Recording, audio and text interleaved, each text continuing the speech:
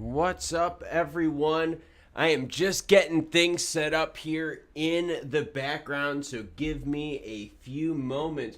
We've got JM, Steve Dean, and Petey Pure hanging out with us this morning. What's up, Petey Pure? Petey Pure says, good morning, broski. Good morning back to you, and hopefully it's an even better morning. I'm going to be honest with you. I hope today's hearing has some teeth. So let me get a few things set up here. I'll play a little bit of tunes for you all. I'll get a few screens set up. We're going to have some charts.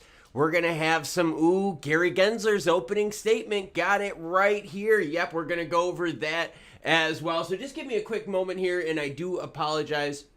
My voice is not as powerful as it used to be. I got a little bit of a chest cold, so the strength you're hearing in my voice is actually like digitized, amplified, so just bear with me a little bit. I don't have the strength in my voice, but give me a second here. I'm going to get stuff set up in the background. I will be right back.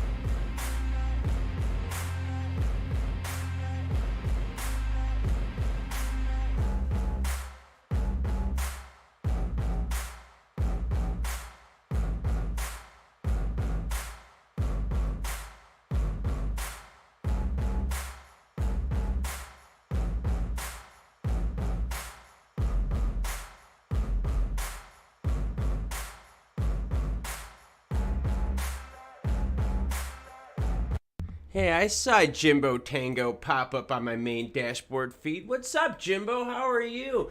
Petey Pure Twitch Radio joining us as well. All right, so here's what we got. We've got 34 minutes until they go up on the mic. What I have in front of you right now is the testimony of Gary Gensler. This is his opening statement.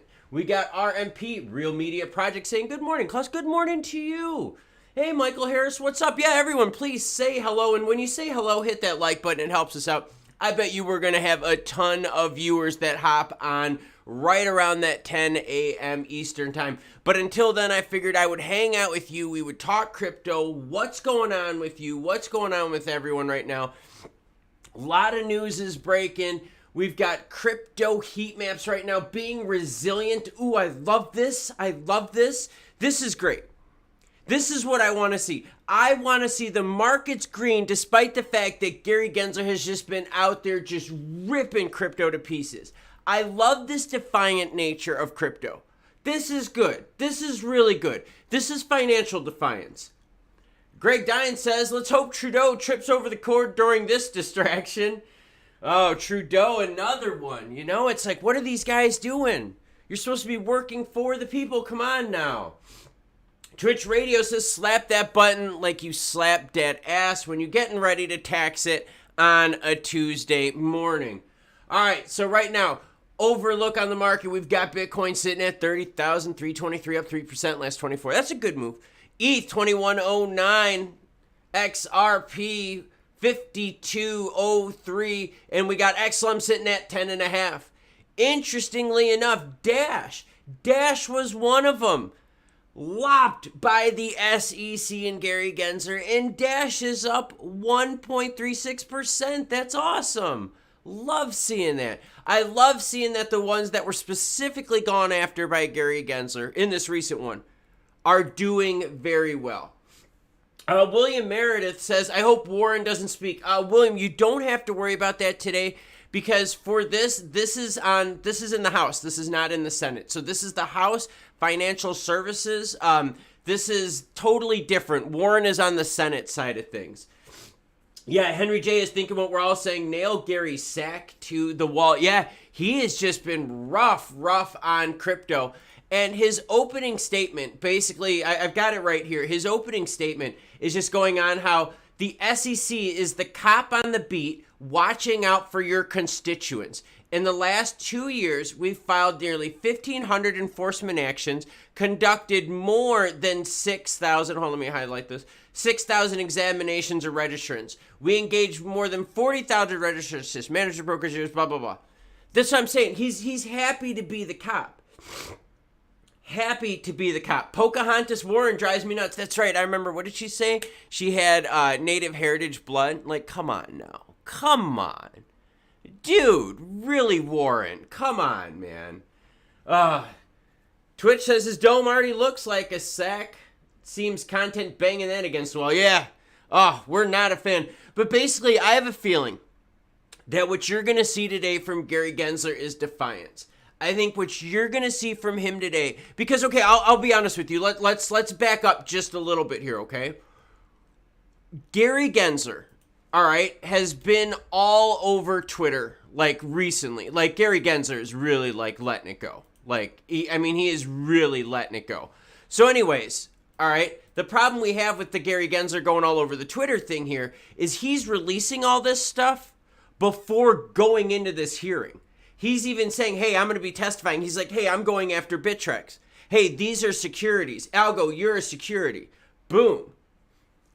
He's being defiant even before it starts. So that's the tone we're going to expect from Gary Gensler today. I think you're going to see arrogance, defiance, and what I'm thinking is he's going to call their bluff. I kid you not. It'll be a game of chicken. And you're going to see, are they really going to do it? Who is going to blink first and play nice in the sandbox? And I got a feeling Gary's not going to back down. When you're active on Twitter like this, right before a hearing, you're basically saying, yeah, I'm just going to fuck you over. Like, dude, like, seriously, that is what you're going to expect from Gary today. Now, will his defiance, will that be equally matched by Patrick McHenry and the rest of the crew? I'm just being honest with you here. Don't look for Maxine to be going after Gary hard. And remember, she's a ranking member in the committee. McHenry does not like him, though, which is great. But is he going to play nice in the sandbox, or is time for being nice over? Time to take people down?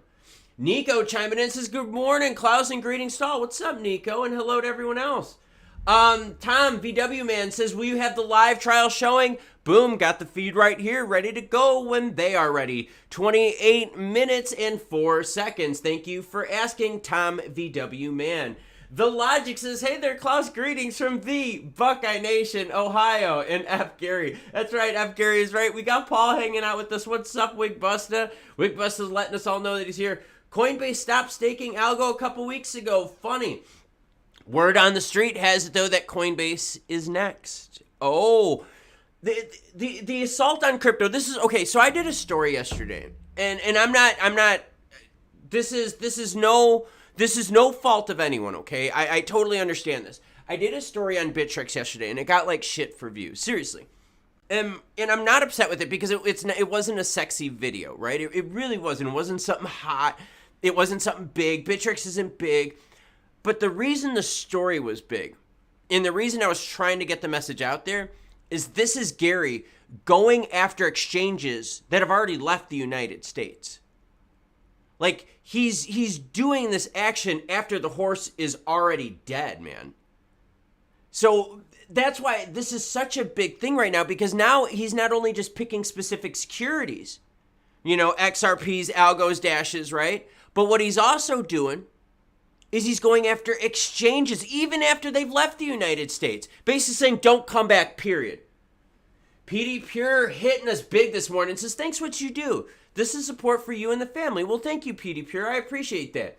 Everyone, as customary, anytime someone does super chat, super like, donation, anything, whatever they call that with YouTube, because they have stickers and stuff like that, we have to say thank you to that person. So please, everyone, take the time and let's thank PD Pure for supporting the channel. I greatly appreciate it, and I know the viewers do too. So thank you, PD Pure. Everyone, give him a big like and thumbs on that one.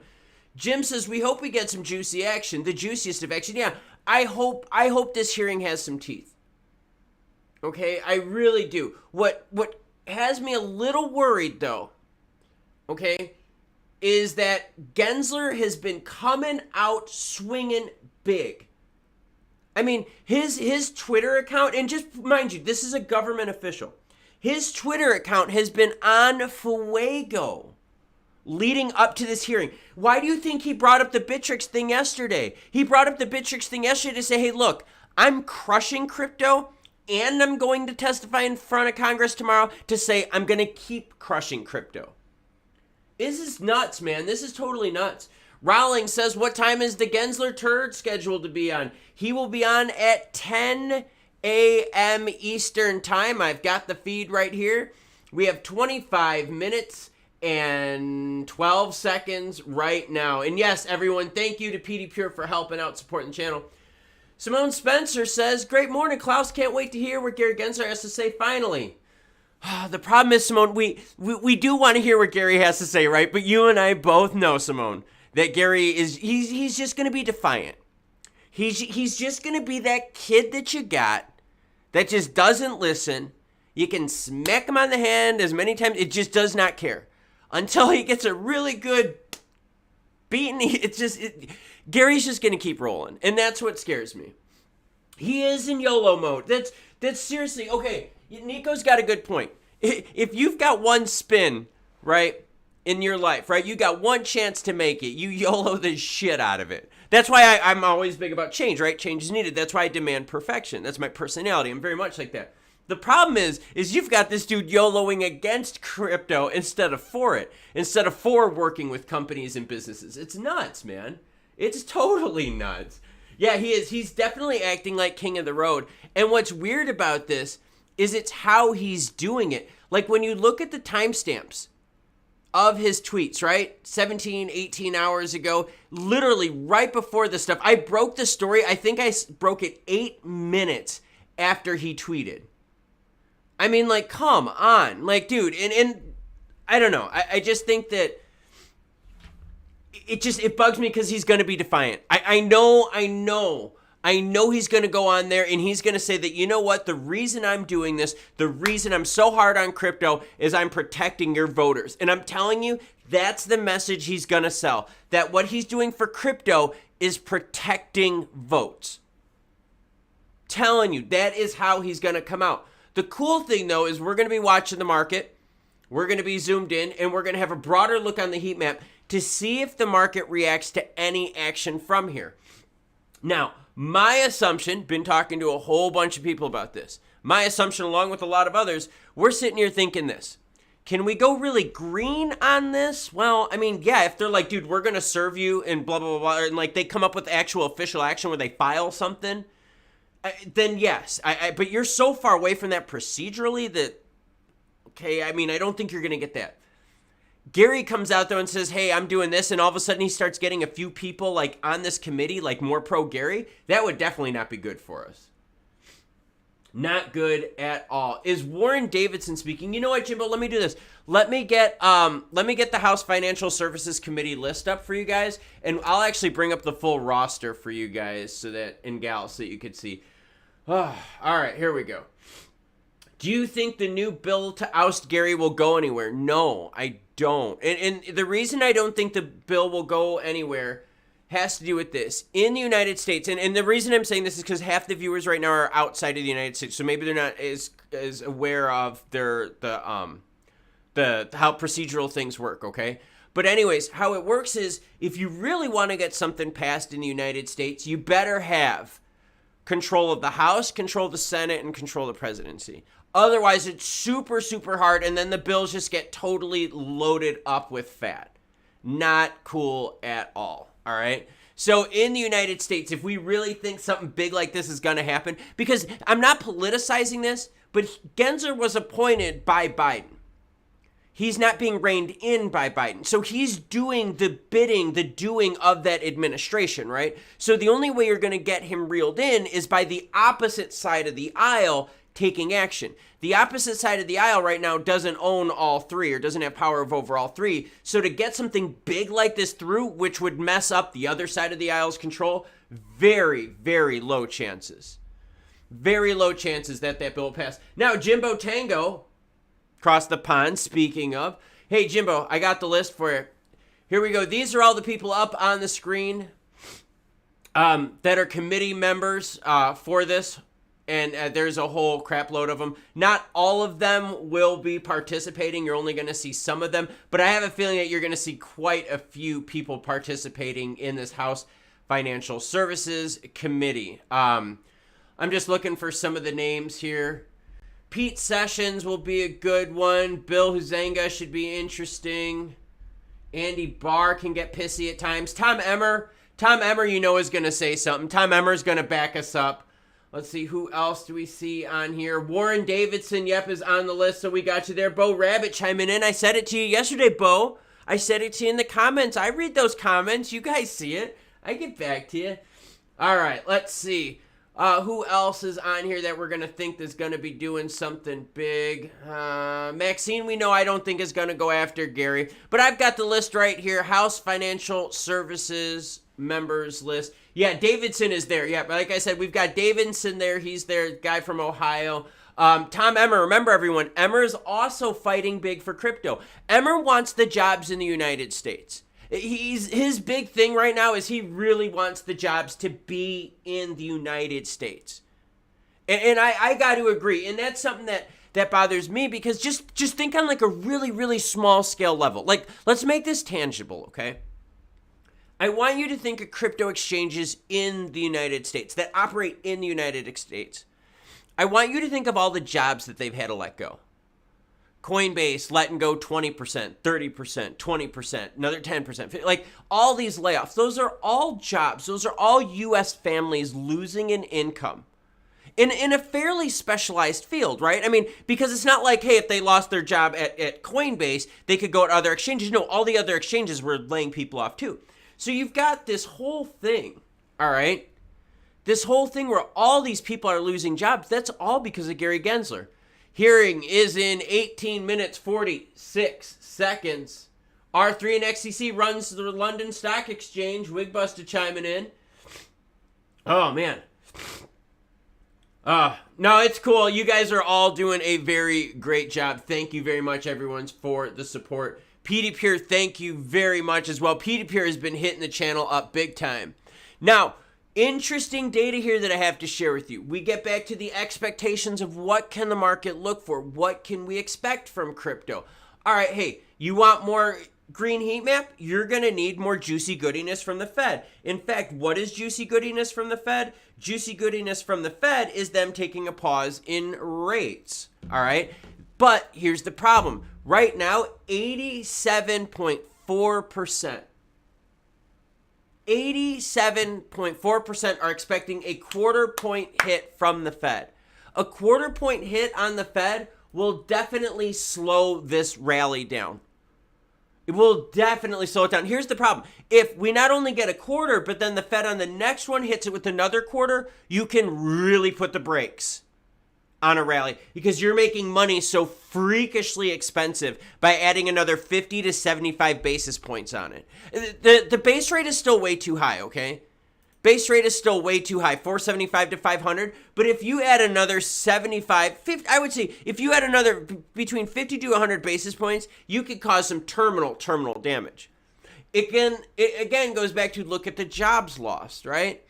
Look at Coinbase. Coinbase had to let go a whole bunch of people. They had to let go a whole bunch of people because Gary Gensler was out there just mauling stuff. Not what we need right now.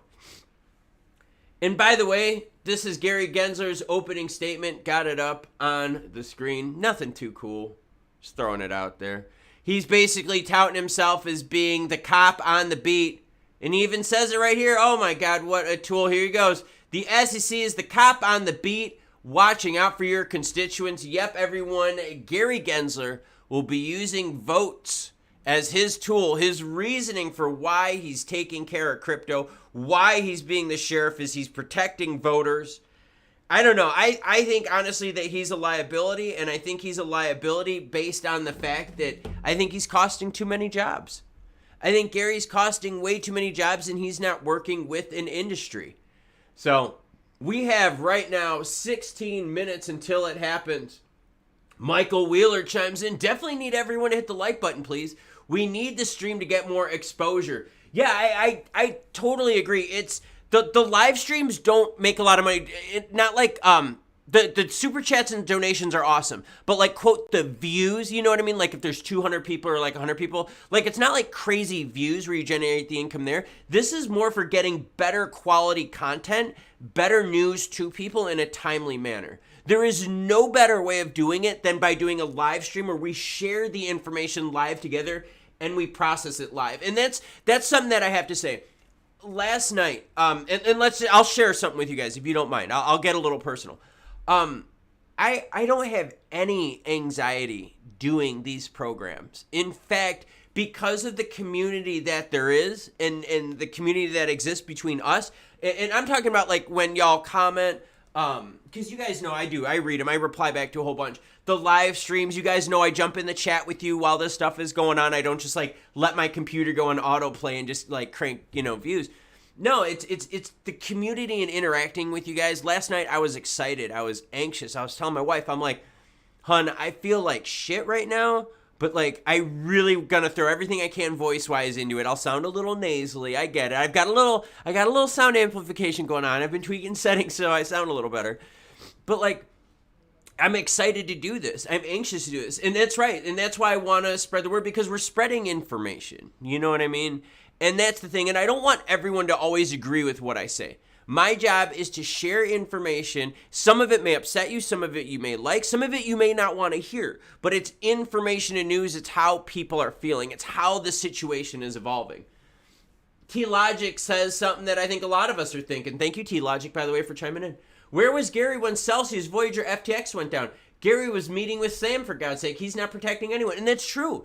If Gary's idea out there is to protect the 300 plus million people in the United States investor class, how is he doing that if he's ruining it on? If he's ruining it. I mean, it's crazy. PD Pure again dumping heat on to the chat. Everyone, seriously, besides giving me a like, give him a like. Give PD Pure a huge like and a huge thank you for seriously, like, legit supporting the show, man. PD Pure says Gary Gensler was asked why he was doing the job that wasn't his. Hopefully that really comes down on him. And PD, that's the thing, man. We want the hard questions. But you know what we want from the hard questions? We want change in Gary's actions. That's why change is needed is a very important statement. Okay, we can't accept what's happening because it's destroying the whole economy and jobs. And think of okay, I want you guys to think about this. Think of all of us that are on right now. We've got 140 of us watching right now. You know that if it wasn't for the SEC being just totally crazy on crypto, that we would have what? 1,000 of us watching. So even think of my business of Web3 journalism and news, right? My business is totally getting hammered because people are leaving the space all the time. So my business, my income is even affected by people like Gary Gensler. It's seriously, I know it's messed up, man.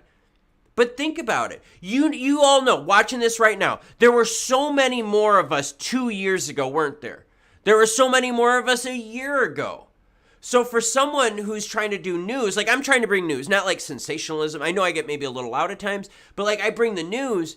It's hard for me to bring the news to an audience that declines because you have overreach.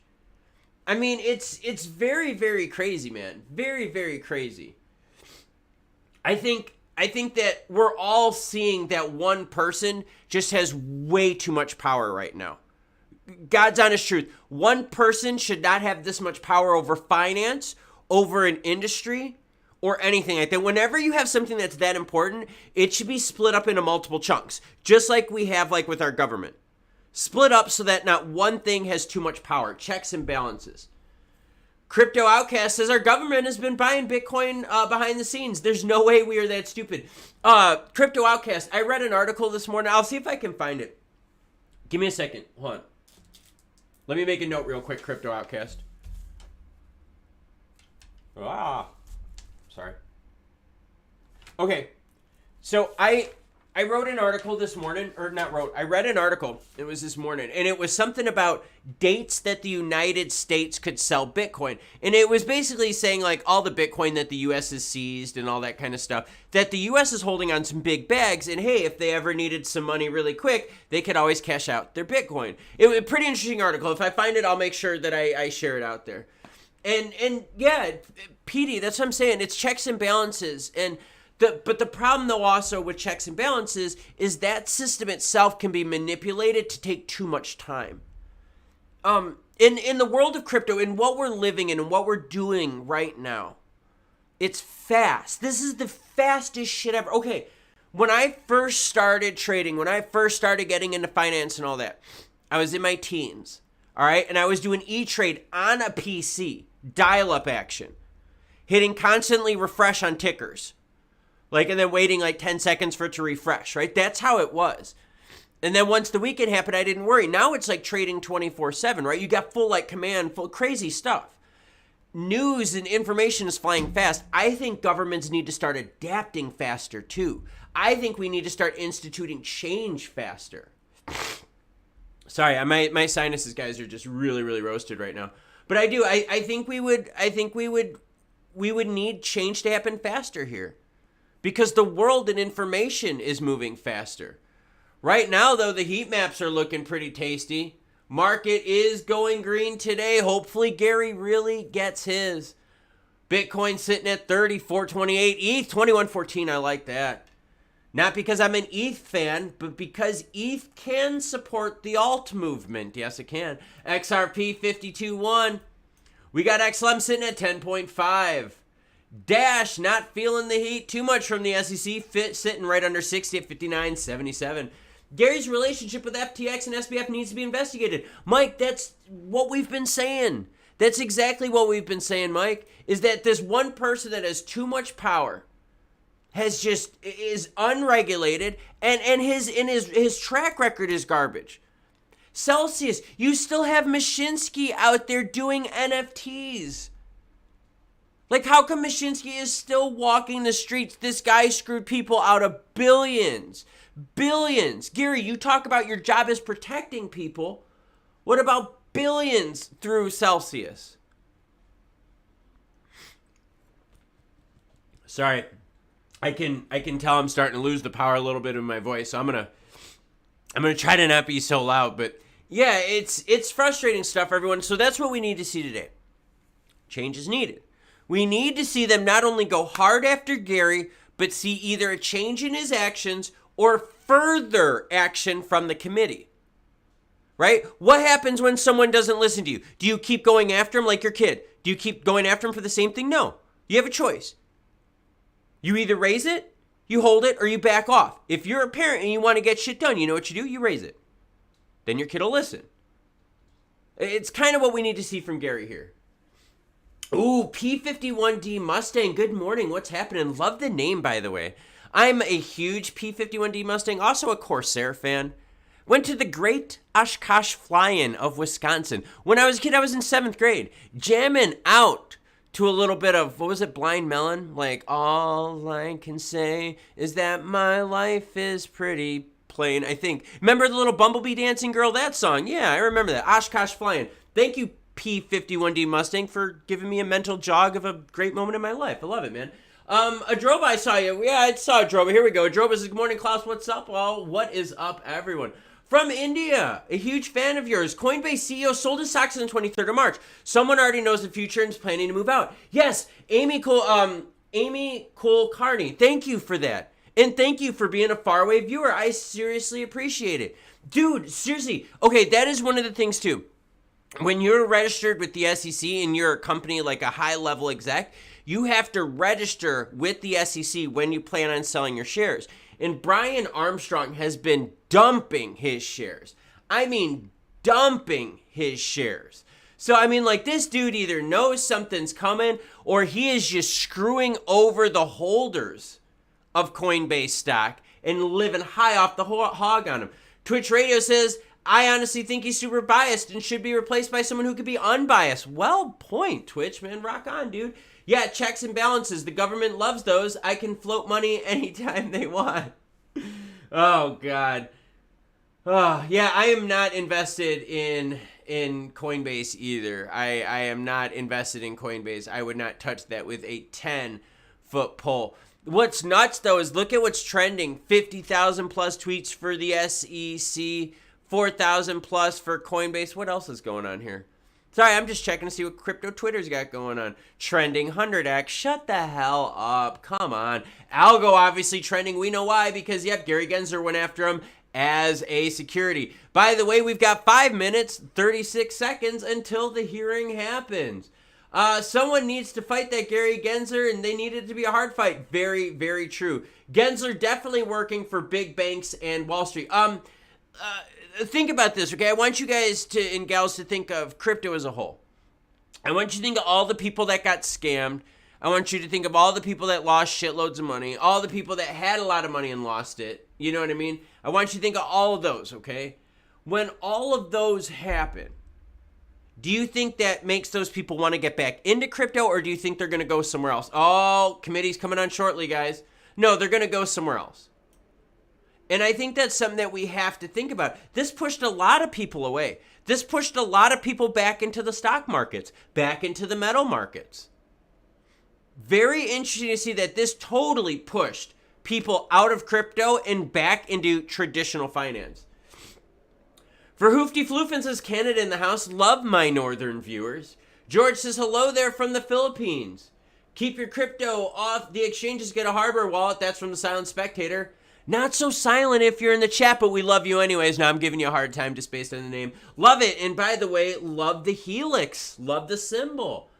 All right, so Gensler, yes, working from the banks. The more they try and scare me away, the more I need to be in it. And, you know, Henry, that's my point. I said that earlier, and thank you for saying that, Henry, was that I am right now, it's hard for me to put a lot more money into crypto. I won't sell. What's the point of selling it now? Like, what are you going to gain by selling it right now?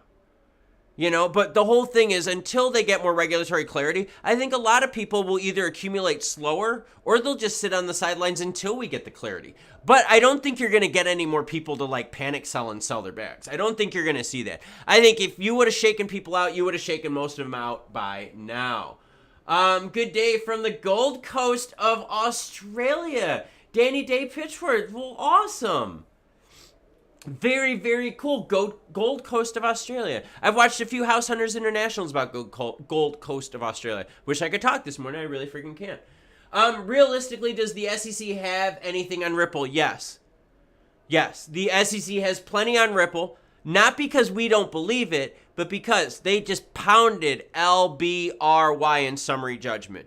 And the SEC believes they have so much on everyone that they're going after Algo, Dash, blah, blah, blah. You get my point.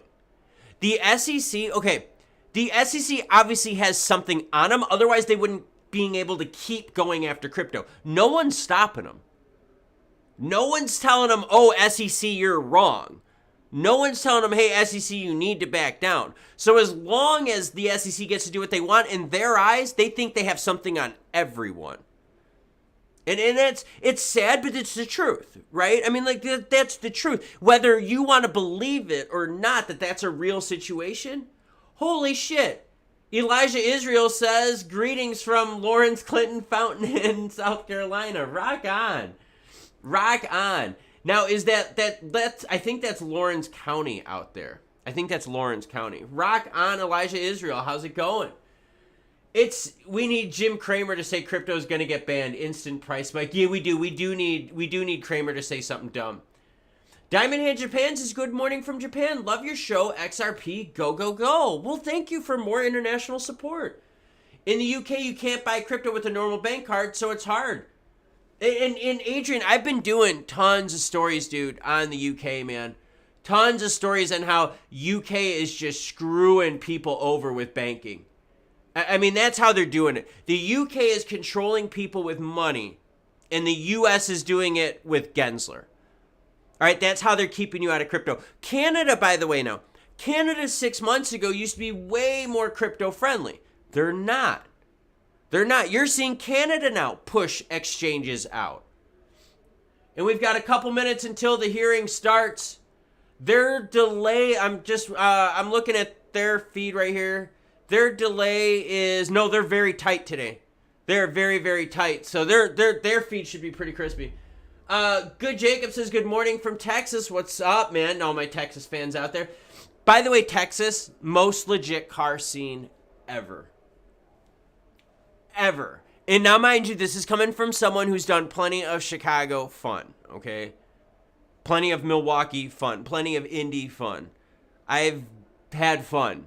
Texas, by far, you cannot beat Texas when it comes to the car scene. Shout out to you, good Jacob. Hey, Klaus, when do you think we'll have an outcome with the lawsuit? Greetings from Greece. Honestly, the lawsuit, here's the problem. Judge Torres does not seem to be in a rush. Makes me wonder if they're going to split this thing up somehow, so we're going to have some good news and some bad news, or if this is going to be dragged out even further. I am so afraid of that. I'm so afraid of this being dragged out by her doing a partial ruling going, well, it's XRP from this, but from this date, it's not a security. From this date, it is. Ripple Labs is responsible for that. Like, if it's like a messy ruling, that can just make, and it doesn't give us clarity, then we're stuck, man. We're stuck in limbo. So even if she acts good, or acts fast, it has to be a good ruling, or else what is a mushy one going to do? It's just going to suck. Wasn't library found not a security by the courts in the secondary market? Yes.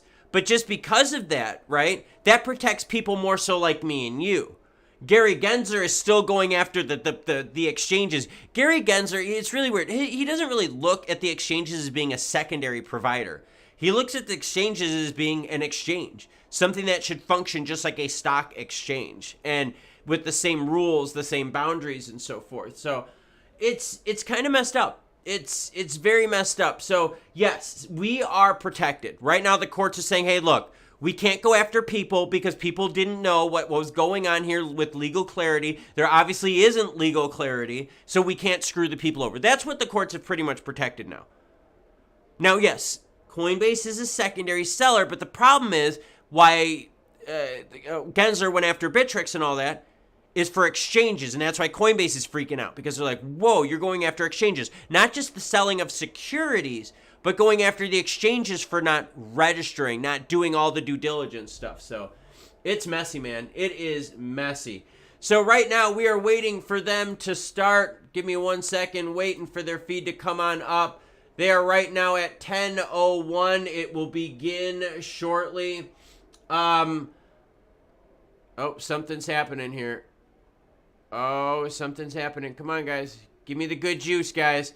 And as soon as they come on, I will mute my mic, kill the cam right now. Actually, let me do that. Let me kill the cam super fast here. Dun, dun, dun, dun. All right, here we go. All right, and as soon as this comes up, what I'm going to do is I will shut my mic down. Let me know if the volume for the hearing is loud enough when it does happen. So, oh, sorry. I'm just waiting for them to come on in.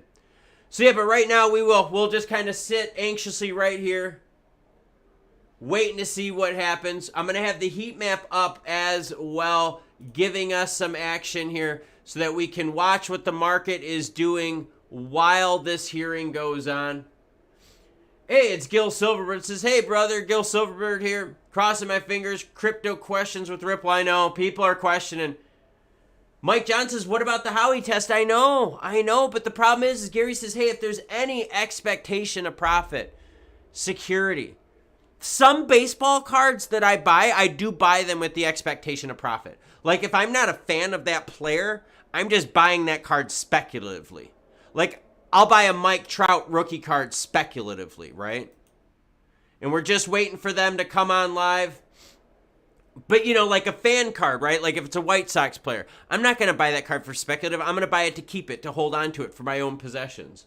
So, yeah, it's very interesting how Gensler is looking at this. It is very, very gross. Let me take a quick drink right here. And Mike John, you're right, man, with the Howey test. But the problem is, Howey test or not, what we have to look at is the fact that we have someone that is not listening to it. I mean, he is not looking at the Howey test and applying it to technology that it shouldn't. We just need new regs because the tech is so new it doesn't fit this stuff. Oh, here we go.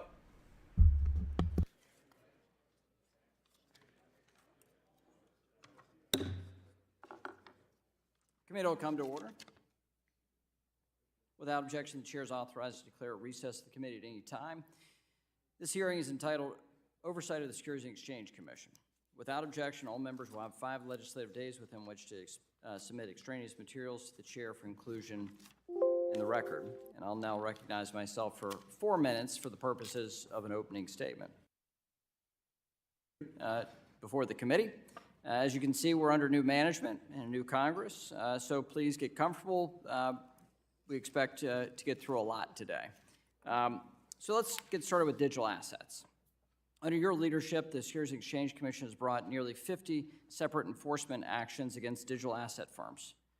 And now your agency is requesting an additional $78 million to expand your enforcement agenda. At the same time, you've refused to provide clarity on whether digital assets offered as part of an investment contract are subject to securities laws. And, more importantly, how these firms should comply with those for allegedly not adhering to the law when they don't know it will apply to them. It's nonsensical. The administration said it, the Fed has said it, and I'll say it again. Congress must provide clear rules of the road for the digital asset ecosystem because the regulators cannot agree. Regulation by enforcement is not sufficient nor sustainable. Your approach is driving innovation overseas and endangering American competitiveness. The ranking member and I have worked for more than a year on this issue, and we'll continue to work this Congress. But let me be clear. Our goal is to make law. We expect you to play a constructive role in that process. Now, next up, we'll discuss your overly aggressive and very expensive rulemaking agenda. In the past 2 years, the Commission has proposed 53 new rules at a breakneck pace. That's twice as many rules as your predecessor, Mary Jo White and Jay Clayton, in the same amount of time. This raises serious concerns that the rulemaking process is being rushed, undermining the quality of our securities laws, and risking negative unintended consequences. These concerns have been echoed by senior personnel at your own agency, and they are similar concerns raised while you were at the CFTC. Time and time again, you've cut the public out of the rulemaking process with unreasonably short comment periods, even for major rules like your disastrous climate disclosure proposal and equity market structure overhaul. You failed to justify these significant rules with thorough evidence, careful studies, and even cost-benefit analysis. I look forward to hearing why the Commission is rushing to make such dramatic changes in our public markets based on paltry economic analysis and limited public input. Finally, it appears you've been so busy weaponizing the Securities and Exchange Commission to push your agenda that you've forgotten a key pillar of the Commission's statutory mission, capital formation. Unlike you, this committee is working to strengthen public markets, help small businesses and entrepreneurs, and increase market access for all investors to ensure the long-term growth and prosperity of this country. I'll close with this. Chair Gensler, your responses to congressional inquiries have been unacceptable. You have a constitutional duty to conduct your business in your agency, but we too have a constitutional duty to conduct oversight of your agency. Under our jurisdiction, we intend to do that, and we will continue to do so aggressively. But it is your duty to respond and comply with congressional inquiries. If you continue to thwart this institution by ignoring our requests and providing incomplete responses, we will be left with no choice but to pursue all avenues to compel the information or documents we need, and the American people deserve to see themselves. So with that, I yield back. The chair now recognizes the ranking member of the committee, the gentlewoman from California, for 4 minutes for the purposes of an opening statement. Thank you, Mr. Chairman. Good morning and welcome, Chair Gensler. Right now, our financial system is still recovering from the sudden collapse of Silicon Valley Bank and Signature Bank. Our nation's affordable housing crisis is worsening, and we are on the brink of a Republican-imposed debt default that will create unprecedented and untold levels of harm to the United States and global economy. But unfortunately, today's hearing is not focused on addressing any of those looming crises. Instead, we're here this morning because last Congress, Republicans threatened to do a big number on the SEC and Chair Gensler, and today is the start of them making good on that promise. This playbook isn't new. Committee Democrats and the American public have seen it all before. Under the first Consumer Financial Protection Bureau Director, Richard Cordray, Republicans worked around the clock to harass the agency with sham investigations, baseless subpoenas, and nonstop hearings, all in hopes of delaying or impeding the important work of the agency. This is the same exact strategy they plan to use on the SEC, and unfortunately, everyday people will pay the price. The SEC has on average provided over twice the legally required time for comment on its proposals to strengthen Wall Street's rules, and yet Republicans still claim that things are still moving too fast and are joining industry's efforts to attempt to delay these long overdue reforms. For example, Republicans are desperately trying to hamper the finalization of the SEC's rule on climate-based disclosures, which will finally provide the material information that investors have been asking for to evaluate how their investments will fare as climate change worsens. The SEC is also working to finalize rules to implement major market structure reforms that would increase transparency, promote competition, and address issues that arose during the GameStop events and identified by investigations this committee led. Additionally, the SEC has proposed rules to require greater transparency for private equity and hedge funds, which are opaque even though they have significant impacts on our economy and society. These reforms are not being rushed. They are long overdue, and this committee held several hearings and considered legislation addressing all of these issues. Meanwhile, Republicans are eager to rush forward with measures that would deregulate our capital markets. We just witnessed that Trump's deregulation means in the banking sector and financial stability as the collapse of SVB and Signature Bank threatened confidence across the banking system. I can't believe that this committee is rushing to take off more guardrails when we should be adding them.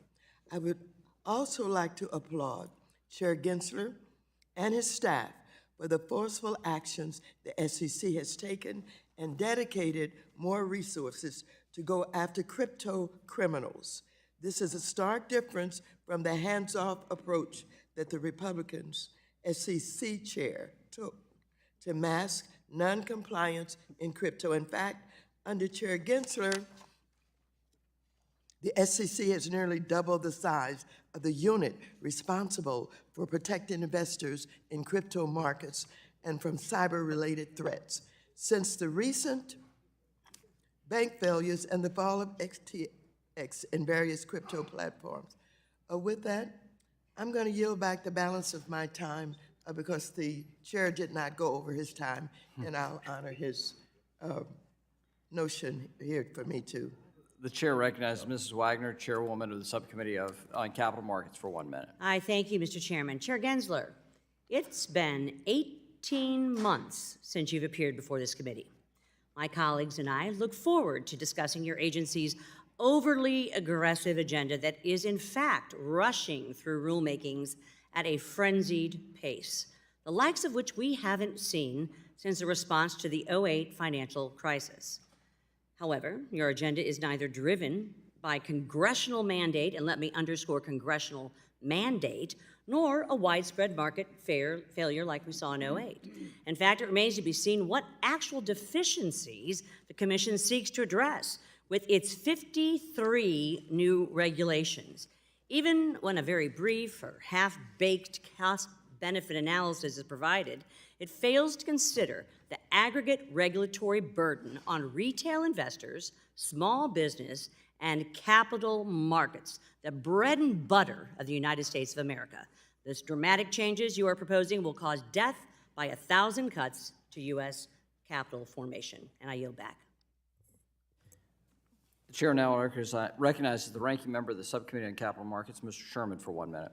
Chairman Gensler, thank you for working hard and getting things done and fulfilling the mandate given to you by the 33 and 34 Securities Acts and bringing them up to date for the 21st century. Thank you for getting information that investors who care about the environment will want.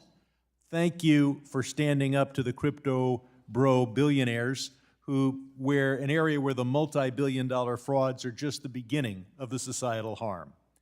Investor protection is not the antithesis to capital formation, it is the necessary antecedent. If we don't protect investors, capital will go to other markets. The private placements cannot swallow the whole idea of companies being public. And the idea that 2,000 shareholders should become 2,000 shareholders of record through a phony math that allows companies to have perhaps 10,000 beneficial shareholders and not consider themselves public is something that needs to change. I yield back. Today we welcome the testimony of Gary Gensler, Chair of the Securities and Exchange Commission. Chair Gensler, we thank you for taking the time to be here. You'll be recognized for 5 minutes to give an oral presentation of your testimony, and without objection, your written testimony will be made part of the record. Chair Gensler, you're now recognized for 5 minutes. Good morning. Thank you, Chair McHenry, Ranking Member Waters, and members of the committee. Thank you for inviting me to testify. As noted in my written testimony, my views are my own. Walking into the Rayburn building, I couldn't help but stop by the statue of Sam Rayburn, longest-serving Speaker of this great House. His colleagues used to call him Mr. Sam. Well, you see, as chair of the House Committee on Interstate and Foreign Commerce, he worked closely with President Roosevelt to establish the nation's first federal securities laws in 33 and 34. In fact, that 34 Act was called the Fletcher-Rayburn Bill. Rayburn and Roosevelt were motivated by the lack of market integrity and disclosure. The markets were rife with fraud and manipulation, and they knew that market integrity and disclosure help protect investors, builds trust in our capital markets, and yes, lowers cost of capital for issuers. This foundational work has been part of our nation's economic success and global standing ever since, but we can't take it for granted. Congress built on Rayburn's work in the 70s and again in the 90s to mandate that our agency also consider efficiency and competition as well as capital formation in formulating our rules. As amended, this led to our often stated three-part mission around protecting investors, promoting fair, orderly, and efficient markets, and facilitating capital formation. In essence, it's about ensuring that our markets serve investors and issuers alike, but not the other way around. Investors and issuers don't serve the markets. It's about the issuers and investors. And much of our work is basically focused on the middle, the markets, driving efficiency, integrity, and resiliency in the market. And with regard to efficiency and competition, we have multiple projects, including, as further detailed in my written testimony, around equity markets and private funds. As relates to integrity and disclosure, we also have multiple initiatives. The technology that I think is most transformative in our time is artificial intelligence. It's not crypto, as much as we're going to discuss crypto here today, and that's why I think that we've got to have some projects in that area around robo-advising and brokerage apps and the conflicts that may be in predictive data analytics. But as to crypto, which I know will come up, simply put, investors in the crypto market should benefit from the compliance with the same laws that Rayburn and Roosevelt laid out. It's the law. It's really not a choice. As to disclosure, the SEC as designed by Rayburn and Roosevelt is merit neutral. But we do have an important role with regard to ensuring for full, fair, and truthful disclosure about material risk, and thus we have disclosure projects including regarding climate risk, cyber risk, stock buybacks. And lastly, as to financial resiliency, lest we forget, risk in one corner of the market can spill out and hurt regular folks. 8 million Americans lost their jobs, millions of families lost their homes, and yes, small businesses shuttered after the '08 crisis. Recent market events are just the most recent reminder of this. That's why we have a number of projects around our U.S. Treasury markets, around investment funds, and private funds. In summary, much of our work is about making the markets more efficient, more fair, more resilient for the benefit of investors and issuers. We greatly benefit from public input and use it to make adjustments that staff and ultimately the Commission think appropriate. Coincidentally, my dad was also sometimes called Mr. Sam, first of his family born in this country.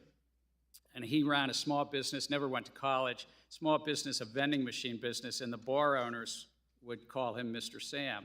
I think my dad, he was never a public figure. I can't believe I'm saying in the same words, Sam Rayburn and Sam Gensler. But he was a big believer in this system of democracy that we have, even things that we're going to go through today in this hearing. But he was a believer that the American system could help him as a small business owner and as an investor, the little bits of money he put to the side. So I hope that both Mr. Sams would think about the SEC's work to ensure that the markets serve investors and issuers alike, but not the other way around. It's not that the investors and issuers serve the markets or the market intermediaries in the middle. I thank you. I yield back my time. Well, thank you, Chair Gensler. I'll now recognize myself for 5 minutes. Ether is one of the most popular digital assets and powers the Ethereum blockchain. Back in 2018, then SEC Corporation Finance Director Bill Hinman stated that he believed Ether was not a security. Last month, CFTC Chair Benham expressed his view that Ether is a commodity. The State Attorney General of New York asserted in a court filing last month that Ether is a security. Clearly, an asset cannot be both a commodity and a security. Do you agree? Actually, all securities are commodity under the Commodity and Exchange Act. It's that we are excluded commodities. But I would agree that a security cannot be also an excluded commodity and an included commodity. I'm sorry, Chair, just to talk about the Commodity Exchange Act more precisely. Okay, so do you recognize, how would you categorize Ether then? Look, I think that the general sweep of what Congress did, not just in the 30s, but as amended I'm over asking you, years, sitting in your chair now, to make an assessment under the laws as exist. Is Ether a commodity or a security? without speaking to any one. I know you've token, repeatedly it's said a you're not matter going to of speak to facts. one, except you've spoken to one, Bitcoin. So I'm asking you to speak to a second one, the second largest market cap here. And speaking to the tokens, there's 10 to 12,000. If there's a group of entrepreneurs in the I'm asking middle about that the one. public is anticipating a profit based on the... I'm asking you a specific question, Chair Gensler. I said this in private. This should be no shock to you. I'm asking this question. Is Ether a commodity or a security? And again, it depends on the facts and the law, and if there's a group of individuals... I'm asking you about the in facts and the middle. law sitting in your seat and the judgment you are making. And so, Mr. Chair, I think you would not want me to prejudge because I'm also... But you have aware- prejudged on this. You've taken 50 enforcement actions. We're finding out as we go, as you file suit, as people get Wells notices on what is a security in your view, in your agency's view. I'm asking you a very simple question about the second largest digital asset. What is your view? And my view is if there's a group of individuals in the middle that the public is All right, so let me just ask a second on those question then. efforts. Do you think it serves the market for an object to be viewed by the commodities regulator as a commodity and the securities regulator to be viewed as a security? Do you think that provides safety and soundness for the product? Do you think it provides consumer protection? Do you think it serves the value of innovation? I think no should be a very simple answer for you here. I think, That uncertainty is bad, is it not? and I think that Congress has said that there's one agency, the Securities and Exchange Commission, under this committee. And you won't answer my question, and you're the head of that agency. So give me a break. Come on. I'm answering it in the generic because you would not want me to speak about any one set of facts and circumstance. Okay, so, but you've already spoken. Have you said anything about Bitcoin? My predecessors and the agency itself has spoken to them. Okay, Yes. but you're not willing to do the same about Ether. I think Okay, that- so let me just step back. There's a lack of clarity here in the marketplace. Can you at least agree to that? I think that the clarity is there. The law is clear All that right. if there's a So group let of me individuals you're relying be on. explicit about this. The market doesn't see it. Your regulatory actions and the CFTC's regulatory actions say that there's a great deal of uncertainty here. It is the intention of this committee to fix that uncertainty and actually provide sound legal basis for this. So let me get into your rulemaking process. So you proposed 53 rules in 2 years. Mary Jo White proposed 23. Jay Clayton proposed 26. At the same time, your agency has consistently provided less comment period than either of your predecessors. Just as one example, when the SEC made significant changes to the U.S. equity markets in 2005 for regulation NMS, the Commission broadly solicited public feedback, held numerous roundtables, issued white papers and concept releases. Fast forward to today, you've proposed 4 equity market structure proposals that would impact millions of retail investors, and you provided a mere 60 days of comments on 1,600 pages of regulations. So let me ask you this. Do shorter comment periods and less public interaction improve rulemaking? We actually put out the equity market structure rules, had 105 days of comment from the time we voted it out through March 31st. But I think robust public input helps us greatly, and we take comments on our rules. Our average has been about 70-plus days overall. But we also get comments. And I want to get into the after cost-benefit comment analysis, but my time has expired. With that, I'll recognize the ranking member. Thank you very much, Mr. Gensler. I'd like to give you time to give your answer to Mr. McHenry and explain to him exactly how you define securities and commodities. Please go right ahead. So a security by Congress's will has about 30-plus terms, and one of those terms is an investment contract. And the Supreme Court has addressed this multiple times over the years, and we as a commission have addressed this in these 100-plus actions that the chair mentioned. I think there's 130 or so actions we've taken. And it's basically, if the public is putting their hard-earned funds with entrepreneurs, promoters, and anticipating a profit, there's a 4-part test. And it's really, it's a broad sweep. Thurgood Marshall said that Congress painted with a broad brush to protect the public. And the SEC is an agency you all set up years ago, is a disclosure-based agency. We're merit neutral, but we're not neutral to full, fair, and truthful disclosure in crypto or elsewhere. And that's really the core. And so is there a group of entrepreneurs in the middle that are working on that project, promoting that project, have a website that the public looks to? Do they have Twitter accounts and handles? Do they upgrade the software, and is the public sort of reading about them, anticipating a profit based? And in fact, is there somebody that's even visiting you and they're hiring lawyers and sending them in to, to talk to us and so forth? Is there something there that the public is anticipating a profit based upon those efforts? Thank you very much. Chair Gensler, I'd like to ask a few questions about crypto. You've often suggested that we're witnessing mass noncompliance with our securities laws by crypto firms. However, crypto firms often suggest that their coins and activities are different and need a new statutory framework. Do you agree? And does the SEC have the authorities it needs to bring crypto issuers and intermediaries into compliance with the investor protection and market integrity framework built over the past 90 years? Yes, I do believe that we have the authorities we need and the laws to protect the investors. Would you say that one more time? Yes, I do believe that we have the laws and we have the authorities to oversee the crypto intermediaries, the crypto exchange. Are you exercising that authority now? Yes, we are. Would you describe for this committee how you're doing that? I understand that you have engaged with a number of crypto firms. Is that correct? We have. We talked to the crypto firms, some tokens to how they can register, but also these platforms. I've been around finance for over 40 years in one way or the other. I've never seen a field that's so non-compliant with laws written by Congress and affirmed over and over by the courts.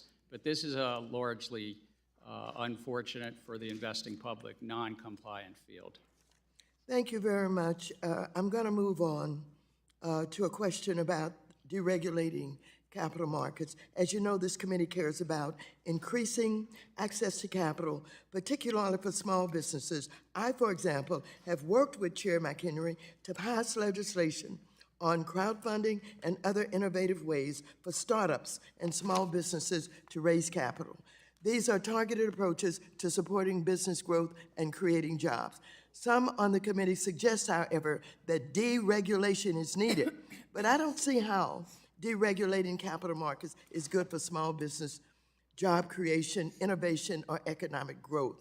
Would you please explain whether or not you believe deregulation is needed? I think that we've benefited in this country by the markets, and that small businesses can raise capital in a well-regulated market that protects against fraud and manipulation. And the reason small business benefits is because it lowers the risk in the markets when you can lower the amount of fraud and manipulation and you promote good transparency. Thank you very much. My time is almost up, but I just want you to reiterate whether or not you really have the authority to do what is necessary in dealing with the crypto markets. You said it twice, say it a third time, please. Well, I think we do. We could use more resources, but I do think we have the authorities.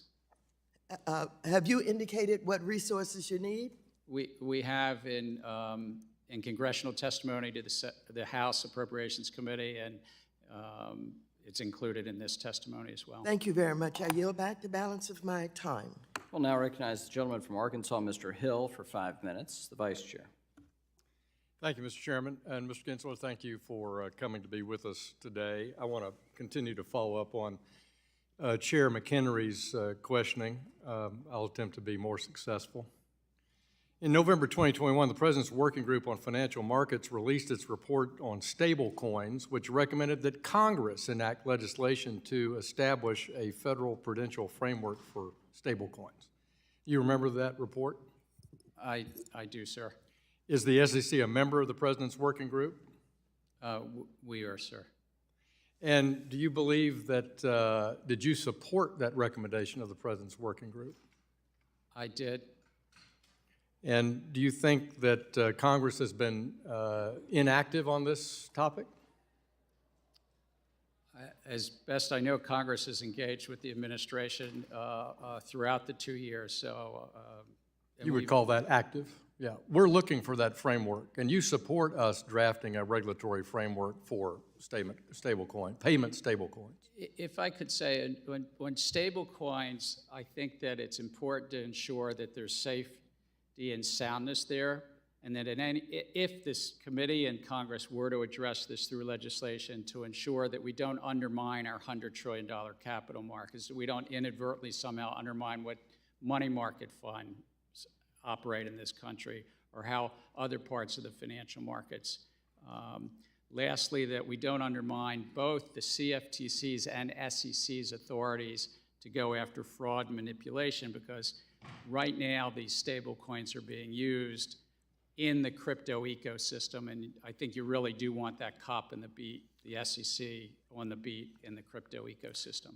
Well, I'm glad to hear you say that you support a regulatory framework, and I think those issues you raise have to be taken into account by the President's Working Group, and I think they have. I mean, I think those are addressed in their reports, and I think that's certainly the focus of hearings And so I'm glad to hear, and I don't think I'm putting words in your mouth, that you do support Congress attempting to create a regulatory framework for payment stablecoins. Is that fair?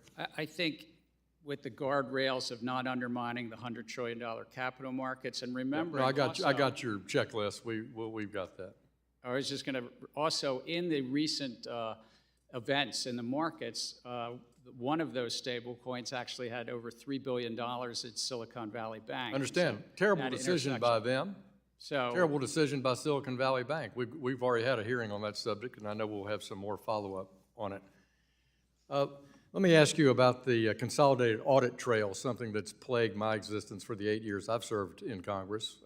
I've already on record not a supporter of the CAT. Has the SEC issued the final rule on the consolidated audit trail to the best of your knowledge? the rules are in place. We're still working on parts related to filings in front of us on funding and some amendments with regard to data security. Would it surprise you that some people in the brokerage community weren't aware that the CAT is actually already being collected as of December 31st? And are you aware that that data is already being collected? We're actually, as a regulatory agency, aware that it's being collected, transaction data is being collected, and we benefit from that. Are you concerned about the encryption of that data, that it's inadequate? I think as a government agency, we should always be focused on data security, and data encryption is one of the pieces of data security. I'd like for you to respond to me about if you would, respond in writing about the encryption of that and the protection of anything that would be considered personally identifiable information. Let me turn to a different subject, which is the Treasury market. We have a time right now where the Fed is shrinking its balance sheet and where there's an unprecedented amount of Treasury issue because of the avalanche in spending by the Biden administration. Is the SEC a member of the Interagency Working Group on the Treasury market? Yes, we are, sir. And yet you have this proposal, as I read it, that would say that people who are buyers of Treasuries could somehow be swept up and become dealers. Why are you proposing that someone who might be a dealer, an investor in Treasuries suddenly become a dealer? It's really under a law Congress passed in the 1980s after a lot of problems in the Treasury markets, but it's focused on parties that are facilitating buying and selling Treasuries and making markets in those Treasuries in the markets to get them registered, whether they be high-frequency traders or others that are active in the market. My time's expired. We'll have to continue this conversation offline. Thank you, Mr. Chairman. The gentlewoman from New York, Mrs. Velasquez, is now recognized for 5 minutes. Thank you, Mr. Chairman. Chair Gensler, I, like many people, was outraged by the reports that Silicon Valley and Signature Bank executives were receiving significant bonuses while simultaneously running their banks into the ground. Since becoming chair, can you briefly explain the actions you have taken to address executive compensation issues amongst publicly traded institutions? I thank you. I'm proud that we were able to complete 2 mandates from Congress in this area. One was with regard to executive compensation needs to be clawed back if it's built upon erroneous financials. And number 2, disclosure about pay for performance. And then also we took up something around how insiders sell their stock and how they do this under the plans. And this was one of the proposals that we adopted last December as well, unanimously. It's about insiders selling their stock. So in line of that response, as you know, Section 956 of Dodd-Frank requires the SEC and several other agencies to write rules to ban incentive-based executive compensation that encourages inappropriate risk-taking. It has been almost 12 years, since we passed Dodd-Frank, and the SEC, like other required agencies, still hasn't finalized this rule. So what step has the SEC taken under your leadership to finalize this important rule? We have initiated discussions with the other 5 agencies. We have to work with the bank regulators and the Federal Home Loan, FHFA, to do this. But I'm committed to get this done. We have to do it in coordination with the bank regulators. When? Another 12 years? No, you're absolutely right. I came into this job 2 years ago. There were 8 mandates from Congress that had not yet been done out of Dodd-Frank. We've completed a number of those, and I'm committed to complete this along with the 4 bank rate agencies and the 1 FHFA. Sir, it has been publicly reported that Greg Becker, the disgraced CEO of Silicon Valley Bank, sold 3.5 million of Silicon stock less than 2 weeks before the bank's collapse, raising questions about whether he ran afoul of insider trading laws. What actions has the SEC taken to investigate stock trading by bank executives leading up to the bank's collapse? If I could step away from any one circumstance and say it's against the law to trade on material non-public information. That's whether you're at a company or whether you're in just a private citizen, that's against the law, and we take that very seriously. So what action has the SEC taken under your leadership to address insider trading generally? Well, over the course of the last 2 years, we've brought over 1,500 law enforcement actions, and we could get back to you and give you a list of those related to insider trading, but unfortunately more than one. Mr. Gensler, the S-2155 legislation that passed in 2018 contained legislation I authored that extended the 1940 Investment Company Act to Puerto Rico and the other territories. The legislation provided a 3-year phasing period for enforcement that could be extended for another 3 years at the discretion of the SEC chair. I recently met with several investors from Puerto Rico who informed me the SEC was not enforcing this statute. It has been almost 5 years since this became law. Is the SEC currently enforcing this statute, or has a second extension been granted? I thank you for raising. I think it was an important amendment to bring this under the Investment Company Act, Puerto Rico fund companies. And if you're aware of anybody or want to tell us somebody that you think is not in compliance, that would be helpful to us. But we are enforcing all of the laws that are on the books of the SEC. Well, we need to have a meeting, sir. I look forward to that. Thank you. The gentleman from Texas, Mr. Sessions, is now recognized for 5 minutes. Mr. Chairman, thank you very much. Mr. Gensler, you started your conversation with this committee with "my views are my own." Yes, Why did you say that? because it's part of our law that I always say that my views are my own. They don't represent the staff or my fellow commissioners. Do they represent the agency? I'm here as the chair of the agency, but because I'm a member of a 5-member commission, the commission speaks as that commission, and so that's standard language that we include in each of our speeches and our testimonies. So you don't represent you cannot speak on behalf of the agency. Why are you here? As chair of the agency to express the views as the chair of the agency. Then why didn't you say I express the views as chairman as opposed to my own? I don't understand that. Those are personal. When you say my own, that's personal. Now you're contradicting that and saying as chairman. Again, because it's written into our... I think you ought to reevaluate that, because I think that's a complete cop-out. I think that's a cop-out that I think we hear, and that's why this committee is going to express its opinion to you today. Mr. Chairman, I'd ask unanimous consent for a letter that I've sent to Mr. Gensler to be entered. Without objection. Mr. Gensler, you were kind enough, and your staff was kind enough last year to engage me on an issue that I asked for. I asked for us to speak. I asked for us to try and get closer to understanding.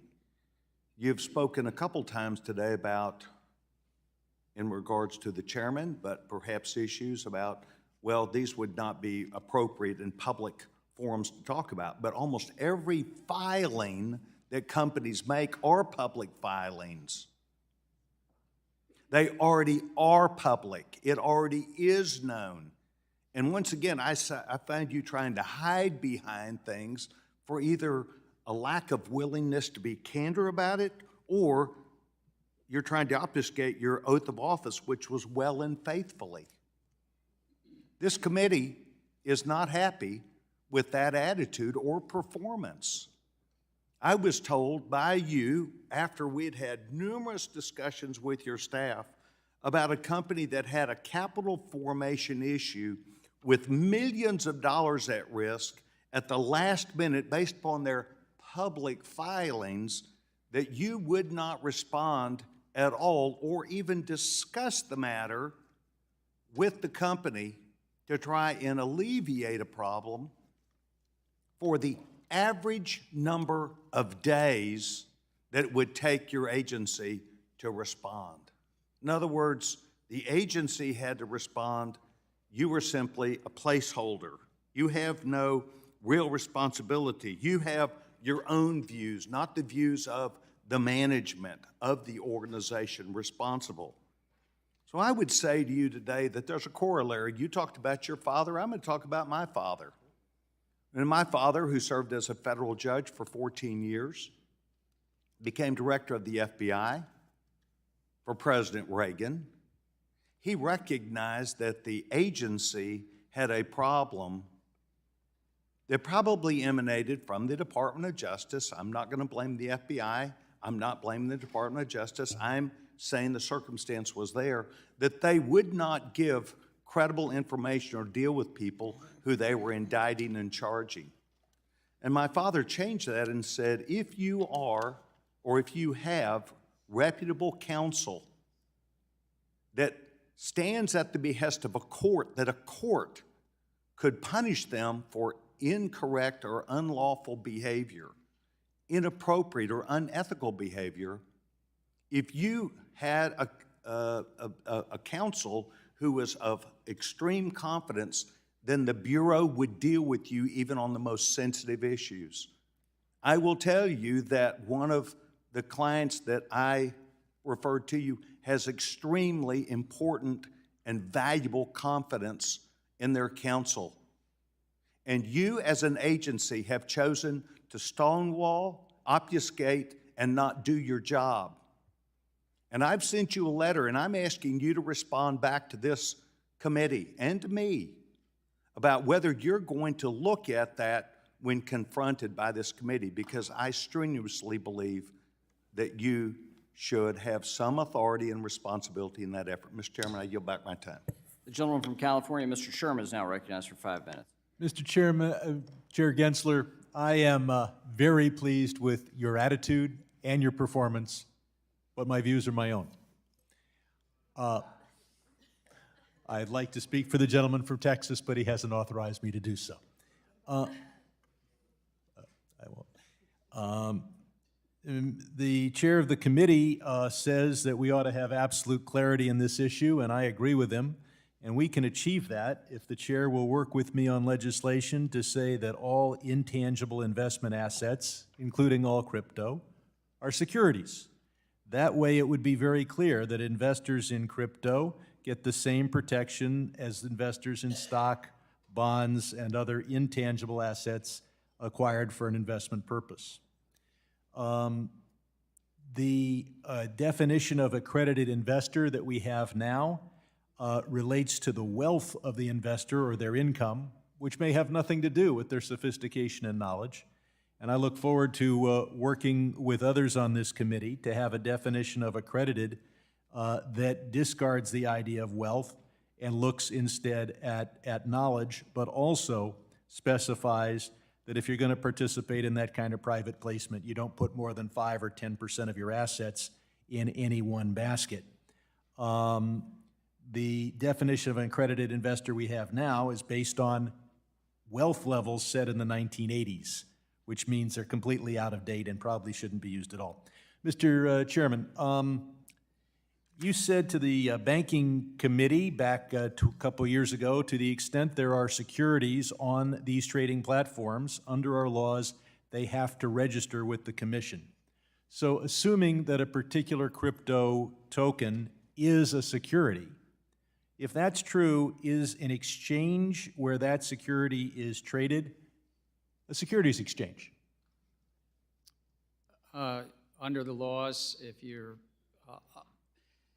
meet the definition of an exchange and you have securities on that exchange, yes, you have to come in and comply and register and protect the investing public.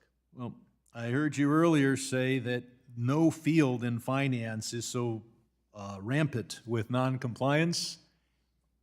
If there are those who are not complying with our securities laws, please shut them down as quickly as you possibly can. And I point out that the most famous crypto exchange was FTX. It is now, of course, the most infamous exchange.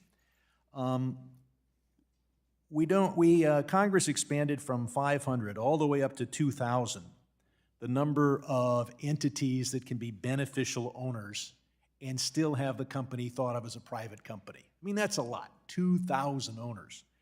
But we've got a huge loophole here where you could have dozens or hundreds of beneficial ownership entities counted as only one if they list the stock in street name. Do you have the authority, and will you move toward a definition of 2,000 that reflects 2,000?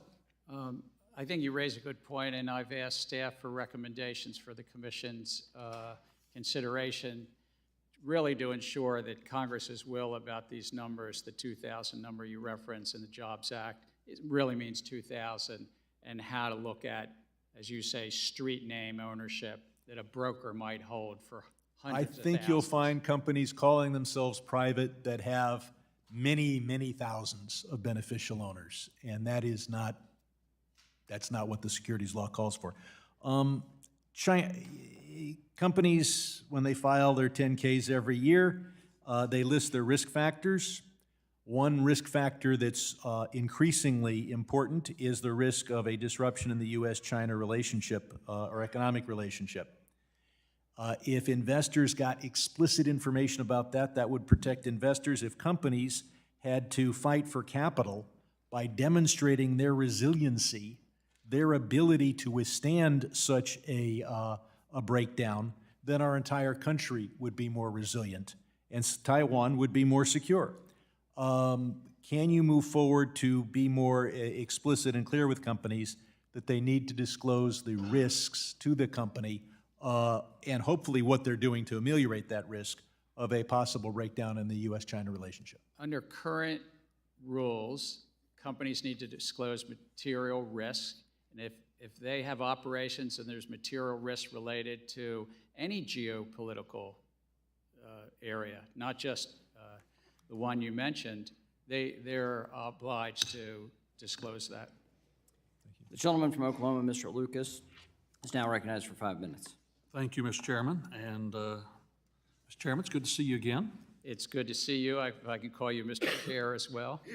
Absolutely. And as I always like to remind my friends here, we spent a great deal of quality time together at your previous posting at the CFTC when I was chairman of the committee. That said, I'd like to begin by focusing on a proposed rule pertaining to security-based swaps. There's a consensus from market participants that the SEC's proposed rule to publicly disseminate large security-based swap positions would deeply harm liquidity, particularly in the credit market. And I'll note, standing up a large position reporting regime for confidential regulatory purposes is sensible. As you know, for example, CFTC has a large position reporting regime for futures, but that information is anonymous and aggregated. In November, I and my Democrat colleagues and Republican colleagues sent a letter from the members of the committee regarding this proposal. We specifically asked that you support an approach that would require confidential reporting, noting the potential harm of putting sensitive position information out on the market. Chairman Gensler, have you carefully considered this bipartisan feedback?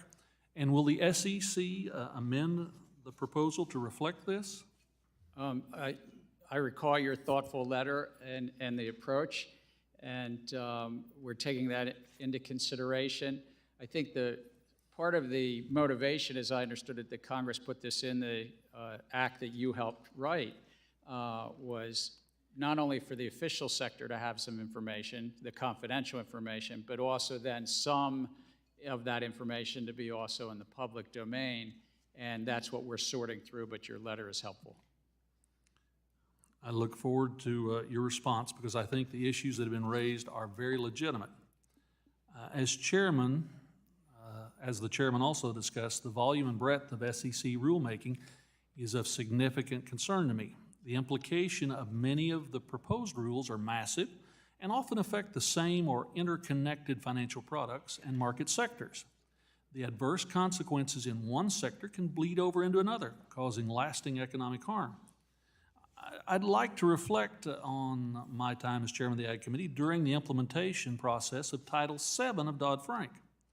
The CFTC's rulemaking process seemed to be rushed and chaotic, which led to proposed rules that were poorly vetted.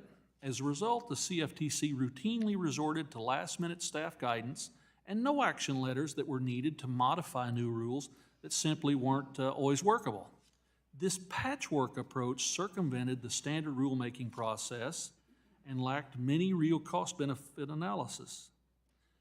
At this time, many of the proposed rules were required by Dodd-Frank. They were at that time. The same cannot be said today. Even still, the SEC is following the same path, some would say flawed path. The proposed rules have a major impact on every asset class under the SEC's jurisdiction, with serious consequences for public companies, investors, retirees. I recommend the SEC take great care to analyze and carefully consider the impact of draft rules. This way you can avoid the rush to fix all of the unintended problems that were created. Thought to consider, Mr. Chairman, as we work through this process together. Yeah, I agree. I think the input from the public, we put these proposals together carefully, but we so benefit from the public comment. We benefit from hearings like this as well, and the letters that you send us to sort through. It generally takes over a year before we finalize something, and we take these meetings with market participants seriously and consider their thoughts. I would just note, Mr. Chairman, you've issued twice as many rule proposals in your first 2 years as the SEC chairman, 53, as chairmans Mary Jo White, 23, did, or Jay Clayton, 26, in their first 2 years, while providing 21% less time for public comments. I get the impression from personnel across the SEC that there are concerns about the high volume and the fast pace of this rulemaking. Let's try and get it right, not get it done in a hurry. With that, I yield back, Mr. Chairman. The gentleman from Massachusetts, Mr. Lynch, is now recognized for 5 minutes. Thank you, Mr. Chairman. Thank you for your good work, Chairman Gensler. I appreciate the energy and the talents that you've put to work on behalf of investors. My friends on the other side of the aisle seem to be bemoaning a lack of regulatory clarity, and then in the same breath, they criticize the SEC's rulemaking efforts, which arguably would provide that clarity that they desire. Chair Gensler, in your testimony today, you mentioned that there have been over 130 enforcement actions brought by the SEC against crypto firms that have either engaged in marketing securities without providing the necessary disclosures or failed to submit audited financials or investor protections that would allow investors to actually make a meaningful and informed decision regarding the crypto products or the underlying business. Chair Gensler, based on current law, of those 130 cases, those 130 enforcement actions, how many have you won? How many has the SEC prevailed on? Many of them are settlements, but those that we've taken to court, we've won on the Howey analyses, these token issues 6 or 8 times. We've won on other matters in front of the courts as well. So we've been quite successful throughout. Okay. Am I correct in asserting that in each of those cases went through a regulatory or legal process and or maybe even judicial appeal, and that actually there are decisions, written decisions on each of those cases, either by an administrator or by a court of law that do provide explicit guidance based on current law to other crypto and stable coin firms to provide clarity, and that actually lay out some rules of the road that should, you would think, guide other crypto firms in their action. You raise a very good point. Every one of them is a vote of a 5-member commission, sometimes run by Jay Clayton, sometimes I'm honored to chair, but always a 5-member commission and always with a written public document, an order, or a charging document. And there's also a joint statement on crypto asset risk to the banking organizations. That's January 3rd, 2023, which lists 8 key risks associated with crypto assets that banks should be aware of. So there's a fair amount of guidance out there and clarity. It's just not the clarity that the crypto industry wants. Absolutely. We've also been clear and we've been public as a 5-member commission as with regard to the custody of crypto assets, about the exchange definition in crypto assets. We put some of this also out to public comment, but I agree with you.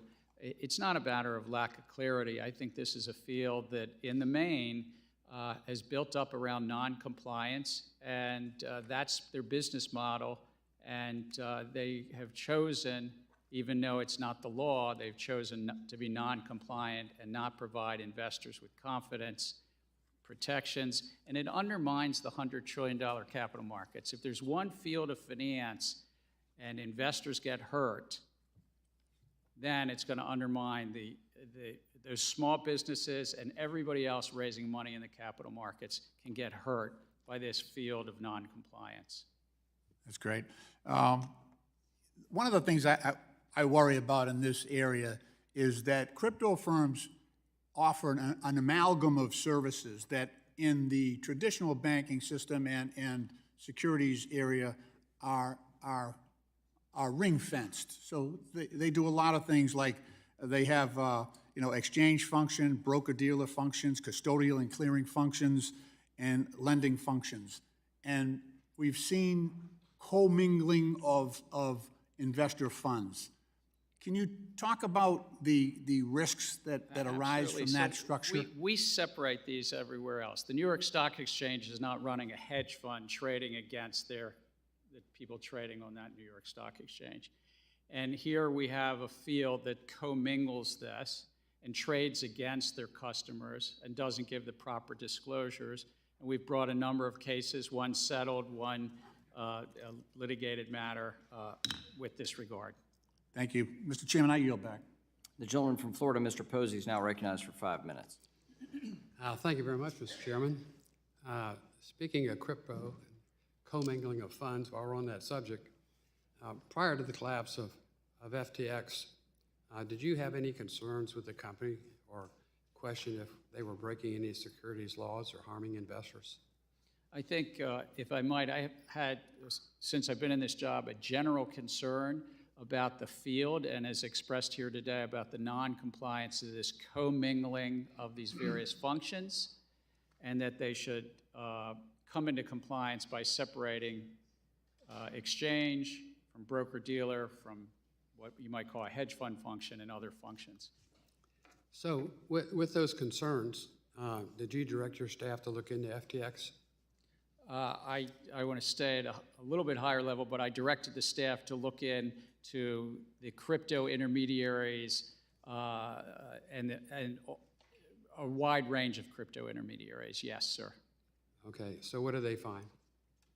Well, we filed an action late last year, a number of actions, which are public actions with regard to Sam Bankman-Fried and FTX that are on our website. But what we found in those actions, as they show, is we allege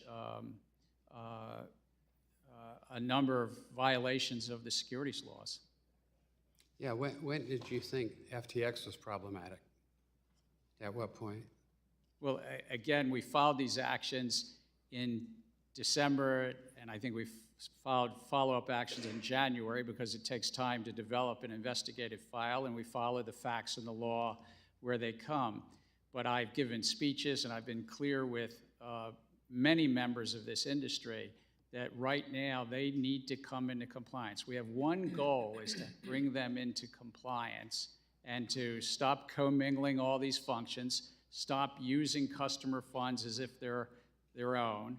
It's like somebody who's got their hand in the cash register because they say, I want to take some money out of the cash register for the weekend. I'll put it back later. And that's just not proper.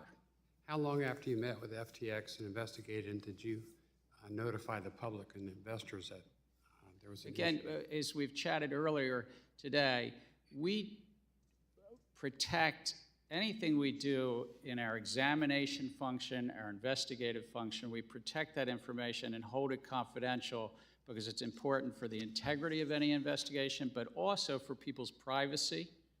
And often we find that we close investigations without bringing action. So there's a time-tested reason that you, of course, would want us to keep things confidential. So we only make them public when and if we either settle or bring charges. Sad to hear that. The Inspector General found that your SEC is facing the highest attrition rate in 10 years. How's the attrition rate affected your agency's ability to regulate digital assets? No, it's a very dedicated workforce. We've moved up to about 6 or 7% attrition. That's consistent with other financial regulators across the U.S. government. I'm really pleased to say that last week the Partnership for Public Service, we went up in the overall rankings. We're now in employee surveys. These are employee surveys done by outsiders. I think we're now 3rd out of 27 mid-sized agencies.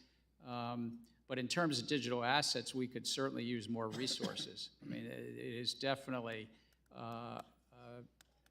there are more things to look at and investigate than we have people on the staff to do. Thank you.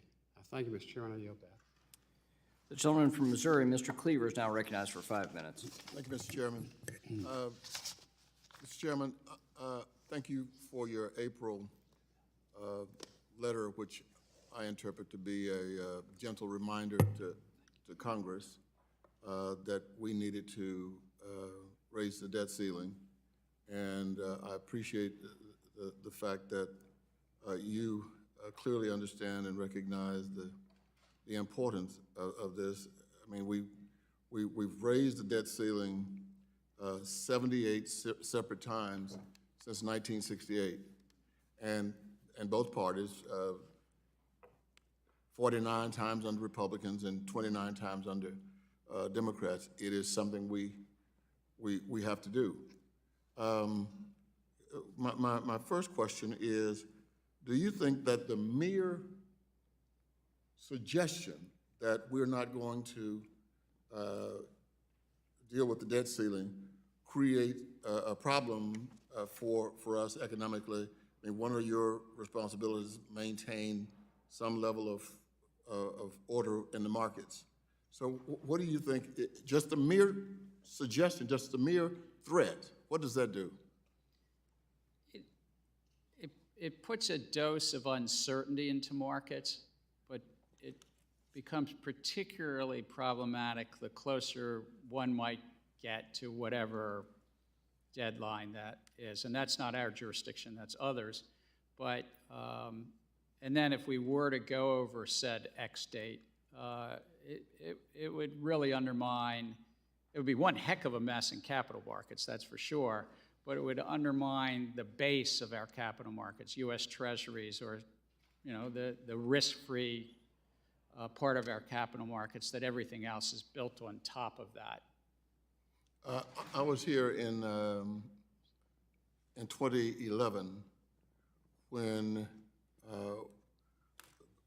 there was a stalemate. We're not going to do anything, and so we ended up, of course, averting the cataclysma, but we still did damage to the economy because the gamesmanship caused us not to address this very serious problem. I guess we have failed once, at least, maybe more. You may have been to address our obligations. 1812, we didn't have the resources for a period of time. But since then, we've met our obligations, and I'm really maybe obsessed with what could happen if we don't, and you know, it's troublesome to me. I don't think you're probably old enough to remember a movie that came out in 1974 called Blazing Saddles.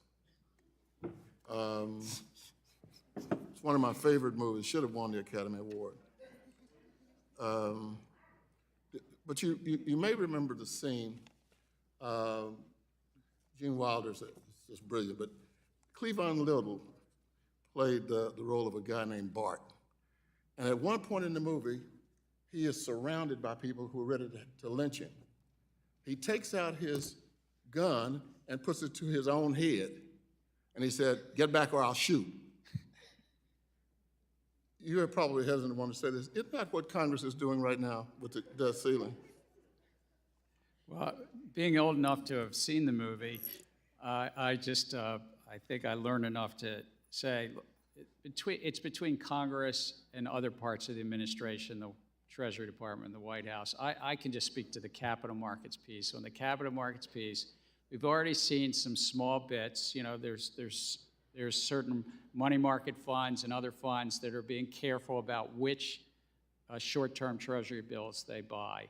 But if we were to get close to that X date, your proverbial visual that you just did from the movie from 1974, it is likely that we would start to see fraying, less liquidity in the Treasury markets, which ultimately means higher costs to the taxpayers coming into that. And then, you know, if we were to go over that default cliff, it would be, of course, unprecedented, but it'd be one heck of a mess in capital markets. It would hurt the equity markets. It would hurt the rest of the fixed income markets. And it would ripple into the banking system as well, not to mention all the money market funds. Thank you, Mr. Chairman. I yield back, Mr. Chairman. Well, I like my colleague. I think we need to exchange movie lists. A lot of bipartisanship, that's true. So with that, we'll go to the gentleman from Missouri, Mr. Lukemeyer, for 5 minutes. Thank you, Mr. Chairman. Welcome, Chair Gensler. We certainly appreciate you being here today. And when I was talking to some friends of mine yesterday about your appearance, they said, "Oh, the APA director."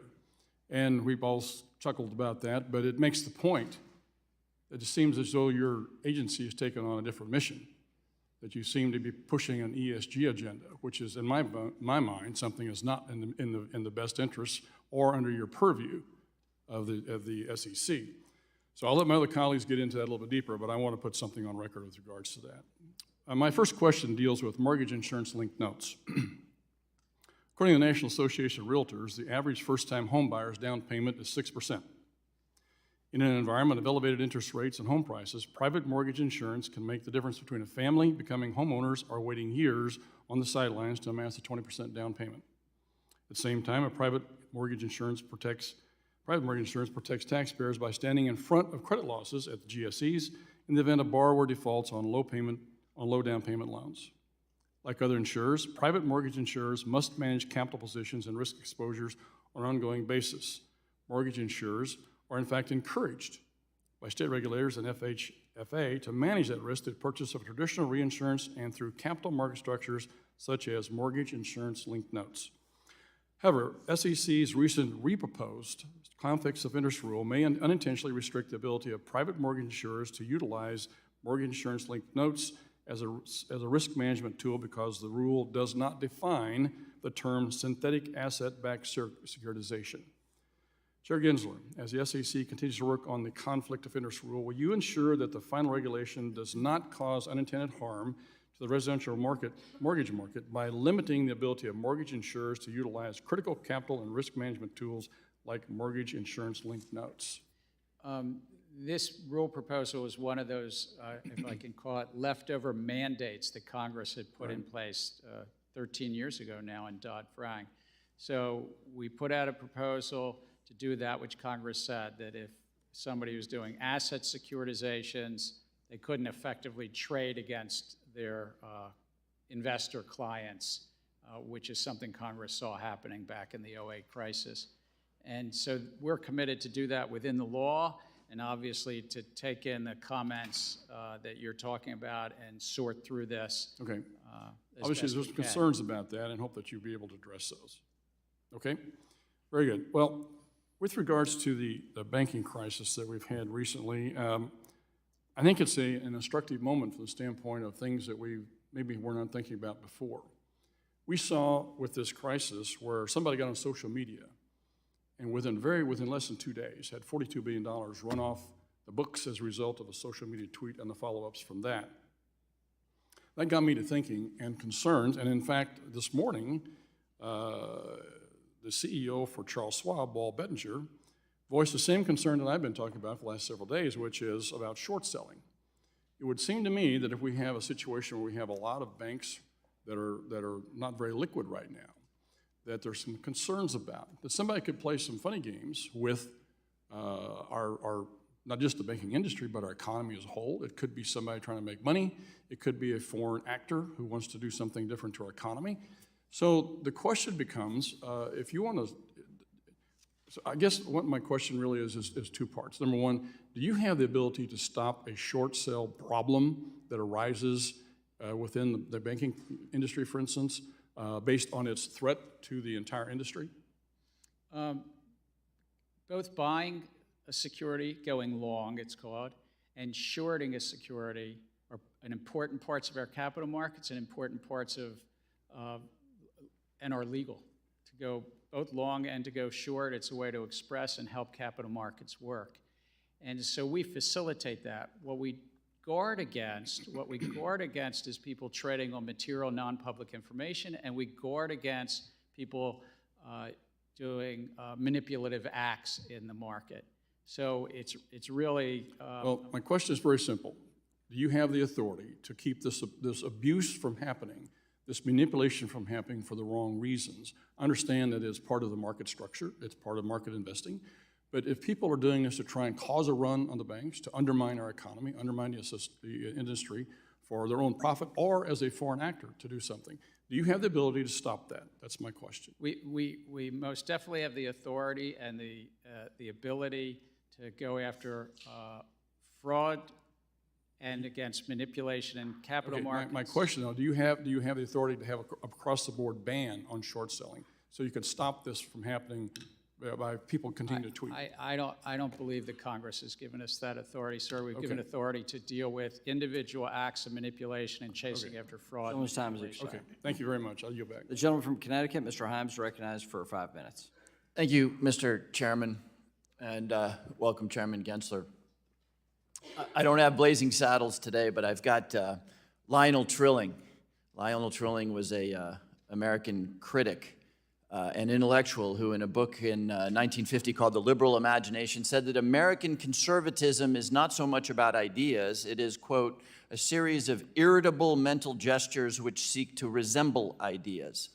That was true in 1950, it's certainly true here today. And to illustrate that, the head-spinning irony of where you're sitting right now is that less than 3 weeks ago, the Federal Reserve, the FDIC, and the Treasury were sitting in precisely those seats in a hearing about the crumbling of Silicon Valley Bank.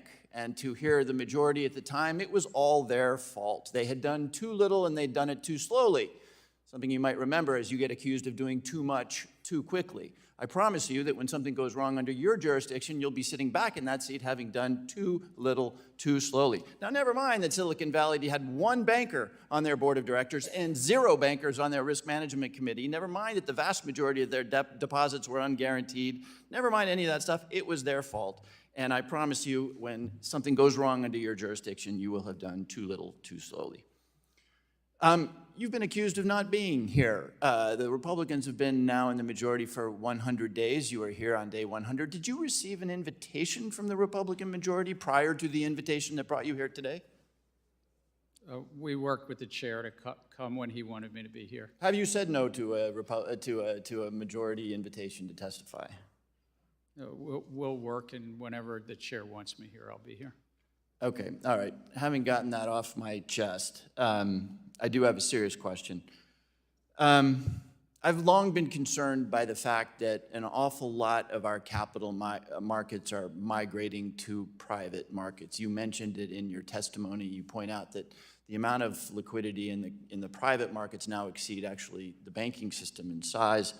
If you look at public versus private market offerings since 2009, registered offerings are more or less flat since 2010 anyway, and exempt offerings are really skyrocketing. The challenge there, of course, is that individual retail investors, by and large, can't invest in private offerings. I worry that profitability and good deals will migrate to those private offerings that accredited investors and institutional investors, that's a term of art for people with substantial amounts of money, can invest in, and retail investors will be left with an increasingly small set of opportunities to invest in the American capital markets.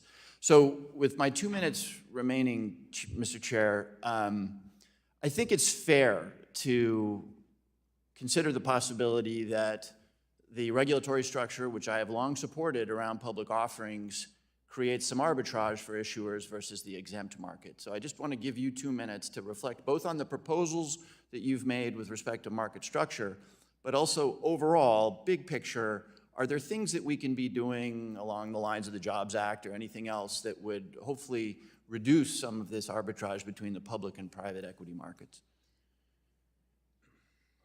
Let me start by, I think that the American economy has benefited both by vibrant, robust public markets and private capital markets. My dad never had to tap the private capital markets of like today, but he ran a small business with 30 or 40 employees, and he didn't tap the public markets.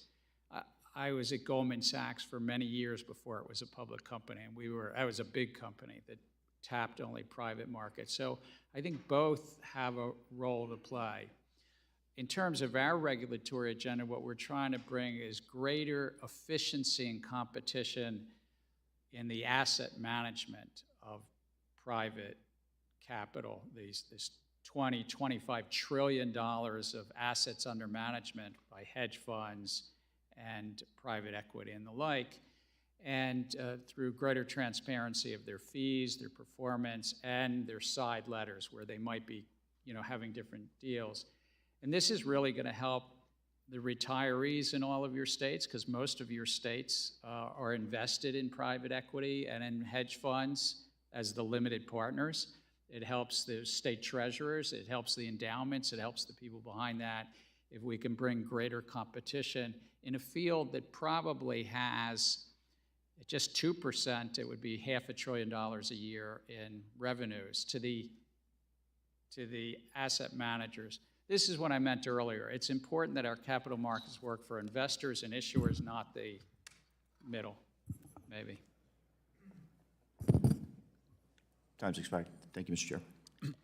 We'll now go to the gentleman from Michigan, Mr. Huizinga, for 5 minutes. Thank you, Mr. Chair, and I'm glad to see you here, Chair Gensler. And I do want to congratulate you on finally appointing a permanent Inspector General yesterday.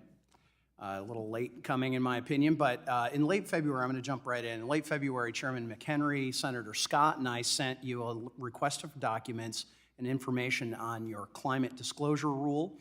The fact is, other than a couple of emails that were private, you have produced only publicly available documents in response to that request. I'm going to highlight a couple of those. You sent us a copy of the public comment file on the rule. You sent us a copy of the rule itself, twice. You sent a copy of your testimony the last time you appeared before this committee. You sent us a copy of your public calendar. You sent us copies of public speeches, testimony, and press releases from you and your fellow commissioners.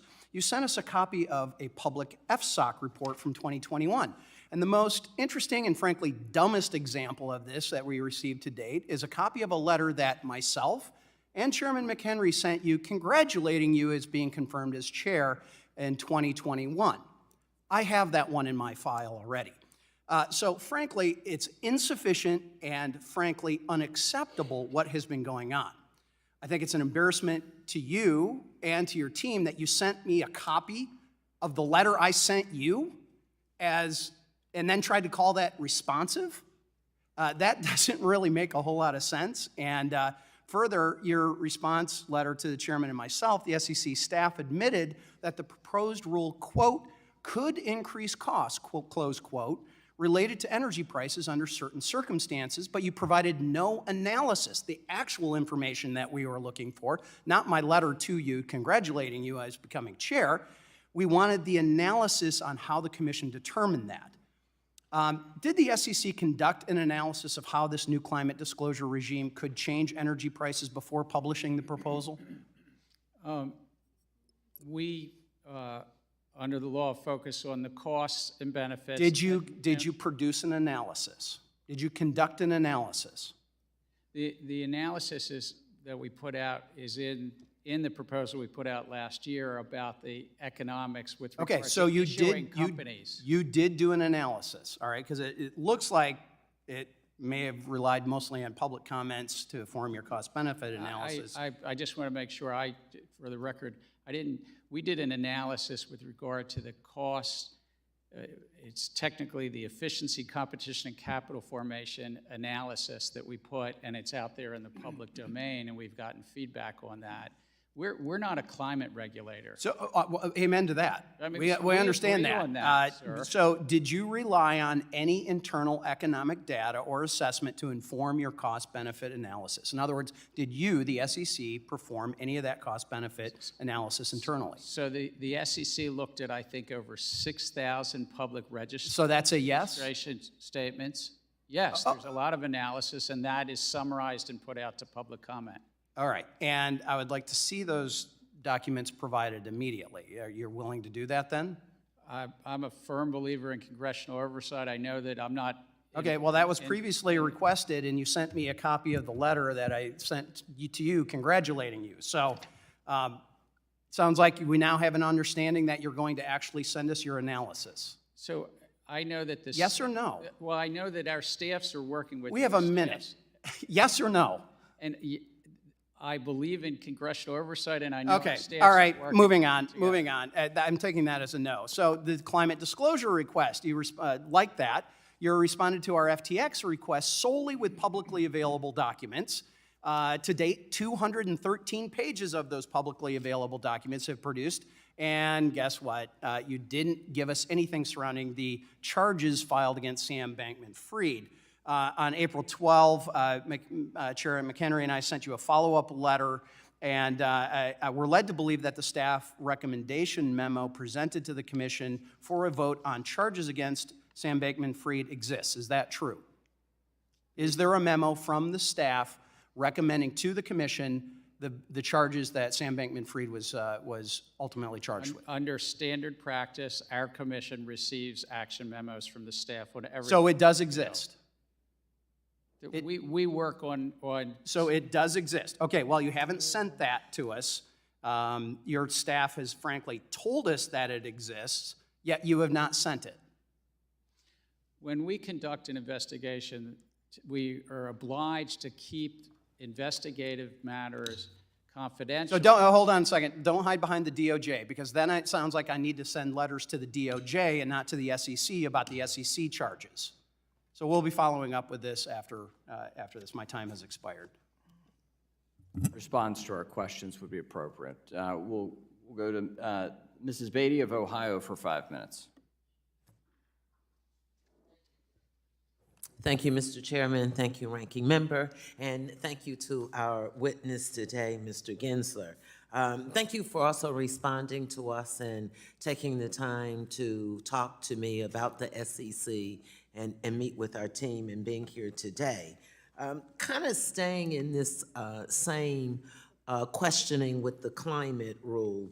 As you know, and many may know, I'm a former small business owner myself, so I think I know as well, if not better, than most of the unique challenges that small businesses might have, as well as maybe family farms. With that in mind, I want to ask about the Commission's proposed climate disclosure rule.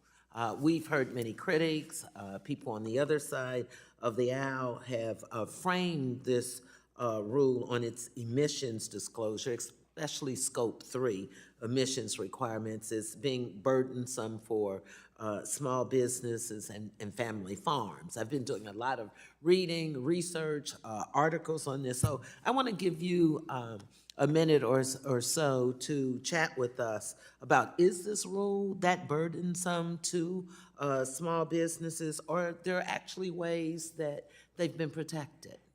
So our proposal and our authorities are about public companies, and that's what it speaks to, and really it's just about public companies.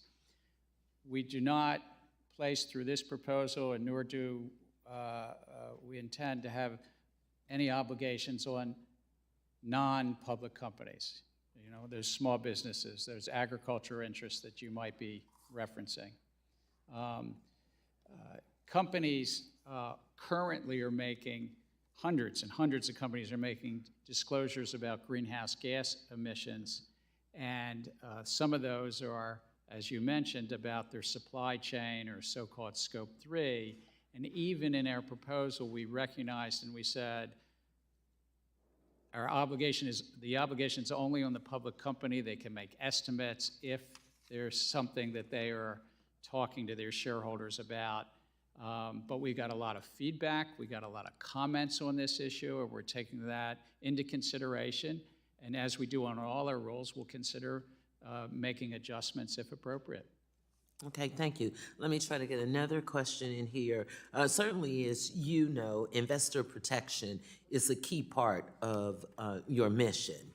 And I want to take a moment to highlight some of the investors in my home state of Ohio, like teachers and firefighters, police and other public servants, saving for retirement through their state public pension system. These public servants saving for retirement are a part of the constituency the SEC is tasked with protecting through its investor protection mission.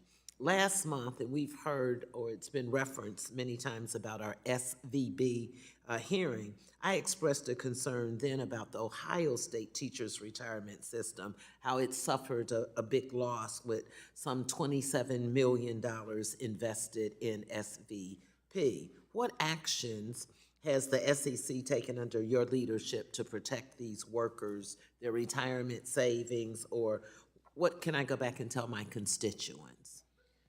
Well, I think really most of our agenda, whether it's our enforcement that we do, ensuring that people follow the law, or our rulemaking, helps protect those retirees. But I would just even go back to an earlier comment.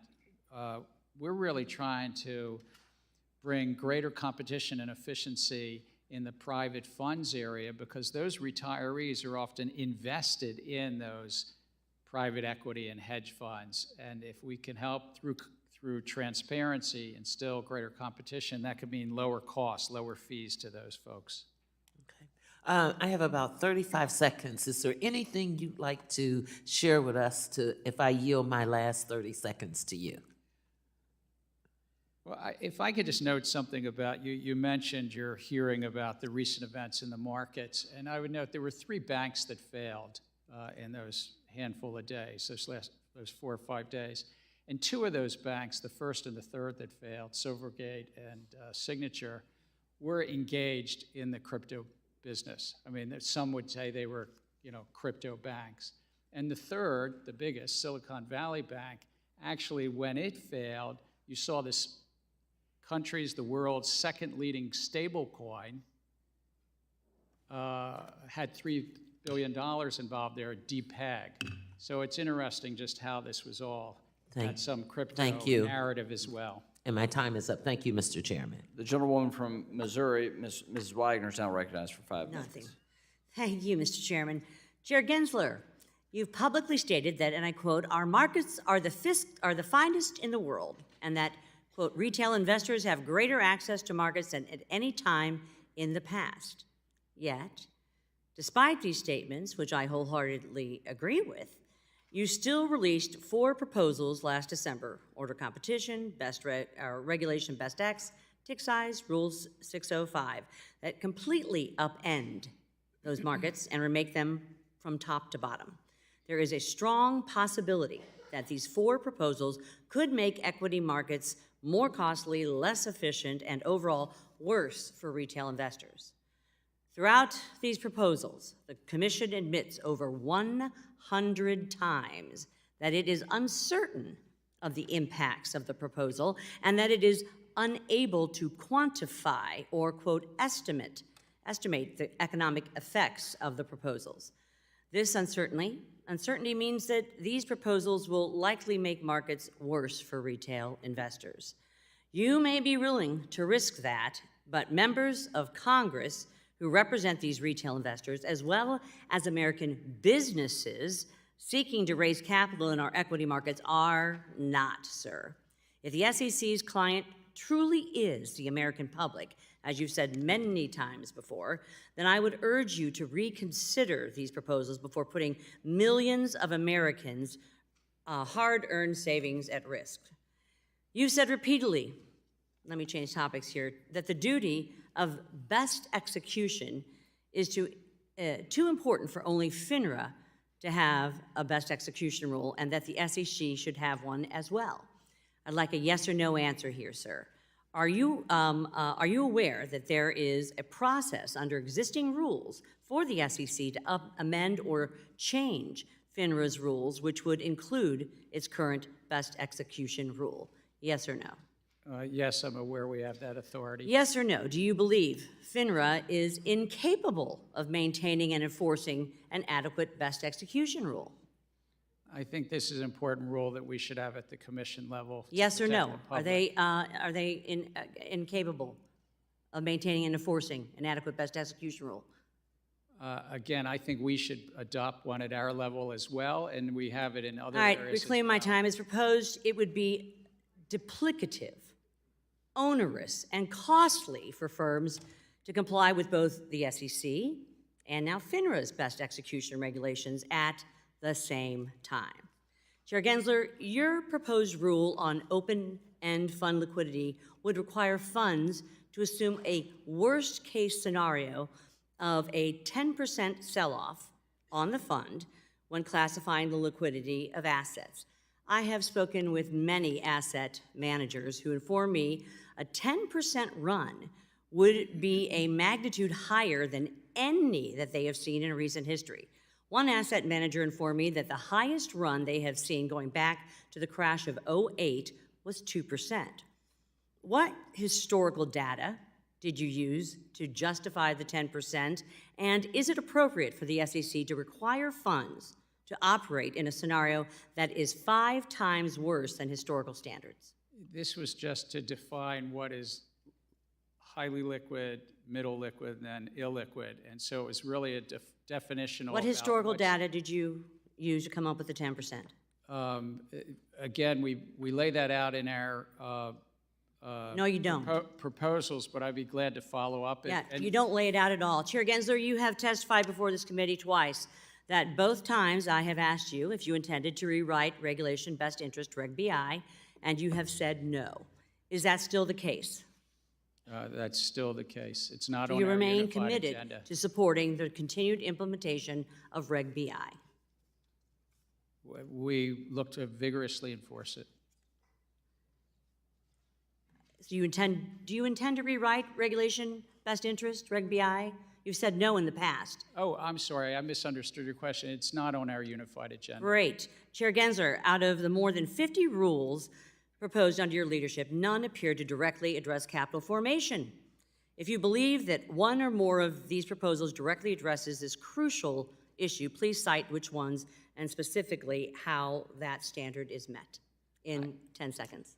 I think that many of them do because it's about issuers and investors. I would just take private funds. If private fund advisors, the general partners, are taking $500 billion of fees a year, if it My time's came expired. down- I'd ask you to respond in writing and be very specific to your mandate of protecting the retail investor, capital formation, and small businesses and IPOs. Thank you. I leave it back. Gentleman from Illinois, Mr. Cass, is now recognized for 5 minutes. Thank you, Mr. Chairman. Nice to see you, Mr. Chairman. Do you believe that climate change creates significant financial risks to corporations? I'm sorry, I didn't hear the word in there. Do you believe that climate change creates financial risk to corporations? It's really what investors are basing their investment decisions. And what we found in public input is significant number of investors managing tens of trillions of dollars of assets believe that it's important to their investment decisions. That's the standard we're held to. Well, let me maybe then sort of add a little color. In 2020, as you know, the CFTC said that climate change poses a major risk to the stability of the U.S. financial system. In 2021, FSOC said that climate change is an emerging threat. And recently, the IPCC said that within the range of possible temperature rises, global economic losses could amount to $23 trillion per year. Are these numbers material? They're significant to the economy, but what's material is that investors in public companies are today making decisions based on climate risk disclosures, and we're trying to bring some consistency to that. Is it your view that clear disclosures would help investors to hedge those risks? That is certainly what our comment file, that we've had thousands of investors who have said that to us. Okay. I'm assuming this is a yes. You're familiar with the term information asymmetry? Yeah, yes, I am very much so. Okay. There was a report from Nature Climate Change recently that said that real estate in the United States is estimated to be overvalued by $121 to $237 billion due to unpriced flood risk driven by climate change, with low-income households facing the greatest risk of losing home equity, as was the case in the 2007-2008 housing crisis. Can you speak to how your proposed rule would address that informational asymmetry between folks who are aware that they're overpriced and folks who are not? I mentioned it about Chair Rayburn and President Roosevelt. They were trying to address information asymmetries, that the public didn't have full, fair, and truthful disclosures from companies accurately describing their risk. That's what we're doing here in this proposed climate risk, is so that the investing public better understands the risk when they buy or sell a security. Okay, when I'm done here, I'm going to run to the Science Committee, so you'll forgive me if I dump into the science side here a little bit. There was an article in the Washington Post, I think it was just last week actually, that talked about the effect of climate change in coastal communities in the U.S., found that recent hurricanes Michael and Ian were both made much worse by warming oceans. Federal tide gauge data, this number was shocking. In Louisiana, the sea level is 8 inches higher than it was in 2006 when Hurricane Katrina hit. Just since 2006 is 8 inches higher. NOAA has said that they expect 2 feet of additional sea level rise on the Gulf Coast by 2050. So if you buy a home in Pensacola today, it'll be underwater before the mortgage is paid off. I could go on and on. There's data from First Street that there's more than 400,000 properties, more than a third in West Virginia, that are at risk of severe flooding. Is it logical to assume that purely profit-driven companies are going to seek to offload that risk onto less sophisticated players? Well, public companies, which is the only thing we oversee is the public companies, manage their risk, and this has become an important risk, and it's a risk that investors want to understand how they're managing it, whether, as you say, they're defraying it or offloading it on others, or they're retaining it inside. And that's really, it's about disclosures of how they're managing that risk, like they manage other risks. So I asked that question because we know, and the CFTC report actually acknowledged that, they said that they have seen that insurers are offloading risk onto Fannie and Freddie disproportionately in flood-prone areas. Given that movement, and given your obligation to protect investors, is it safe to say that your mandate is to protect all investors, not just the sophisticated ones? It is absolutely correct that it's all investors, whether it's the most sophisticated, the largest, and the smallest, but we're merit neutral, I just want to say. So it's a matter of disclosure-based, disclosing the risk and how those companies are managing those risks. Well, obviously from my questions, I agree, and you had mentioned $130 trillion of global assets under management that are looking to get into ESG pieces. And as we sit here saying, should we be protecting all investors, or is that just woke? I'm glad to hear you keep pushing this, and I would just urge you, given your mandate at the SEC, to continue to push hard for a strong climate. The gentleman's time has expired. The gentleman from Kentucky, Mr. Barr, is now recognized for 5 minutes. Chairman Gensler, I want to discuss Staff Accounting Bulletin 121, which was issued last year by the SEC's Office of Chief Accountant. SAB 121 requires SEC registrants, including banks, to include on their balance sheets crypto assets that are custodied on behalf of their clients.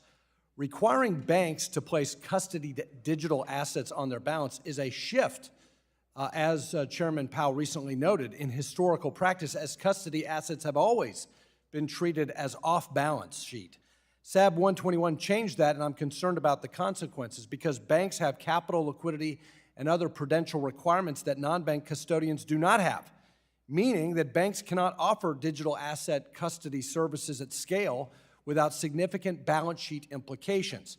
If banks cannot provide digital asset custody services at scale, they simply will not offer those services, which could lead to market participants not having bank-grade custody solutions to pick from and will turn to offshore solutions, like in the Bahamas, diminishing American competitiveness and compromising investor protection.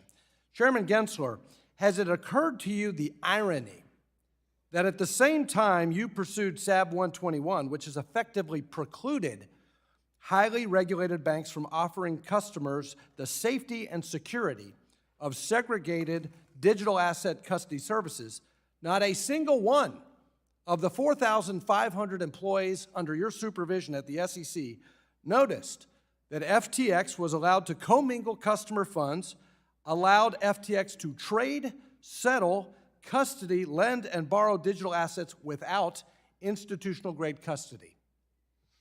I'm actually quite proud of the staff that put out that staff accounting bulletin, because what they said is that public companies, not just banks, but that public companies needed to put on their balance sheet if they had their customer crypto. And it's what we subsequently found in bankruptcy court, Celsius bankruptcy and others, that in bankruptcy, investors just stand in line. Well, reclaiming my time, did you or your staff consult with prudential bank regulators? Was there any interagency interaction on SAB 121 before or after this was issued in March of 2022, given the ramifications that this effectively prevents well-regulated banks from providing digital asset custody services? There was significant dialogue beforehand with accounting professions, the Big Four and others, because this question kept coming up, but there has been consultation about this with the bank regulators subsequently. Well, I find it very interesting that nobody at the SEC, under your supervision, noticed that FTX, a one-time $32 billion company, was run on QuickBooks. Private funds rulemaking. You have repeatedly stated that increasing competition in the private fund market is one of the primary objectives of your proposal. But last week, the Committee on Capital Markets Regulation issued a competitive analysis of U.S. private equity fund market. Its key findings: concentration is very low and 4 times lower than the concentration of the public mutual fund industry. The number of fund advisors and funds is steadily growing. The range of investment strategies available to investors is increasing at a significant rate. Barriers to entry are low. Effective management fees have been declining. Performance net of fees and portfolio diversification benefits outmatch that of public markets. Demand from investors is growing. This analysis directly refutes the entire basis of your rulemaking, that there is a lack of competition in private equity. Indeed, your proposal will have the exact opposite effect: reduce competition in U.S. private funds market markets, including disadvantaging newer and smaller private equity advisors and decreasing the number of investment opportunities available to investors.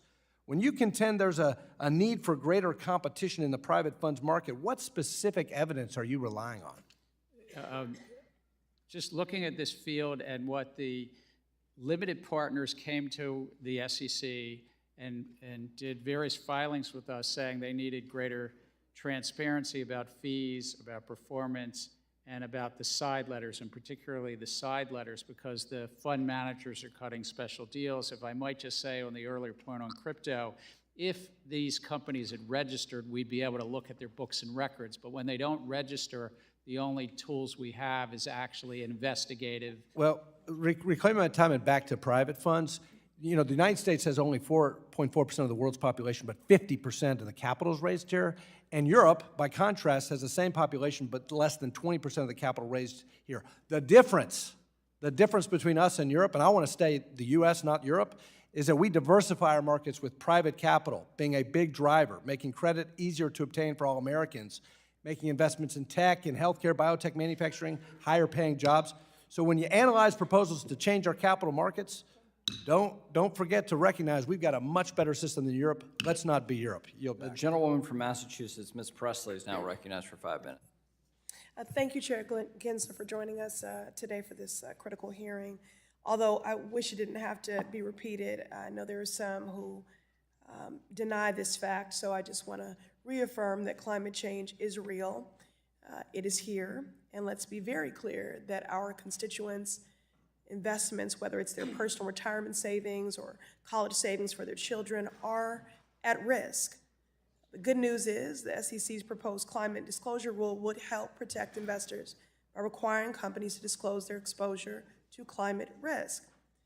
Although the cheerleaders for big oil want to weaken this rule, the consequences are clear. Without a comprehensive climate disclosure regimen, we will fail working class people throughout our country, and we will fall far behind our global partners.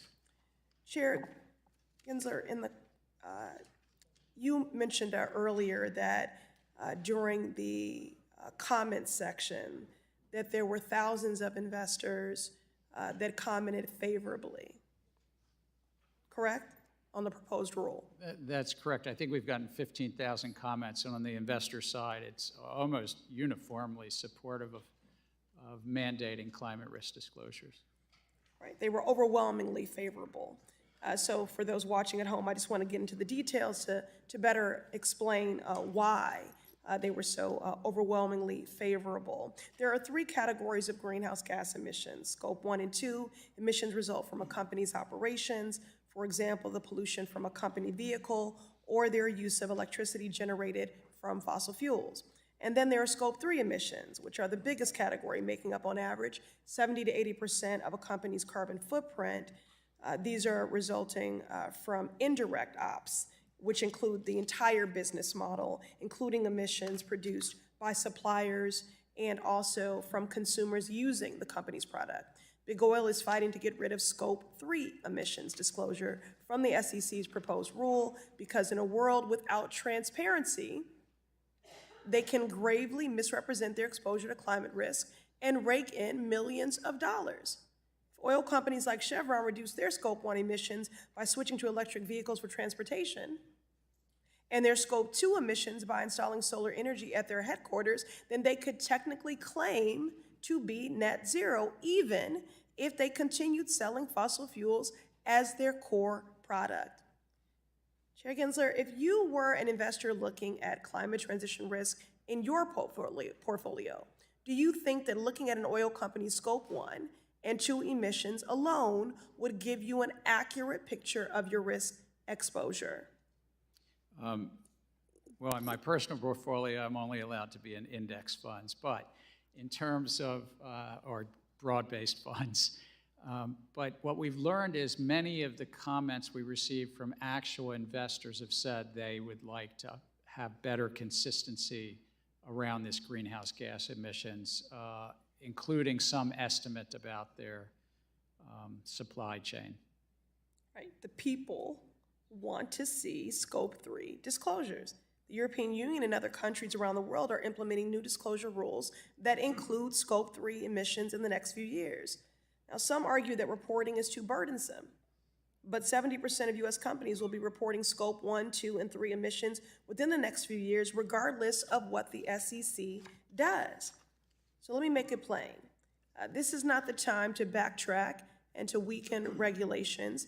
Now is the time for action and to put people over polluters. Thank you, and I yield. The gentleman from Texas, Mr. Williams, is now recognized for 5 minutes. Thank you, Madam Chairman.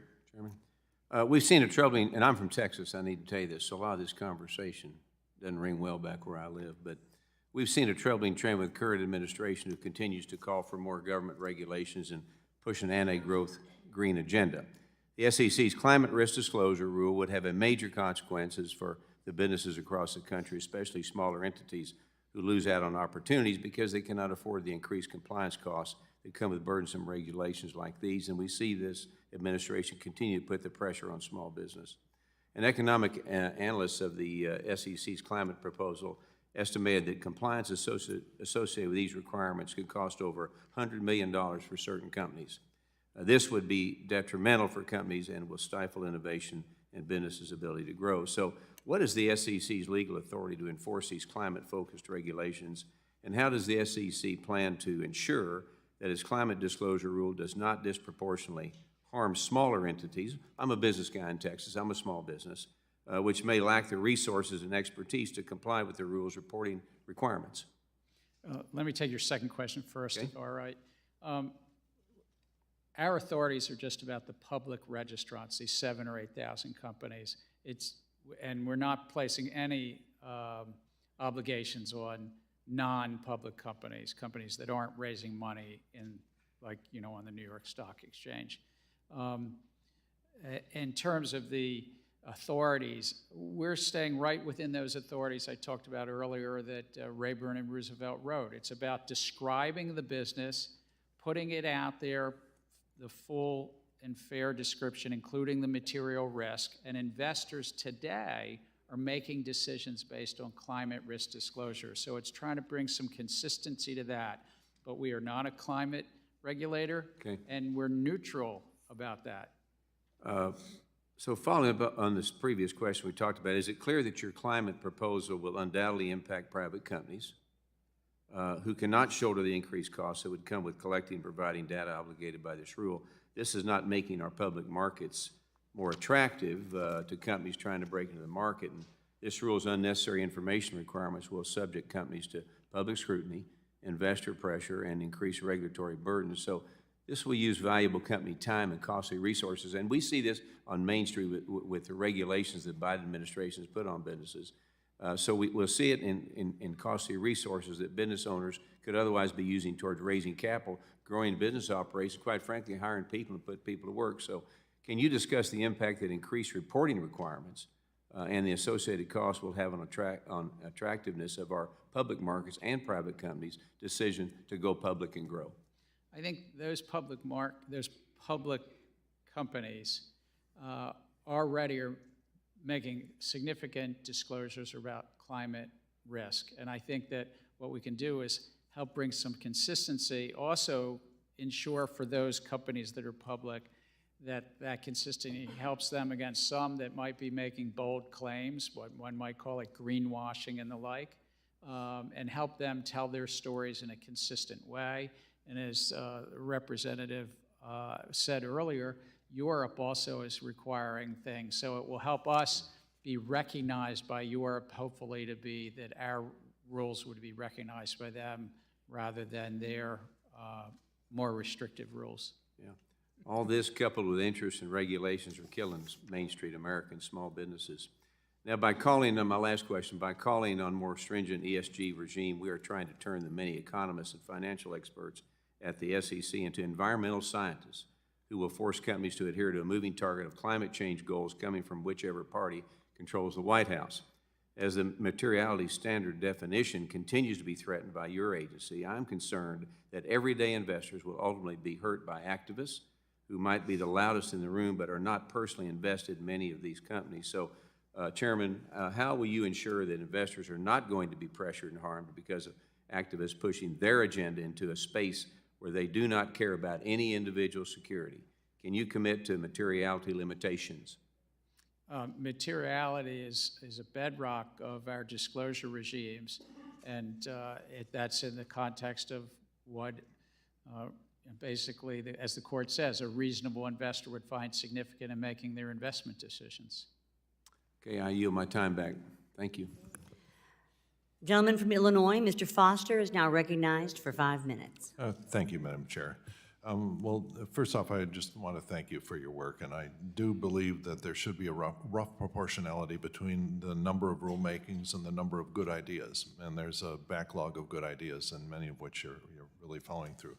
I am worried about sort of the overload, both on your staff and on industry participants on this. I think, for example, the economic analysis, when you have multiple rulemakings coming in at once and trying to understand how they'll talk to each other and interact with each other is a complicated thing.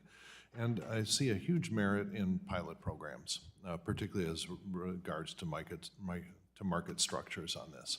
That if you just hived off 10% of the markets and tried your new auctions on those, for example, and see if what to me is the bottom line is the quality of order execution for retail traders. That's pretty close to my economic bottom line.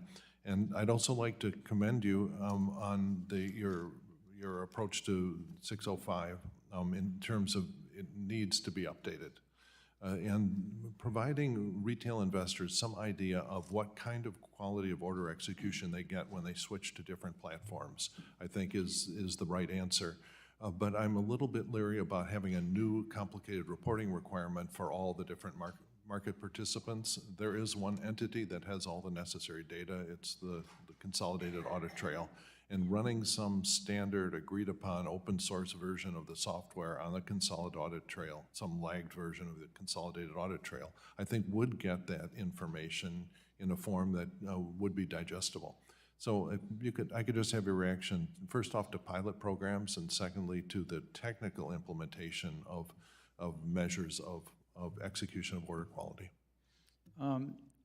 We put out the 4 proposals in December, and I think that they address separate important parts of the market. In terms of the 2 that you mentioned, the updating of a 23-year-old rule so that the retail public, the individual investors can get better information on execution quality, I think is what you call it, 605. I'm glad to hear you're supportive of that. In terms of the auctions that we proposed, this order routing rule that we proposed, that was really to help individual investors get better execution and get more competition with regard to their execution. Yeah, but it's not blindingly obvious, at least to me, that they're actually going to get better pricing. You know, this sort of cockamamie system that we have right now does allow a retail investor to sort of raise up his hand and say, look, I'm clueless. Will you give me a good price to trade against me because I'm documented to be clueless? If you understand, the low toxicity of their order flow is, I think, the buzzword.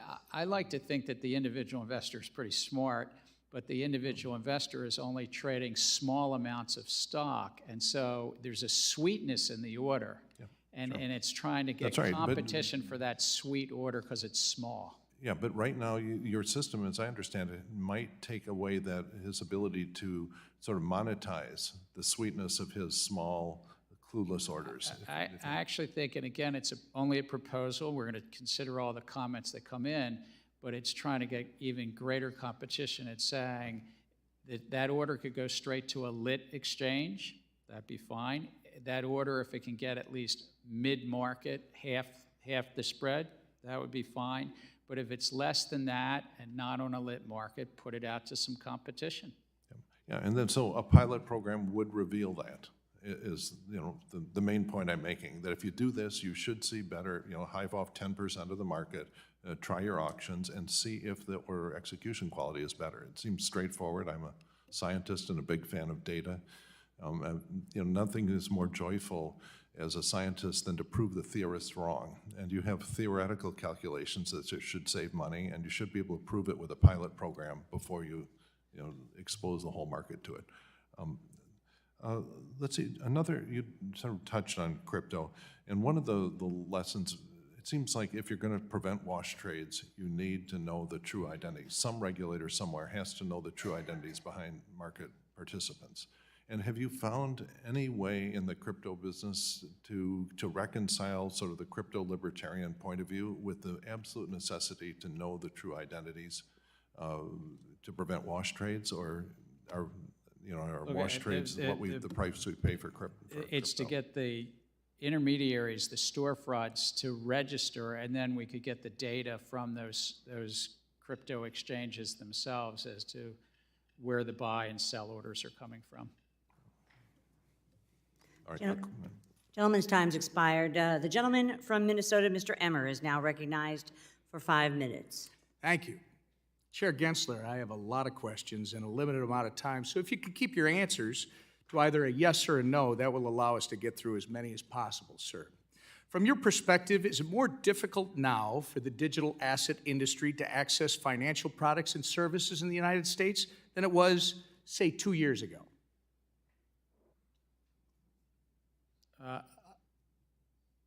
Sir, I'm not running one of those businesses. If they came into compliance, I think Reclaiming my time. The answer, sir, is yes.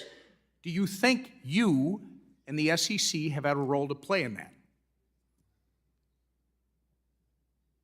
I think we have a role to protect the American investor and the capital markets. And Reclaiming my time, sir. You have played an obvious role in that. During your tenure at the SEC, how many rules has the SEC finalized that actually accommodate the existing regulatory framework and are specifically to the digital asset industry so the crypto market can come into compliance?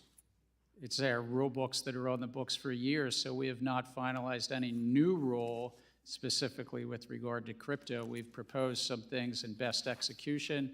We have also... Sir, reclaiming my time, the answer is 0.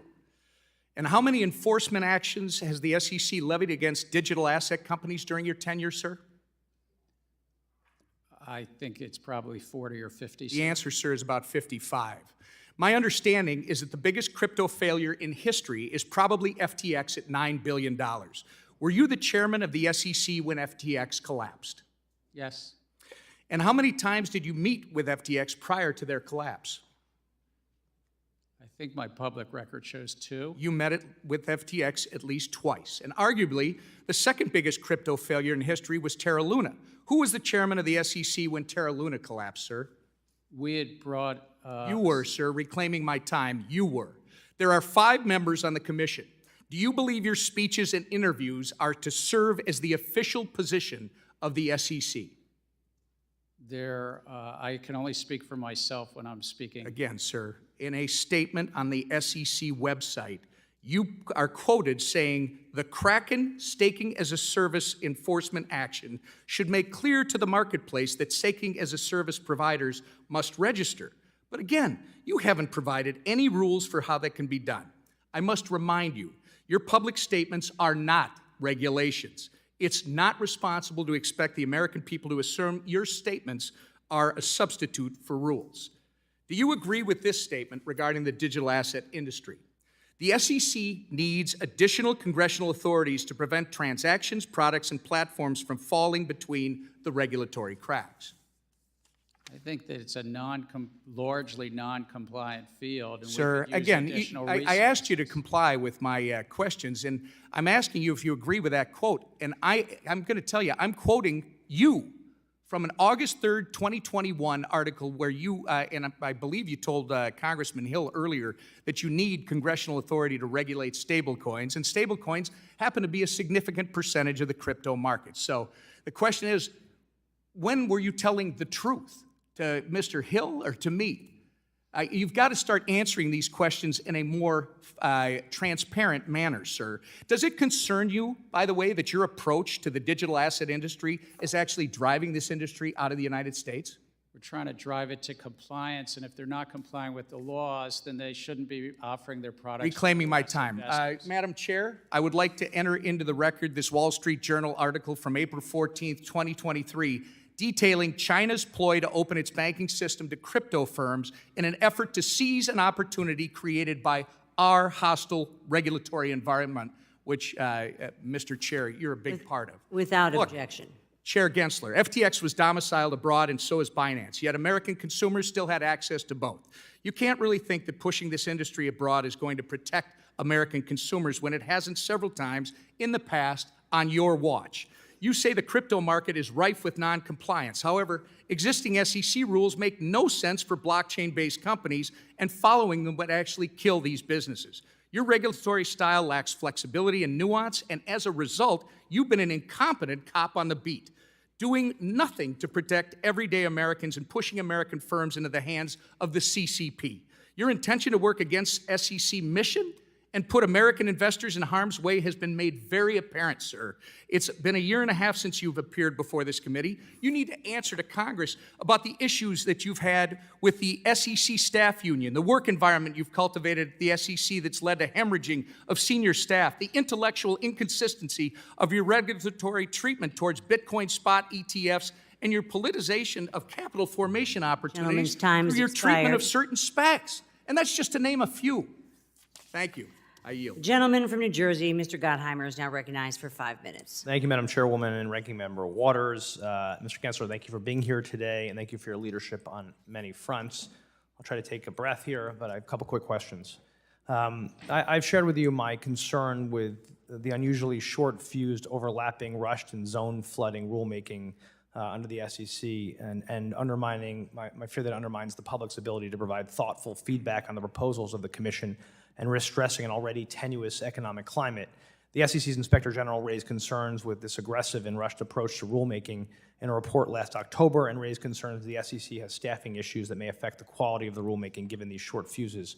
Some of these proposals are necessary, obviously, to protect investors, and I want to make sure they see their way through and to ensure stability in the financial markets. But I'm concerned that doing it in this manner, it's sometimes hard to tell the impact these rules will have collectively on the economy, on jobs, on certain key job-producing sectors in my state of Jersey and the tri-state area and nationwide. Since you've taken the helm of the SEC, 27 of the Commission's 53 comment periods have had a highly unusual comment periods, shorter than 45 days from the date the proposal was published in the Federal Register. Considering the delay between when rules are posted on the website and when they are posted in the Federal Register as part of the comment period is not only consistent, it strays from the historical practices of the SEC. These proposals collectively total more than 4,000 pages with more than 2,500 questions to respond to. Last year, it took a letter from 47 members of Congress to get you to extend a 30-day comment period on a 300-page rulemaking with more than 900 questions. Many of the proposals put forward by the Commission in the last 2 years affect the same stakeholders who've repeatedly requested additional time, especially small businesses and other smaller players in the space, to respond to the SEC's often overlapping and rushed comment periods. And I'm concerned that limited stakeholder engagement, especially from small businesses without large regulatory teams to respond, will lead to unintended consequences that will ultimately harm American consumers. Have you at any point been concerned that by moving this hastily, that it could really hurt smaller market participants and their time to provide feedback?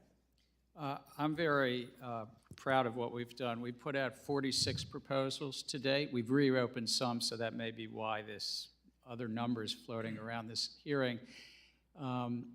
And on average, it's been more than 70 days from the time we voted out, we put it on our website, and we have a formal end to a comment period. But then we get comments after that, and we take meetings after that, and we engage actively with trade associations and market participants. My only concern there is when, it doesn't actually count when it goes on a website because there's no formal comment period on a website. It's the Federal Register, when it goes to the Federal Register is what the standard is. So with all respect, people can read it, people can start to do their analysis, they can engage with staff or with their trade association members. So they can start submitting comments as soon as it goes on the website? Is there a way to do that? Formal comments? They tell us that they want to have time to read what we do. We put it out. It's very transparent. And we also often consider comments well beyond that period of time and continue to receive comments. On average, it takes 12 to 15 months from proposal to considering an adoption. And so, But the comment we've been period very closes. transparent. But the comment period closes during that time, right? But we continue to have meetings, we continue, and the staff and the commission is able to consider, just like this hearing right here is going to influence me as a decider, a decision maker on that commission. Thank you. I'm just going to reclaim. Yeah, if I can just come back to this, I'll shift gears. Since 2019, I've pushed this committee and financial regulators to create smart guardrails for digital assets. You've repeatedly claimed that most cryptocurrencies are covered by existing securities law, and despite that belief, the Commission has issued little formal guidance to facilitate digital asset firms' compliance with existing rules. The SEC, under your leadership, has largely used enforcement actions to spur compliance. I'm concerned the lack of formal guidance through the normal rulemaking process is spurring even more uncertainty in the space, hurting our global leadership in financial technology and putting consumers at risk and further enabling bad actors. The SEC's advisory committee urged you to solicit comments on federal securities law regulation to crypto assets. Do you plan to take their advice and go through a public rulemaking process that allows regulatory changes in the appropriate manner versus just We have, Congressman, in a number of areas. The best execution rule that we put out last December includes a whole section on crypto assets, if I might. We're updating our custody rule, and we put out a lot of words and important economic analysis. And last Friday, we did the same on an expanded definition of Do you feel, exchanges. before I lose you, do you feel like you have all that you need from us to all the laws you need to be able to do what you need to do? Yes, on as it fintech? relates to crypto assets, and to the earlier question, I do also, though, support Secretary Yellen's initiative about stablecoins. Thank you so much. I yield back. The gentleman from Georgia, Mr. Loudermilk, is recognized for 5 minutes. Thank you, Madam Chair. Thank you for being here today. I've got a lot of concerns. I'd like to continue on a little bit in the direction that my colleague from New Jersey was going on the number of rulemakings and how you have fast-tracked a lot of these, limiting public comment period. I've heard you say in here that you support congressional oversight, and you respect it, but from what we've seen, your actions are different than what your words are saying. You've shortcut a lot of the Administrative Procedures Act in your rulemaking. It appears that what you're wanting to do is hurry things along before Congress can have its due oversight. Excuse me. But what I want to talk about is something that I have not been in favor of, and I've opposed ever since it was proposed, which is the consolidated audit trail. I know Mr. Hill asked you some questions about that. First of all, I've never been supportive of it, but it's here, and we have to constrain it. I believe it's a violation of the Fourth Amendment, of right to privacy of individual investors.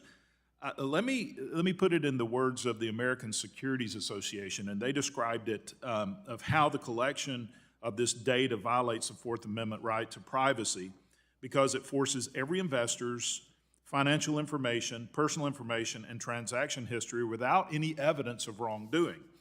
And I want to quote in a letter that they have sent to this committee, both the ranking member and the chairman, is that tracking unsuspected and unsuspecting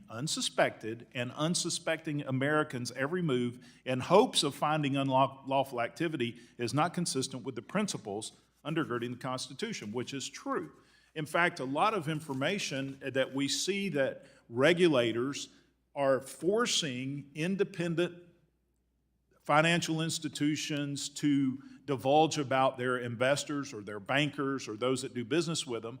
If law enforcement was trying to derive that information, it would require a search warrant. But yet the federal government will come in and they'll force that information out of these individuals.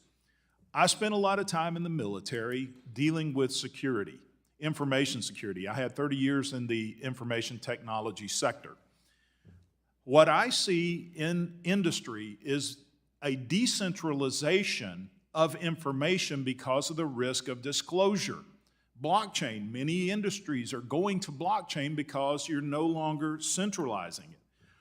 When it's centralized, there's a one-stop shop for the bad players to come and get information about individuals. So my first question is, what do you believe in this? Is it easier to protect decentralized investor information held by thousands of firms? Or do you feel it's more secure to centralize that in a database administered from Washington, D.C.? Which do you feel is more secure? There's risk in both sectors. There's risk in the decentralized, there's risk in the centralized. It's really about the appropriate data security in that database. And this is a debate that technologists have quite often.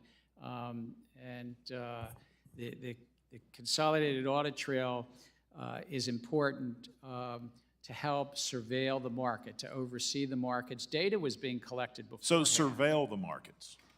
So you're looking to use this as surveillance tool of the markets to enforce regulation, or what's the purpose of consolidated audit trail?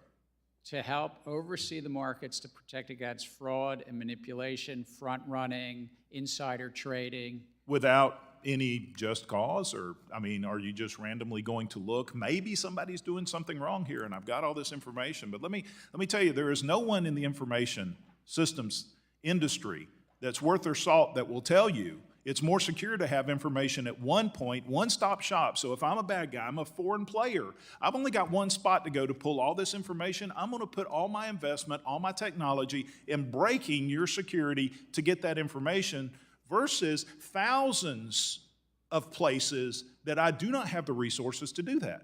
Centralizing is a security risk. Now, one of my questions here, will the consolidated audit trail and the case databases collect personal financial information of American retail investors? Are you going to collect information on individuals who are using platforms to invest? Are you going to collect that information? So you're right, there's two databases. The case database will not have individual, their names, their birthdays, and so forth, but it has to have an identifier so that it can be tagged back to what the broker-dealer has. What about consolidated audit? Gentleman's time expired. Perhaps you can answer Chair Gensler in writing. The gentleman from New York, Mr. Meeks, is now recognized for 5 minutes. Thank you, Madam Chair. Thank you, Chair Gensler, for coming to testify today. Now, when you appeared before this committee in 2021, I asked you about your commitment to improving the SEC's diversity disclosures, empowering investors, and encouraging greater corporate diversity, especially within America's boardrooms and among senior management. And you mentioned your focus at that time on human capital rulemaking, which would include such disclosure improvements. And I understand that a proposal should be coming out within the next few months. Now, what concerns me, however, is much has happened since 2021, including efforts by some on the extreme right wing, like Florida's Governor Ron DeSantis, to politicize diversity, equity, and inclusion efforts and attempt to ignite his own, I guess, presidential campaign. Now we have well-intentioned companies in states like Florida trying to make improvements to their policies who find themselves at odds with the leadership of their state. It's also disappointing since there is evidence, strong evidence, that improving corporate diversity can be a bipartisan issue. This should not be a partisan issue. For example, my board diversity bill received the support of 55 of my Republican colleagues right here on the House floor in 2019. So we passed it with the support, a bipartisan support with my Republican colleagues, many of whom sits on this very committee. So given the attempts by Governor DeSantis and others to curtail DEI efforts in academia and corporate America, I have two questions related to your human capital rulemaking work. Is the SEC considering how state-level efforts to hamper DEI-related programs could make it harder for companies to comply with more robust human capital disclosures, which we expect from the SEC? We consider the law, the federal law, but certainly if you have things, and we maybe have staff follow up, if there's something at the state level that you want to flag for us and help us sort through in terms of any of our rulemaking, but particularly with regard to human capital management. But we try to do our best to stay within the law and how the courts interpret our laws. Yeah, so, what I'm concerned about are there things that the SEC can do in your human capital rulemaking so that you can shield public companies looking to do the right thing with respect to DEI and disclosure from state-based legal challenges, or at least will the SEC seek public comments on this question? Well, in all of our rulemaking, we seek public comment on our authorities because we want to, of course, stay within our authorities, but our disclosure-based authorities, again, we're merit neutral, and that's because Congress chose that we needed to stay that. But it's the disclosures for investors to best understand the companies they're investing in as it relates to human capital, that they could best understand that most important asset of the company. And I couldn't agree with you more. And I think that's good policy. That's why it should be bipartisan. And that's why it has been bipartisan previously. So I'm just hoping that states, like what's happening in Florida, doesn't occur or affect what you're trying to do on an equitable basis, just giving investors the information they know. Let me do real quickly. I see I'm running out of time. I know I want to touch on crypto regulation. As you are aware, our regulator in New York, the New York Department of Financial Services, has created a first-in-class bit licensing regime for virtual currency businesses, which we are very proud of. What I'm afraid of, some are saying that they may take businesses throughout this country abroad and get regulated someplace else. What say you on that? I say if they're complying with the laws and doing the right by investors, they can be here, but if they're not complying with the laws, investors will get harmed. I'm out of time. The gentleman from West Virginia, Mr. Mooney, is now recognized for 5 minutes. Thank you, Madam Chairman. The Securities and Exchange Commission may be the agency that most directly threatens the livelihoods of West Virginians today. I never imagined I would say that because American presidents are not supposed to so brazenly weaponize the SEC to push through radical climate change policies that they're unable to pass through Congress. When the Obama-Biden war on fossil fuels was first launched in 2009, coal mining gainfully employed nearly 28,000 West Virginians. Today that number has shrunk to 14,000, a 50% decrease. And the SEC has proposed a crippling climate disclosure rule to mandate all sorts of detailed emissions data for public companies and many non-public companies. The SEC already requires the disclosure of material information to its investors, so let's not kid ourselves and say it's about materiality. SEC Commissioner Hester Peirce put it best when she stated, quote, "Although styled as a disclosure rule, the goal of this proposal is to direct capital to favored businesses and to advance favored political and social goals." In other words, it's about naming and shaming fossil fuel companies. Some estimates suggest this disclosure rule could cost companies over $100 million to comply. So, Chair Gensler, the SEC Inspector General issued a scathing report saying you were rushing through rules without adequately considering the costs. So can you tell me today how many jobs this climate disclosure rule will cost West Virginia families? Again, sir, we're not a climate regulator and we're merit neutral. This is about companies are already making disclosures and trying to bring some consistency to that disclosure. That's what it's about, is, with all respect, not about something further than that. In terms of the economics, it's really about ensuring that investors get the benefit of those disclosures.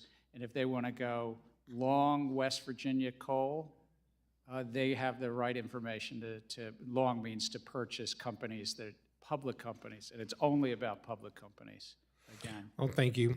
Despite your assurances, I think it's clear this rule will be devastating to my state of West Virginia.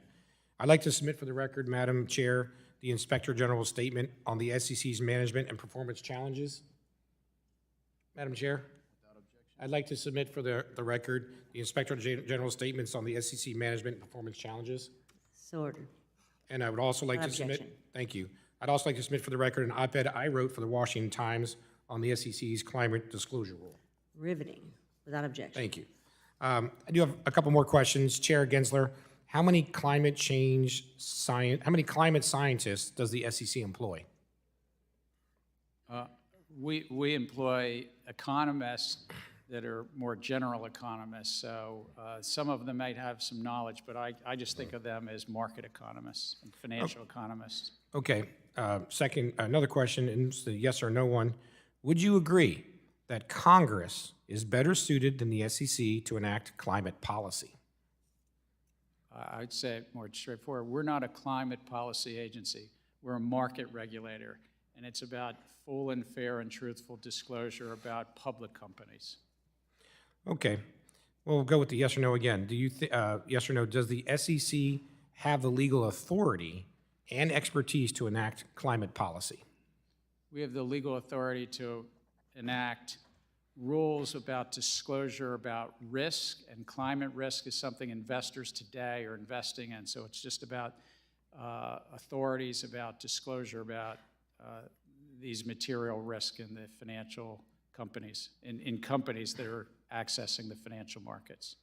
Okay, but it sounds like you'd agree the SEC doesn't have the legal authority to enact climate policy then. We're not a climate policy agency. We're a market regulator and a disclosure-based regulator for public companies. Well, I ask because this rule is designed to choke off capital from politically disfavored sources of energy. Let me be clear in my last 30 seconds. The SEC has no business enacting climate policy, which is exactly what you're doing. No matter what changes are made to this proposed rule, it's rotten to the core and should be rescinded entirely. The SEC and the Biden administration must end its war on fossil fuels and return to focusing on the needs of investors, not activists. Thank you, Madam Chair. I yield back. The gentleman from New York, Mr. Torres, is now recognized for 5 minutes. Mr. Gensler, there are areas on which we do see eye to eye, like the need to disclose climate change risk or the need to understand the immense implications of the unfolding AI revolution. But I'm going to offer, however, observations about 3 areas about which I've heard concern, and then have you respond as you see fit. First, on the subject of crypto. The lesson learned from the collapse of FTX is that companies that bear the characteristics of FTX, offshore, deregulated, over-leveraged companies, have the greatest risk of losing customer funds. In a world of scarce enforcement resources, one would think that the SEC would prioritize enforcement actions against high-risk companies that resemble FTX, offshore, deregulated, over-leveraged companies. Instead, it appears the SEC has done the opposite. Instead of targeting an offshore, deregulated exchange like BINANCE, you've chosen to target an onshore regulated exchange like COINBASE. Instead of targeting an offshore, deregulated stablecoin issuer like Tether, you've chosen to target an onshore regulated stablecoin issuer like Paxos. It seems like your enforcement priorities ignore the lessons learned from the FTX failure. Second, on the subject of equity market structure, if a broker sends a retail order to an exchange, the broker would be in compliance with your proposed rule. But if the broker sends the retail order flow to an off-exchange wholesaler, the broker would be out of compliance with your proposed rule, even if the wholesaler is offering a better price than the exchange. And therein lies what seems to be the perversity of the proposed rule. It strikes me as perverse to tell a broker that you cannot send retail order flow to the wholesaler who is offering a better price and therefore a better execution. On the third subject of private funds, both New York State and New York City retirement systems are heavily invested in private funds. The New York State Common Retirement Fund invested about $29.5 billion in PE, and over the course of 10 years saw an annualized return of 10.12%. The New York State Teachers Retirement System invested $14.7 billion, and over the same period saw 16.6% in annualized returns. The New York City Employees Retirement System invested $6.5 billion, and over the course of 10 years saw an annualized return of 15%. So when I see returns as high as 16.6%, which seem impressive, there's a question that comes to mind: does the SEC risk fixing what ain't broken? So those are 3 observations, and you're free to respond. I thank you, and let me try to do them in kind. In terms of crypto, you're right that U.S. investors are accessing the crypto markets, both onshore companies and offshore. Our jurisdictional reach is to both, if they're U.S. investors that are participating in that. But let's be clear, you have the authority to take enforcement action against offshore deregulated exchanges. We do. And stablecoin issuers. It takes longer to build the investigative files. It takes longer, sometimes in cooperation with offshore enforcement authorities to pursue that. And it is, frankly, more challenging to actually get subpoenas complied with. And so it takes longer in time. In terms of your second area about the efficiency in the capital markets, one area is these individual investors and individual investors placing, as you described, these market orders. And what we did was put out a proposal and said, if that proposal is getting at least the middle of the market, at least mid-part or better, it's fine. But if these individual small dollar orders were not doing that, either they're sent to a regulated exchange or put it into competition. But we're going to get feedback on it. And it's one of the 4 rules we put out. It might be the one that I think we've gotten 5,000 plus comments on already. Maybe I'm missing something, because you hold the exchange as the gold standard of competition, but if the wholesaler is offering price improvement relative to the exchange, like, I'm failing to see something. So one of the things is... Like, if the wholesaler were offering a worse price, then I would consider that a failure of competition, and I would see the reason for your rule. But if it's offering a better price, are we fixing what ain't broken? Well, so we don't have a level playing field right now between the dark markets that are probably a third to a half of the market on any given day, and the... But what you denounce as the dark markets are outperforming what you consider the gold standard. Well... So that's where I'm confused. So I'm saying that the dark markets actually have different rules of the road. They don't have the same minimum increment. I could speak to you for an hour, but So we're trying to harmonize that. On your last... Gentleman's time's expired. The chair now recognizes the gentleman from Ohio, Mr. Davidson, for 5 minutes. Chairman Gensler, in advance of today's hearing, did you coordinate acceptable responses with Senator Elizabeth Warren? No, I'm speaking on my own behalf. Did you coordinate with Democratic staff? And I ask because it happened before, and I want to be clear whether you operate of your own accord or whether there's some sort of coordinated approach to the damage that you're inflicting on America's capital markets. I'm here as sitting in my role as chair of the agency, but I speak and I get remarkable support by SEC staff. All right, well, I have a few quick questions where a yes or no answer will suffice. Chairman Gensler, part of the SEC's mission is to protect investors. Does the SEC review pre-IPO documents? I think you said pre-IPO documents. You're supposed to, if you're going to take a company public, the staff of the SEC does review those to see that they're in compliance. Correct. Is Coinbase a publicly traded company? I'm sorry? Is Coinbase publicly traded? Yes. All right, so the SEC allowed pension funds and retail investors to invest in a company, Coinbase, that you apparently, from prior remarks, believe was engaging in illegal activity. All of their activities were laid out in their public filings in the S1 prior to the IPO. You did say that you believe Coinbase is selling unregistered securities, correct? Again, I'm not going to speak to any one. No, but you said that they're selling unregistered securities. This is your public comments. I think, with all respect, I look forward to you finding that because I'm trying to be very careful. I'm not speaking We'll help about refresh any your one memory. company. In the Kim Kardashian settlement, the SEC stated that Ethereum Max is a security. She reached a settlement for promoting an unregistered security. The unregistered security is Ethereum Max. Have you charged the issuers of Ethereum Max for offering an unregistered security? We reached a settlement with a celebrity, Ms. Kardashian. Yeah, but not, she just promoted it. She doesn't operate Ethereum Max. Have you said that Ethereum Max is an unregistered security to the people that offer it? We did in that settlement, yes, sir. Okay, it's still trading.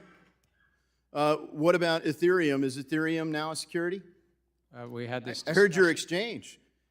They've been in place since 2015. You say in your statements that there's clarity in the market and the rules are clear. Just come on in. You can't even answer the question. Do you say XRP is a security? Well, we're in court and active discussions and litigation on that matter. You're in litigation because you do say it's a security. As you know, let's move on a little bit. As you know, qualified custodian banks would effectively be unable to provide crypto asset related custody as a result of punitive capital impact under accounting provisions in Staff Accounting Bulletin 121. Do you agree that the bulletin should be amended? I think that the staff addressed an accounting issue and appropriately saw that crypto assets held in custody today are not segregated or not bankruptcy remote in bankruptcy and should be appropriately put on public company financials. I wish I had time to go into the ESG rule and everything else, but Chairman Gensler, your record of failures to protect investors and abuses of power make it clear that we need to restructure the Securities and Exchange Commission. The failures are many, but let me cite some of the abuses. You average more than 2 rules proposals a month. You provide inappropriately short comment periods. You have unworkable and unlawful ESG disclosure mandates on the market. You have essentially a Hotel California rule for crypto where you can check in anytime you like, but you can never leave. You have endless discovery with no resolution and no clarity for the captives in the market. You have unworkable proposals for overhauling equity market structure, a de facto ban on crypto through proposed custody rule. You have high staff turnover, unhappy people leaving your office, and unhappy companies and capital leaving our country. To correct a long series of abuses, I'm introducing legislation that removes the chairman of the Securities and Exchange Commission and replaces the role with an executive director that reports to the board where all authority would reside. Former chairs of the SEC will be ineligible under my proposed bill. And this isn't just my take. It resonates across the political spectrum. The American people want democratic access to capital, retail investor participation. You can't just exclude retail investors from markets and claim it's for their own good. Our markets need to function and flourish, and I yield back. The gentlewoman from Texas, Ms. Garcia, is now recognized for 5 minutes. Thank you, Mr. Chairman, and thank you, Chair Gensler, for being here today. I know it's been long and you're probably hungry and maybe thirsty too, but bear with us, we're almost there. As we know, April is Financial Literacy Month, so I would like to begin by touching on the SEC's financial literacy efforts. My home state of Texas consistently ranks concerningly low in financial literacy. The Federal Reserve Bank of Dallas reports that Texas's low financial literacy rates are correlated with poor outcomes on measures like emergency savings, possession of a bank account, and credit score. And even further, in my district, which is 77% Latino, limited English proficiency adds an additional barrier. Chairman Gensler, I understand that SEC holds an annual financial literacy and career day for high schools that recently took place. I'd like to commend the SEC for these outreach efforts, and I would also like you to encourage the Commission to strive for more financial literacy outreach work. Can you please provide an update on the SEC's financial literacy outreach efforts and the event that took place this month? It's a really important part of our role is to investor education, and we have an office of investor education that tries to engage in the public, also provide information on our websites so that the public can better understand. In addition, also, we take in somewhere between 2,000 and 4,000 tips, complaints, and referrals per month that the investing public knows to turn to us from time to time, as well as state regulators, when they see something and they think there's something amiss with their broker-dealers. But it's a really critical part, and I'm glad to follow up with staff to share more about what we've done in the last month, if I understand your question. Well, yes, and I would love to see what they may be doing in Texas in particular because of our low financial literacy rate, and of course in my district, particularly when it comes to our Spanish-speaking, and as you know, in Texas, we are under mandate for access to the ballot in both English and Spanish, and in Harris County, my home county, it's English, Spanish, Vietnamese, and Chinese, so it's an international population, and certainly we need to make sure that financial literacy efforts are also in those languages. So next I'd like to turn to the issue of human capital disclosure, a practice that is essential to allow investors to put their money into companies that share their values like fair wages, diversity, inclusion, worker health and safety, and comprehensive benefits. As you recall, you may know that the Republican majority dissolved the Diversity and Inclusion Subcommittee, so it is now up to the full committee to take up these issues as they occur during hearings, especially related to diversity and inclusion. Human capital management is not only essential for employees, but it's also good for business. Good human capital management has shown to increase companies' bottom lines and performance. Employees that are taken care of and are happy just perform better. Chairman Gensler, can you please provide an update on the SEC's efforts to produce more comprehensive rulemaking on human capital disclosures, and why is this type of disclosure so important? So the staff is still working on recommendations to the full commission. I think it was in 2020, we actually updated the requirements for disclosure, including human capital disclosure. So we wanted to take a close look of how those disclosures looked in 2021 and 2022, and then based upon that, put forward further recommendations. Why they're important, it's really an important asset of many businesses. And I know even when I was young on Wall Street and I was in the Goldman Sachs merger department, if we were selling a company, the buyer would want to know about the turnover, about the compensation, about the benefits, about the employment statistics, because it's a critical asset and it relates to financial performance and the risk somebody's taking as an investor. When do you expect to get those recommendations? Again, I like not to prejudge the timing,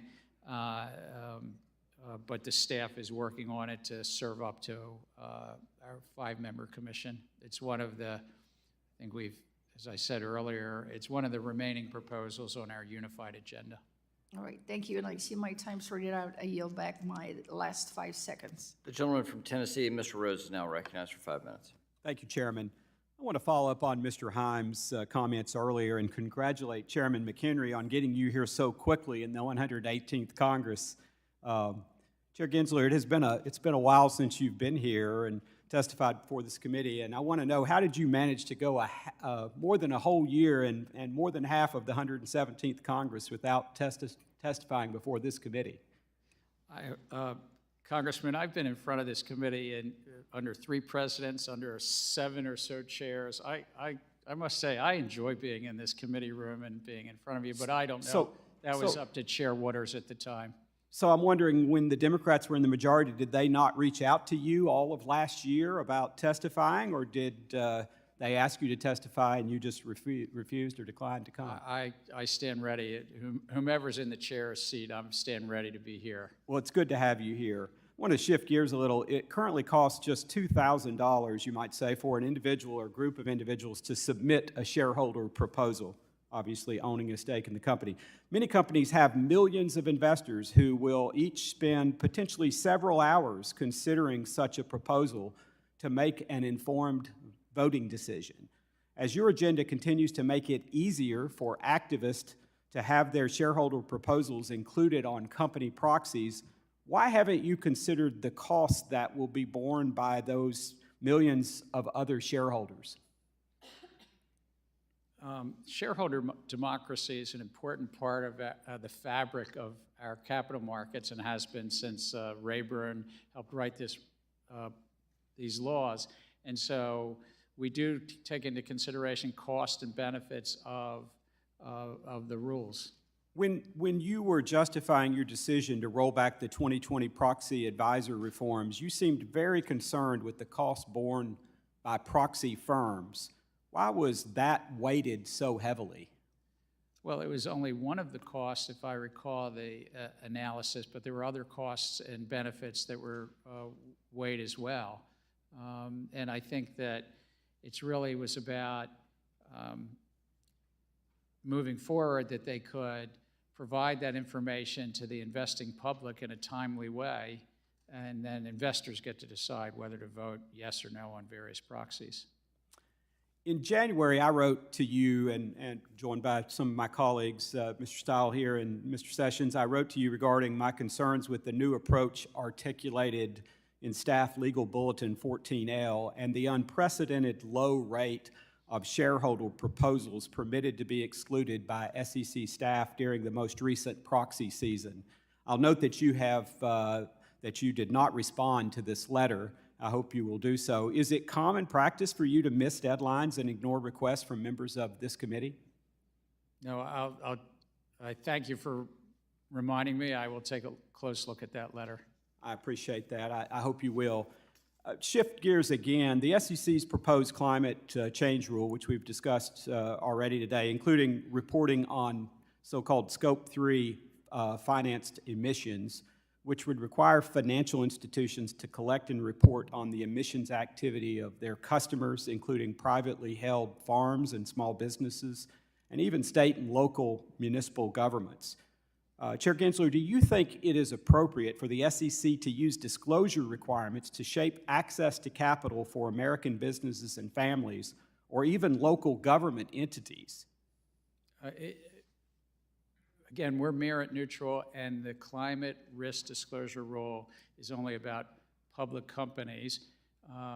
It's not about those private non-public companies. And I heard you say that earlier, but I guess I fail to see how you can't see that if Scope 3 disclosures are required, that those public companies are in fact going to be pressing municipalities, small businesses, small farmers for the information that is necessary for them to comply with the rule that you've proposed. So if I can address it in two ways. One, our proposal was only that a company that said it was material to them or they were making certain future commitments, they would disclose it, but they can use estimates, they could use frameworks, they could use templates and so forth. But two, we've heard a lot from the public comment period. The public comment period helps us, and I've asked staff to consider how we can look at this to address those comments, whether it's from the farm community or small business communities across America, because we only oversee the 7,000 or 8,000 public companies. It is not a rule about the rest. Thank you. I hope indeed we see that reflected in whatever emerges. Thank you, and I yield back. The gentleman from North Carolina, Mr. Nichols, now recognized for 5 minutes. Thanks so much, Chair Gensler, for being with us today. My staff tells me I'm about the 25th member to ask questions. How are you enjoying your visit here today? I always love being in front of the House Financial Services Committee.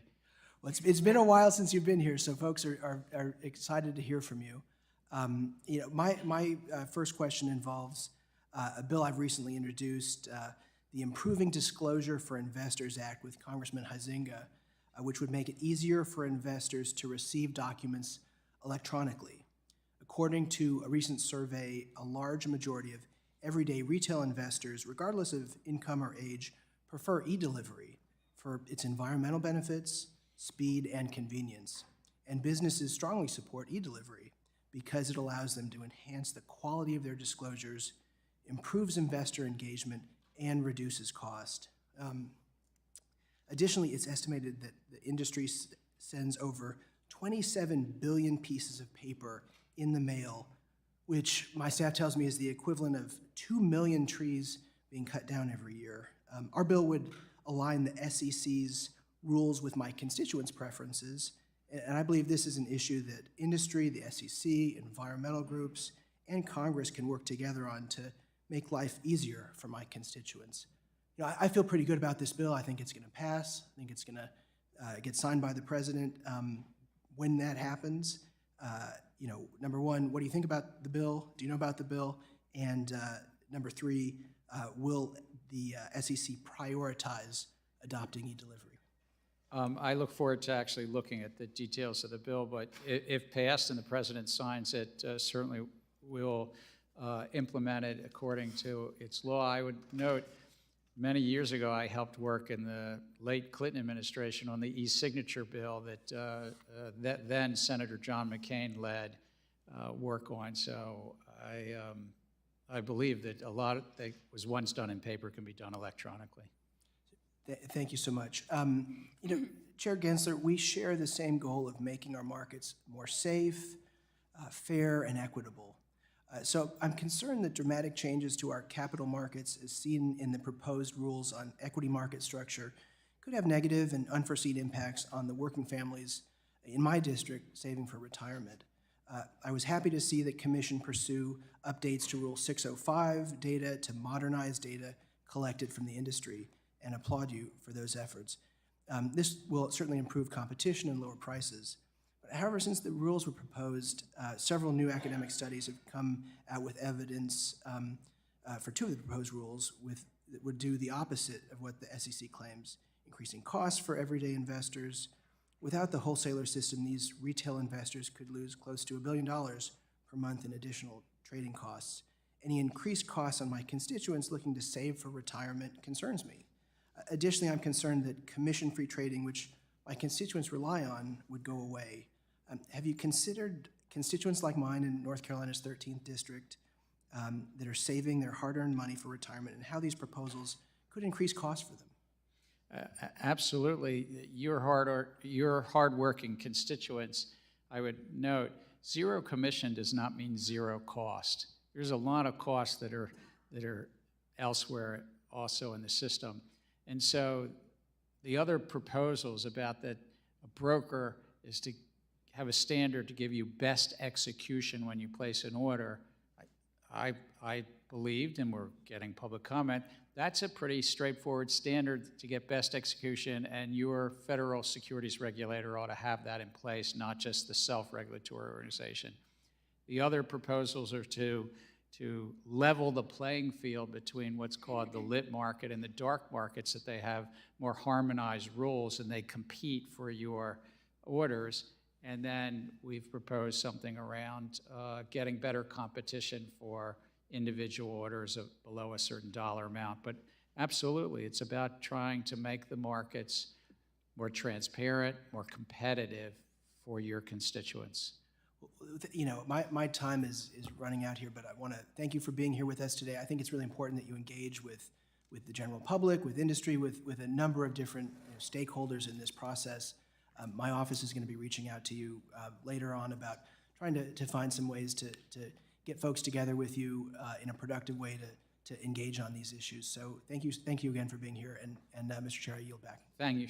The gentleman from Wisconsin, Mr. Stiles, recognized for 5 minutes. Thank you very much. Chairman Gensler, the 2013 CFTC Inspector General report raised concerns about your use of personal email to perform official CFTC business. Have you used a personal email address to conduct any SEC business? No, and if I ever, there are some people that occasionally, over the course of the time, inadvertently send me something, and then I just forward it to the SEC. So you've not used a personal email address while at the SEC. Have you used multiple email addresses at the SEC to conduct SEC business? I have 2 SEC emails. They're both on the website, both stored and retained. Thank you very much. Do any members of your senior team or subject matter experts have digital wallets or own digital assets? I don't believe under our ethics rules they do. Do you own digital assets or have a digital wallet? I don't own any crypto assets. All of my securities holdings are actually digital because they're held by a broker-dealer and they're digital there. Have you ever owned Bitcoin or another digital asset? No. And so maybe here, I'm guessing most folks on your senior staff, I'm guessing you included, have bought or sold stocks, but none of them have owned, or none of them currently own crypto assets, but are in the process of making rules and regulations on crypto assets. That'd be a fair assumption? I couldn't speak to that. I actually at MIT taught a course called Blockchain and Money. I taught multiple courses called Crypto Finance and other courses as well. But you didn't own any crypto? No. You taught the course, but you weren't a user in the product? I did not own crypto assets. They're a highly speculative asset. No, I'm not asking for your view on it. I'm just saying that you're in the business now of making rules and regulations regarding digital assets, but you've taught a class on it. You've never personally owned a digital asset, any crypto, including Bitcoin. The only digital assets I have is my bank account and my brokerage accounts, but no crypto. Very good, thank you. On July 13th, 2022, the SEC proposed amendments to Rule 14a8, which would make it harder to exclude duplicative proposals. According to a recent analysis, shareholder proposals increased 8% last year, a lot of them ESG related. Do you agree that this proposal will burden shareholders by increasing compliance costs? Yes or no? I think it will benefit shareholders But will it enhance shareholder But will it democracy. increase, the question is, will it increase compliance costs? We put out to public comment and economic analysis includes both the cost and the benefits. Understood, but is there a cost associated with that? Is there a compliance cost?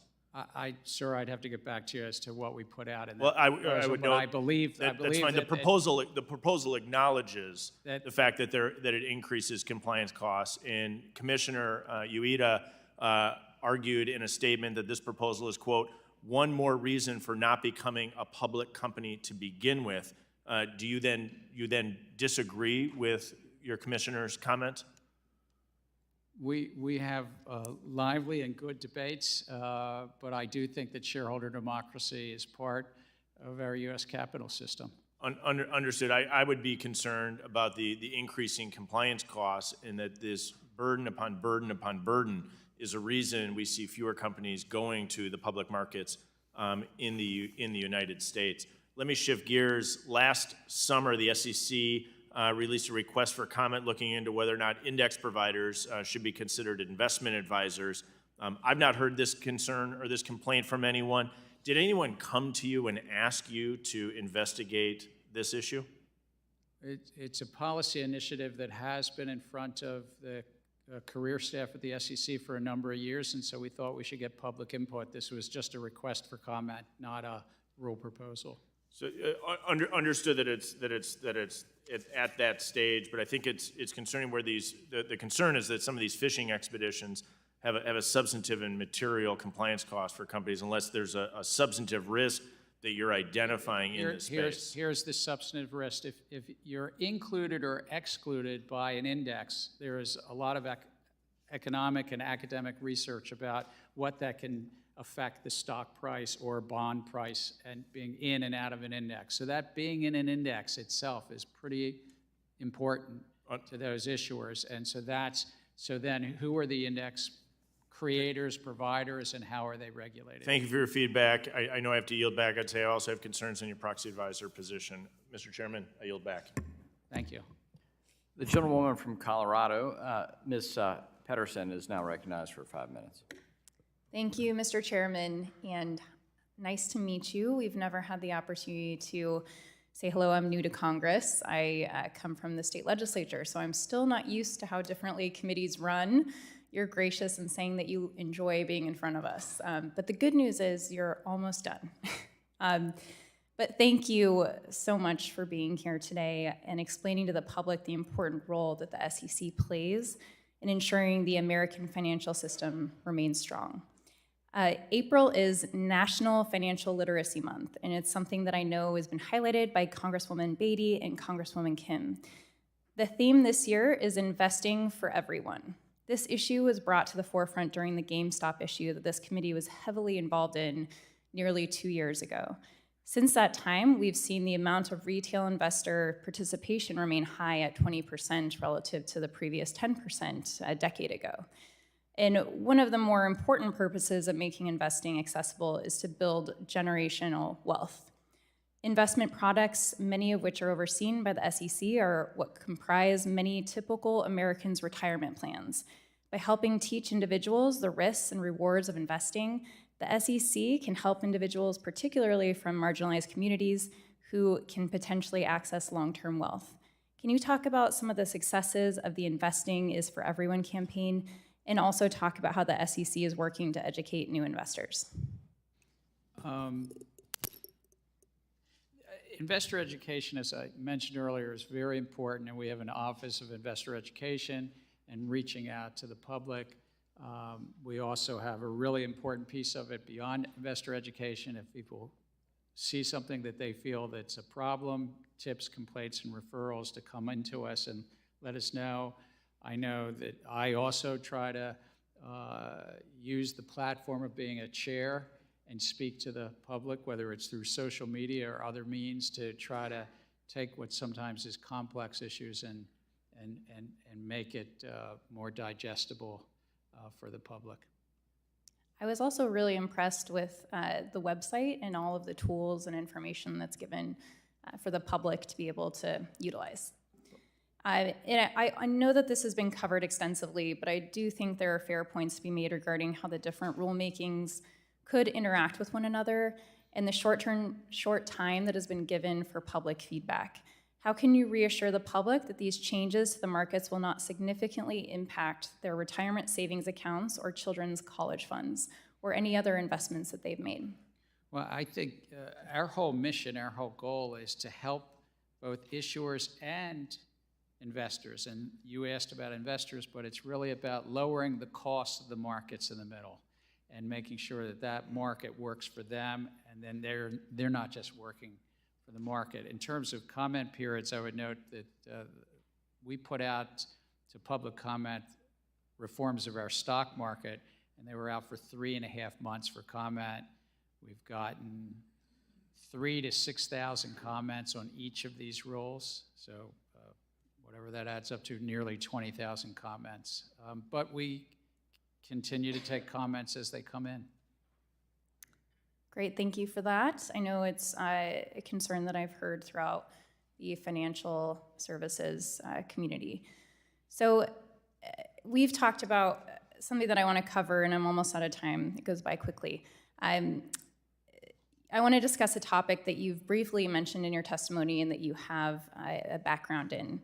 Players in the financial sector have traditionally sought to use advanced technology and analytics to get on the edge, the cutting edge of their competitors.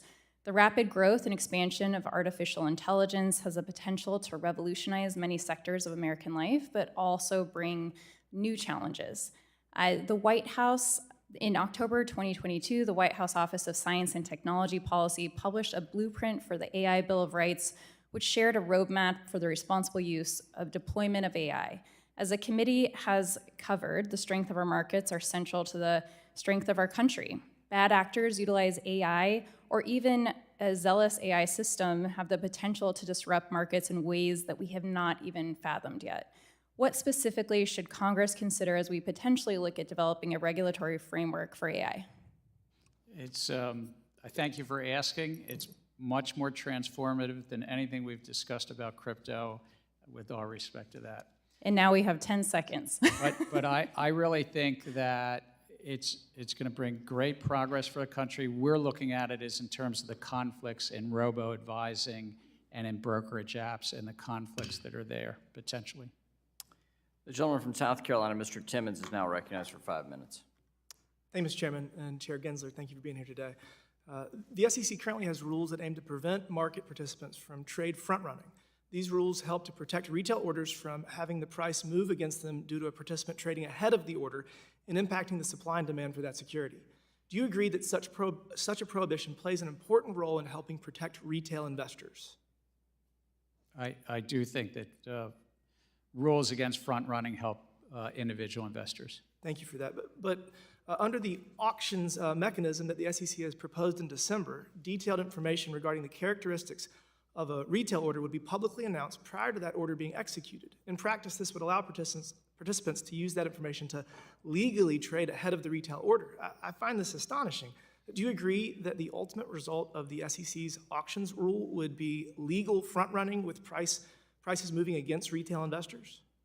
I understand your point, but I think that actually it could benefit investors and be part of a critical structure. We have auctions in the options market. We've learned from that. Those are, and look to see whether to have something and build on that in the cash markets. Given your repeated statements on the need to protect retail investors, it is shocking that the SEC would issue such a proposal. I believe it's clear that the SEC should not move forward until a proper impact analysis can be conducted. Furthermore, as highlighted earlier by Congressman Lucas, there is substantial evidence to show that the SEC rushed this proposal without considering the real-world impact on the investing public. Moving on to rulemaking, the SEC's recently proposed rule on third-party vendor due diligence for investment advisors is concerning because it seems that the Commission again failed to consider the real-world impact. The reality is that the broad scope and significant due diligence obligations required as a result of this rule would force many small to medium-sized vendors out of their respective markets and push their clients to a few larger vendors. Many of these businesses don't have the capacity or resources to comply with the unnecessary and overly burdensome obligations. Are you concerned about the potential consolidation that could happen and subsequent risk that consolidation creates if there is an over-reliance on a small number of vendors? I think we've already seen that in the markets, that there's a great deal of consolidation about outside service providers to the investment advisor. We shouldn't facilitate that. That's not good. So we already live in that ecosystem. What we're trying to do is ensure that the investment advisors relying on those service providers still do their role and comply with the laws and do due diligence on use of those service providers. I have one final question, and I gotta be honest, I don't know how you're gonna answer it, so I'm kind of excited. But the fact that I don't know how to answer it, excited just listening to the question. fact that I don't know how you're gonna answer it is actually really concerning. So in 2014, Jared Bernstein published an op-ed in the New York Times titled "Dethrone, quote, King Dollar," where Mr. Bernstein advocated for the US government to actively take steps to remove the dollar as the global reserve currency. President Biden has now nominated him to be the head of his Council of Economic Advisors, all while the Chinese are actively undermining the dollar as a global reserve currency, and their successes are increasing both in number and at an ever-increasing rate. So, Chair Gensler, you have been in and out of government for 25 years. As well, you have ample experience on Wall Street. Do you agree with Mr. Bernstein that the US government should take steps to actively remove the dollar as the global reserve currency? I'm not familiar with the op-ed, but I think that we've benefited as a nation that the US dollar has had such a central role since actually a little over 100 years now. So no, you do not think that we should actively take steps to remove the dollar as a global reserve currency? I'm going to go a little further. I think a lot of our agenda at the SEC is about ensuring that we go as many years, as many decades as possible, that we have the best capital markets. And I think the best capital markets undergirds our geopolitical standing and helps our dollar be the leading currency. We agree. I really appreciate that. It's disappointing that the president is nominating someone that disagrees with both of our positions on this. I guess just real quick, if we do lose the dollar, the cost of import goods will skyrocket because foreign companies will no longer want dollars. We'll lose our ability to borrow at current levels. Inflation will be higher than it already is after spending trillions of dollars we don't have. Interest rates will rise. It'll crush the real estate market. All of that is bad, but even worse, our interest rate on our $32 trillion of debt would go through the roof. President Biden has nominated somebody that thinks that we do not need to have the position we have in the world. Thank you, Mr. Chairman. I yield back. The gentleman from Nevada, Mr. Horsford, is now recognized for 5 minutes. Thank you to the chairman and ranking member for your leadership, and thank you to Chair Gensler for appearing before the committee. The sophistication and sheer size of the United States capital markets could not be possible without the confidence and information provided by a strong Securities and Exchange Commission. Investor protection is paramount, and it is worth reiterating that as a result of the SEC, you've helped return hundreds of millions of dollars to defrauded Americans each and every year. Your consumer protection efforts go beyond enforcement action to ensuring that every investor has access to the same timely, accurate, and complete information required to participate. So I applaud the Commission's work around facilitating capital formation for U.S. markets, maintaining fairness and efficiency in those markets, and especially your strong stance on protection for Main Street investors. Now, I know that having 3 pillars to your mandate can also create tension between differing objectives. However, I want to urge you to keep in mind that for many of my constituents in Nevada and many all across this country, their main interaction with our vast financial system is through their retirement plans. For example, I commend the vision of consumer protection inherent in your open-end fund liquidity rulemaking, and I also agree that net asset value should be considered as a way to shield general shareholders from ending up on the losing side of a first-mover advantage. However, as I understand it, this proposal would require open-end funds to implement a hard close at 4 p.m. Eastern Time. Upon first glance, this deadline doesn't seem too onerous. However, in Nevada, my constituents, retail investors, often make their investments through intermediaries such as 401k plans and other retirement accounts. These hardworking Nevadans who aren't able to submit their orders directly to the fund would need to submit their orders to their intermediary hours beforehand, potentially as early as noon. So I don't think I have to remind anyone here, but that would mean constituents in my state would miss out on today's price if they can't get their trades in by 9 a.m. Pacific Standard Time. So Chairman Gensler, what would you say to investors who worry that a hard close will lead to a bifurcated market where sophisticated investors will be able to utilize more information and lock in the day's price while others are forced to trade early in the morning? And additionally, do you see ways to mitigate this disadvantage for West Coast investors while still implementing a swing pricing proposal? It's what I would say to the constituents is that we have a system right now that open-end funds and money market funds work really well for them during normal times, but in times of stress, which we have every so often, we've had to rely on our Federal Reserve and other means to sort of support them from time to time, in the 2008 crisis in 2020 and so forth. And so what we're trying to do is find a way that those funds are less reliant on potential extraordinary measures by our central bank. And that's really what we're trying to do.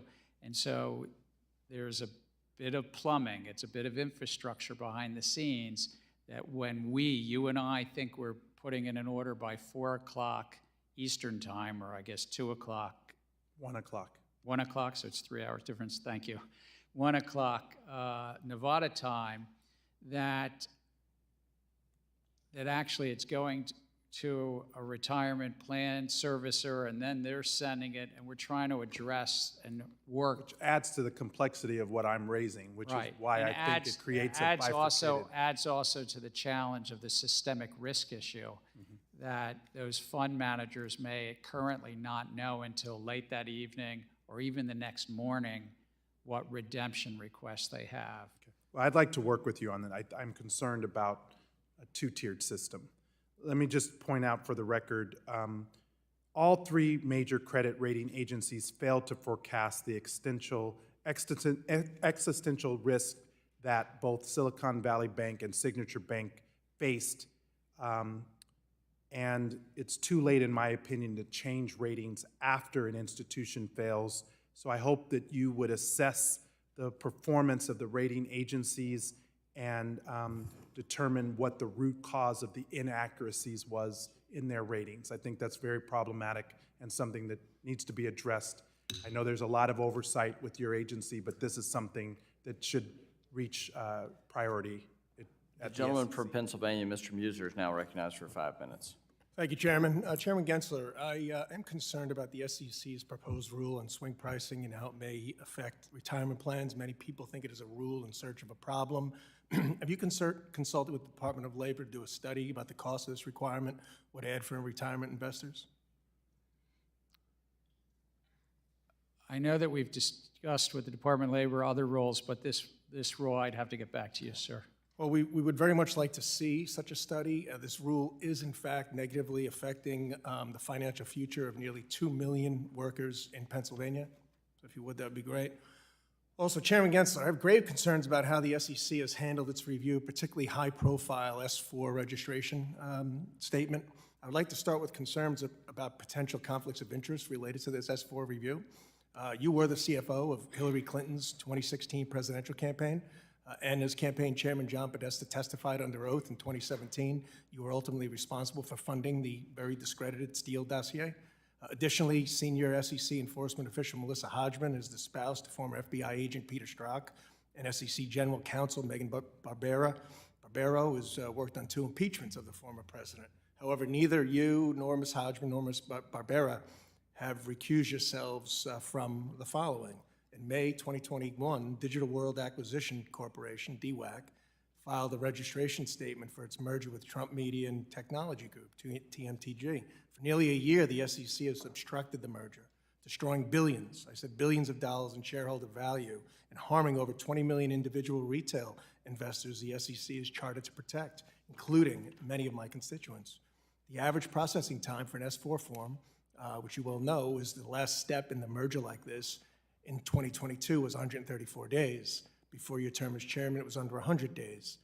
As of today, the DWAC has waited 337 days for the SEC to begin processing this form. This seems clearly out of the ordinary, correct? The review of these forms, the merger forms, when a special purpose acquisition company is buying a company, and that company is going public, are reviewed by our Division of Disclosure Review. And yes, it takes time to make sure that those filings are accurate and in compliance with the law. And we certainly had more of them in 22 than 21. You talked about the lengthening of that time. I'm focusing on this one, 337 days. Why should my constituents not be concerned that this out of ordinary delay is caused by such conflicts of interest? There's with all respect, there's no conflicts here. This is just a matter of making sure that filings with the Securities and Exchange Commission accurately have the full, fair, and truthful disclosures in those documents. Of course. Will the SEC ever approve the DWAC-TMTG merger? We don't have a role in approving or disapproving mergers. What we do have a role of overseeing the disclosures with regard to those mergers, and it's really just the disclosure documents review. Okay. What concerns should my constituents have that are shareholders in this very unordinary extended review process? I would say they shouldn't have any concerns, or they should have serious concerns, because they're losing money. Overall, again, not speaking about anyone's circumstance, but overall, investors benefit by robust review by this, it's about a 300-person unit that looks at these documents to see whether they're complying with the law and they're accurate. Okay. And yes, from time to time, we actually take an order. A 5-member commission takes an order to investigate further. It's called an 8E order. I'm familiar with that. I want to get to that. But stable roads, for instance, you were very familiar with, very similar at procedural parallels to all of this, was bragged by Ms. Hodgman about incredible speed, efficiency, and creativity. It was able to move forward even while under added investigation. So What was the legal basis for refusing to process a registration statement based upon the existence of the so-called 80 examination? What's the legal basis for it? Again, I'm not speaking about any one circumstance, but Congress gave us authority under the 1933 Act that I talked about earlier, that Sam Rayburn fathered, and to make sure that the disclosures to the public are accurate and complete. Can this organization expect some sort of response from the SEC any time in the near future? Again, we work with registrants to make sure that their filings are accurate and complete. Thank you. I yield back, Chairman. The gentlewoman from Michigan, Ms. Tlaib, is now recognized for 5 minutes. Thank you, Chairman. Chair, thank you so much for being here. You know, climate disasters cost us money, right? Like climate disaster, does it cost the economy money? Is there an impact on the economy? I mean, there's a lot of economic research that shows that, Oh, it's a pretty simple. that climate risk has led to cost to the economy. Like the disasters that a lot of my residents talk about. I mean, somebody's paying the cost to clean it up. You know, I know like in Michigan, we've had several, I think since 2020, I believe we had like 11 different climate disasters, which resulted in about $2 billion cost. So it costs money when we have these climate disasters. Yes, there's weather events, there are other events that can occur. You know, when you all put the rule out in regards to, and I'm going to talk about Scope 3 emissions, there was overwhelming support in the comments, correct, by investors for the proposed rule? There's generally been strong support amongst investors. There are some that are in opposition to what so-called Scope 3 disclosures, but generally very strong support, far more mixed on the issuer side. Actually, Chair, I read that 97% of investors supported the proposed rule of all the comments submitted. So I want to talk about what is Scope 3? So one of the ways that investors have thought of to understand the climate risk of the companies they're investing in is their greenhouse gas emission. And then there's so-called emissions that are from the company itself, Scope 1, from the electricity they buy. And then there's this concept called Scope 3, the greenhouse gas emissions of their suppliers and their customers. Which is really important. In European Union, don't they require some sort of disclosure around this already? About 70% of public companies in America have to report to them in regards to that. I think they call theirs, if I'm not mistaken, Corporate Sustainability Reporting Directive. But I don't, do they have like a Scope 3 emissions disclosure? So the European Union's disclosure directive is, I believe, being finalized and going into place sometime this summer.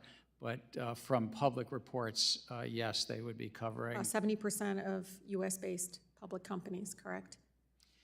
Would have to report.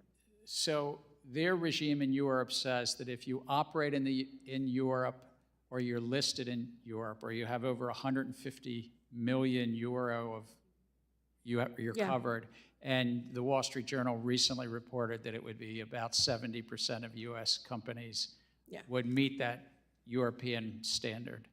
However, despite the importance of this, and I mean, I think folks generally outside of Congress generally are very supportive of this proposed rule. Companies, though, under Scope 3 would have to determine what they think is important to report. Is that correct? It'd be up to them. What we proposed is only about public companies. It's not about their suppliers, but the public company would be required to You're not worried about underreporting? Because the way the threshold is, it literally only requires disclosure of Scope 3 emissions that they themselves determine to be important. I mean, I can go into details in showing you when you say things are illegal.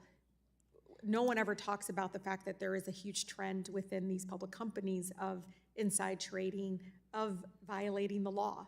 I mean, enforcement is a different aspect, but you're right. I'm worried about underreporting here. Yeah, what we proposed was that those companies that found it so-called scope 3 was material to them, that then they would They have get to to report decide. it.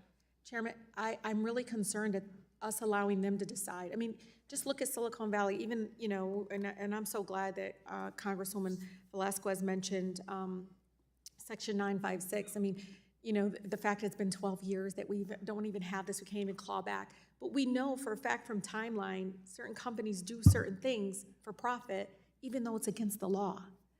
And I just feel like very much when we allow this much kind of let them decide whether or not it's important to report, I'm really concerned about underreporting regarding the emissions impact. And I just want you to go back to the rest of the commission and express the concern here. You can't allow them to self-determine what's important. I think we need to tell them what it is. Thank you. The vote's been called on the House floor. The chair's intention is to get through as many of these questions as possible. Then we will recess for the purposes of these two votes on the floor. I'll quickly come back. We'll restart the hearing as soon as we have bipartisan attendance and then get rolling here. Mr. Fitzgerald of Wisconsin is recognized for 5 minutes. I think we'll have time to get to Mr. Vargas next, next in the queue on the Democrat side. And then Ms. Kim, if we have time. Thank you, Mr. Chair. I'll be quick. This was a question that Congressman Lukenmeyer had touched on earlier, and it's something that's been kind of a running theme, I think, as we've had the Fed and others come before the committee. So sustainable home ownership is obviously a mechanism for young adults to try and get into the market and build wealth. However, access to affordable home ownership, it's increasingly out of reach in many communities across the country. And so I've been trying to put this on a lot of people's radars so that they can kind of watch and hope to usher things forward. So 65% of Wisconsinites, our first-time home buyers, have used private mortgage insurance. And without the tool, based on the median income and the median home value, it would take the average Wisconsin family about 10 years to save the 20% it would take for a down payment. In January, at the end of January, the SEC reproposed a rule regarding the prohibition against conflicts of interest in the certain securitizations, which you're aware of. So the whole idea of the synthetic asset-backed securitization, I think, is what a lot of members have been focused on. So my question to you is, we feel like that the rule could be overly broad and ambiguous, and it could prohibit private mortgage insurers from procuring not only reinsurance in the capital markets, but just over the ordinary course of the U.S. regulated insurance businesses. It could tighten it too much. And I'm just wondering kind of if you guys are in tune to that.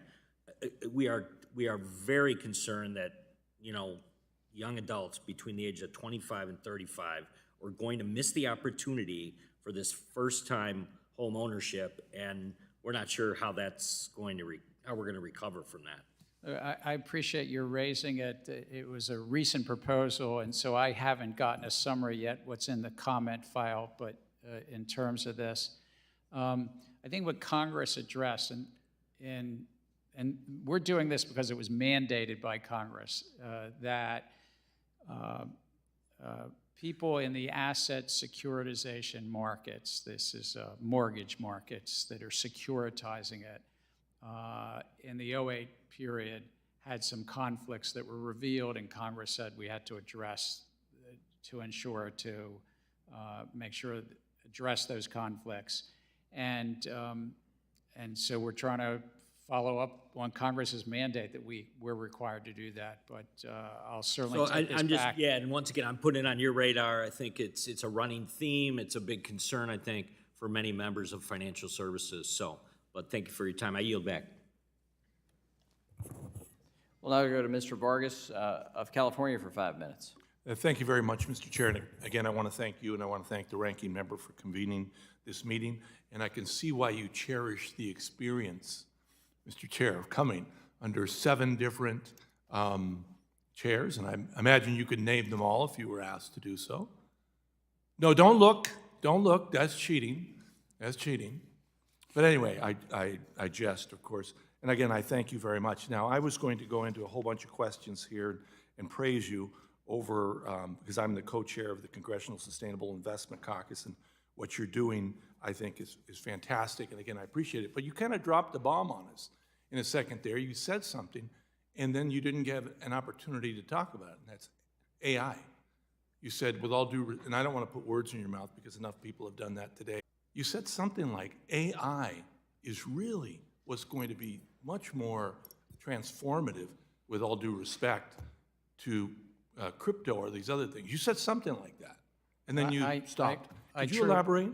I truly believe it. I think it's as transformative as the internet itself. It's going to affect all parts of our economy, whether it's radiology, whether it's driverless cars. But in finance, it's already being adopted. It's being adopted for call centers, for compliance, robo-advising, brokerage apps, something called sentiment analysis, where even this hearing right now might be being fed right into a sentiment analysis to analyze, and would the markets go up or down depending upon what the chair said. This is Chair McHenry, not this chair. Yes. You know, and We'll have a picture up soon. Yeah. Very nice. It'll probably be life-size, actually. So it's transformative, but it's also raises public policy issues, and one of them that we're looking at the SEC is using predictive data analytics in robo-advising and in brokerage apps. Are the applications just solely looking at the interest of the investor, or are they also looking at their own interest, and that might inherently have conflicts in the algorithms? As liberal as I am, I'm actually conservative in the way I look at the world. When there are changes, it makes me a little nervous. So for example, when we take a look at risk for insurance and we take a look at zip codes, other things other than the person's driving experience, miles driven and all that, it makes me a little nervous. So when you get into AI, especially how it's going to affect core communities, people of color, and that concerns me. Does that not concern you? I think it's a big challenge because, look, I mean, right now you can sweep the data up from your automobile driving. It's called telematics. You can sweep up your social media usage and sort of, based upon that, decide how to underwrite and make a loan. There's research, actually, interesting research that shows that if you capitalize your letters for pronouns in your emails, you're better credit than if you don't. I'm giving you this away a little bit.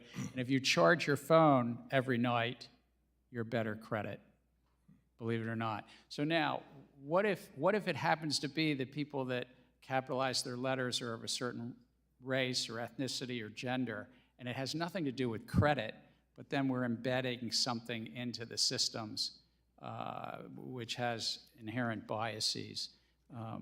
So yes, I think you're right to have that consideration. Okay. I know that we're pressed for time, so I'm going to go ahead and yield back, and again, thank the chair.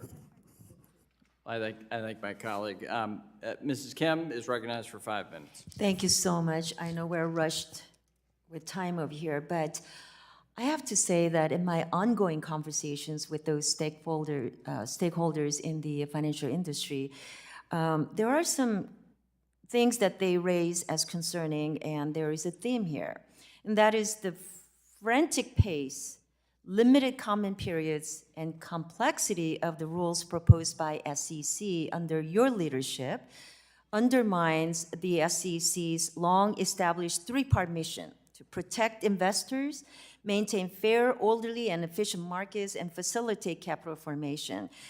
Persistent inflation is eating away the hard-earned savings of retirees, and now some of the proposals by the SEC will make it harder to save for retirement, and this is unacceptable. And so I echo Representative Horsfield's comments about the hard close rule that would force investors to put in orders to purchase or redeem funds as early as 10 a.m. Eastern Time in order to get that day's price. As a member of Congress who represent California, this is concerning because my constituents may have to place orders way before they're getting out of bed.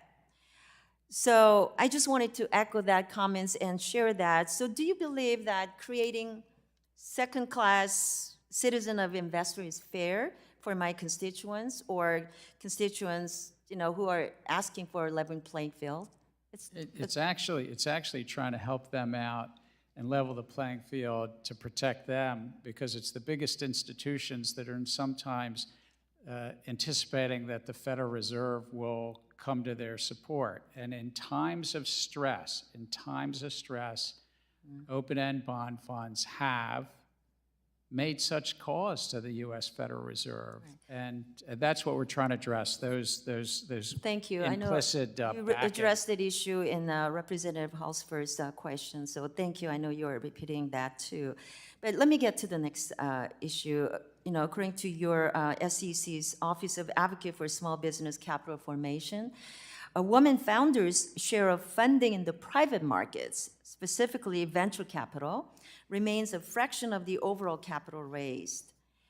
One way to reduce this gap in funding is by incentivizing more women fund managers in the industry, something I heard in my conversation and roundtable discussions I had with them.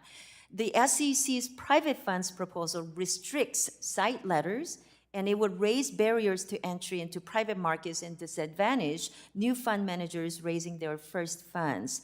So have you assessed how moving forward with this rulemaking will inhibit new and emerging, especially women, fund managers from raising funds? I think this rule proposal, if adopted, would really help a diverse array of investors. Those are the investors behind the pension funds that are in here, and help a diverse array of small businesses. It would potentially, frankly, lower the profits of the middle. That's the efficiency. Competition would drive greater efficiency in the middle of the market, the asset managers, and I would imagine they would comment to you that they might have lower potential profits, but that's going to help investors on one side and small businesses on the other side, raising money from those private funds. Thank you. Thank you. Thank you for your comments on that. I want to make mention of the Commission's ABS conflict of interest rule. As you know, there are many Americans who can save up to 20% down payment on a home. But private mortgage insurance allows them to get into a home in a fiscally responsible manner. And it's especially critical in Orange County, where I represent, which has some of the most expensive housing stock in the industry. Whopping 72% of first-time California homeowners use private mortgage insurance. So will you ensure that private mortgage insurance can continue to utilize the capital markets for transactions that are recognized by state regulators, FHFA, and the GSEs being important tools for prudent risk and capital management in today's housing market? Obviously, I'm talking about the working class and middle class Californians that I represent. They agree that PMI would be needed to give them the access to home ownership. I want to get your thoughts on that. So as the discussion with Representative Fitzgerald earlier, I'll take this back and think about it, but we have to comply with the law passed by Congress that addresses these conflicts in the market. If you'll please provide that in writing. Thank you. Thank you. Thank Will you. you please provide that in writing? Yes. Thank you. We'll go to Mr. Green for 5 minutes, and we'll adjourn. We'll recess so members can finish questioning. Thank you, Mr. Chairman. I thank the ranking member as well, and Mr. Chairman Gensler.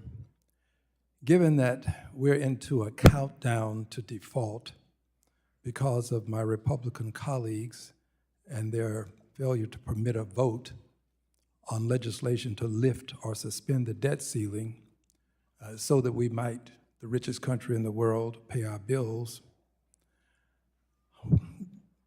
the hearing should really be about, in my opinion, the adverse consequences of the richest and most powerful country in the world failing to pay its debts because of politics.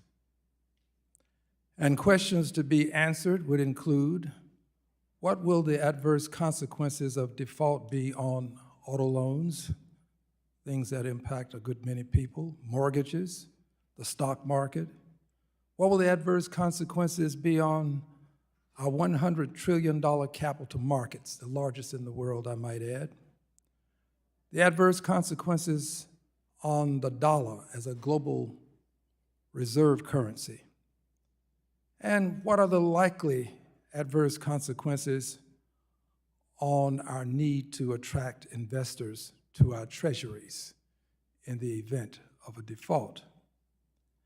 Of course, a question of paramount importance would be, what is the likelihood of a Republican recession? So, Mr. Gensler, let me ask you, please, as it relates to our global reserve currency, a default, what do you prognosticate the consequences to be on our status with our global reserve currency? Representative, it's hard to predict because we'd be in uncharted waters, but it'd be quite disruptive. The base of our markets is U.S. Treasury, and you would envision that there'd be more risk in that market, less liquidity, and that it would cost more as taxpayers to raise money. In terms of the U.S. dollar, how it probably would be in more volatile times, but what would happen to its rates is hard to predict. But in terms of homeowners and the capital markets, we'd be in for a lot of volatility. And we would take a hit in terms of future investors thinking about our capital markets in the same way. They'd have to price in the risk of this instability potentially happening again. This is a good segue into the question with reference to the adverse consequences on the need to attract investors to our treasuries. Our treasuries are considered the best in the world. People believe that their money is secure when it's in an American treasury. What would be the consequences? Again, it's hard to predict, but it'd be quite disruptive, quite volatile, and uncertain. I thank you for your commentary and would close with this. It seems to me that we should understand the importance of suspending or lifting the debt ceiling such that we don't get into these uncharted waters. Because once we're in these waters, we may extricate ourselves, but the impact, the adverse consequences can be something that can last for a moment. And I'm using a moment in a rather loose way because it could be much longer, obviously, than a moment. And I would hope that as you make your commentary to persons in these meetings that you have with them, that you would let them understand to a greater extent than we might share in the public our position with the reserve currency and the impact. There is a war for currency supremacy, and currently we're winning, but we don't have to have this esteemed position forever. It can change. Your final comment.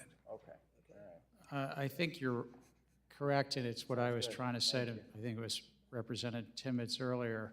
Part of our agenda is trying to ensure that our capital markets stay the most efficient, most resilient, and fair, so that we become and we stay the destination of choice. Thank you, Mr. Chairman. We will now reconvene immediately following votes. The committee stands in recess. All right, so what I'm going to do is I'm going to leave this feed up here. I'm wondering if they're going to fire back up on the same feed or if I'm going to have to kick in a new one. But let's do this. I've got until about, I don't know, about 3 o'clock today Eastern time that I could broadcast this before I got other stuff coming in. But let's just get people caught up on what is going on. All right, here's something that's kind of bothersome.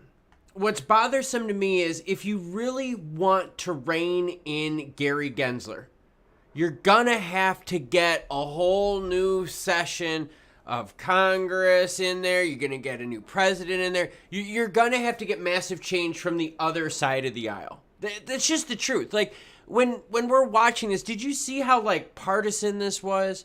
Did you see the buzzwords that were used? I mean, come on now. Like, it was not really too cool crypto related, right? And so what I think a lot of us are seeing here is that if you really want change, you gotta vote people out that just aren't helping us at all. Decline Management says Emmer was the best. Yeah, Emmer was the best. But now what's that step further? I'm going to point to my board and say change is needed. Talk is cheap. Right? How many crypto companies out there say to you, oh, we've got this awesome product coming out. Oh my gosh, we've got this cool thing. We're going to revolutionize DeFi. We're going to blah, blah, blah, blah, blah. And they don't come up with anything.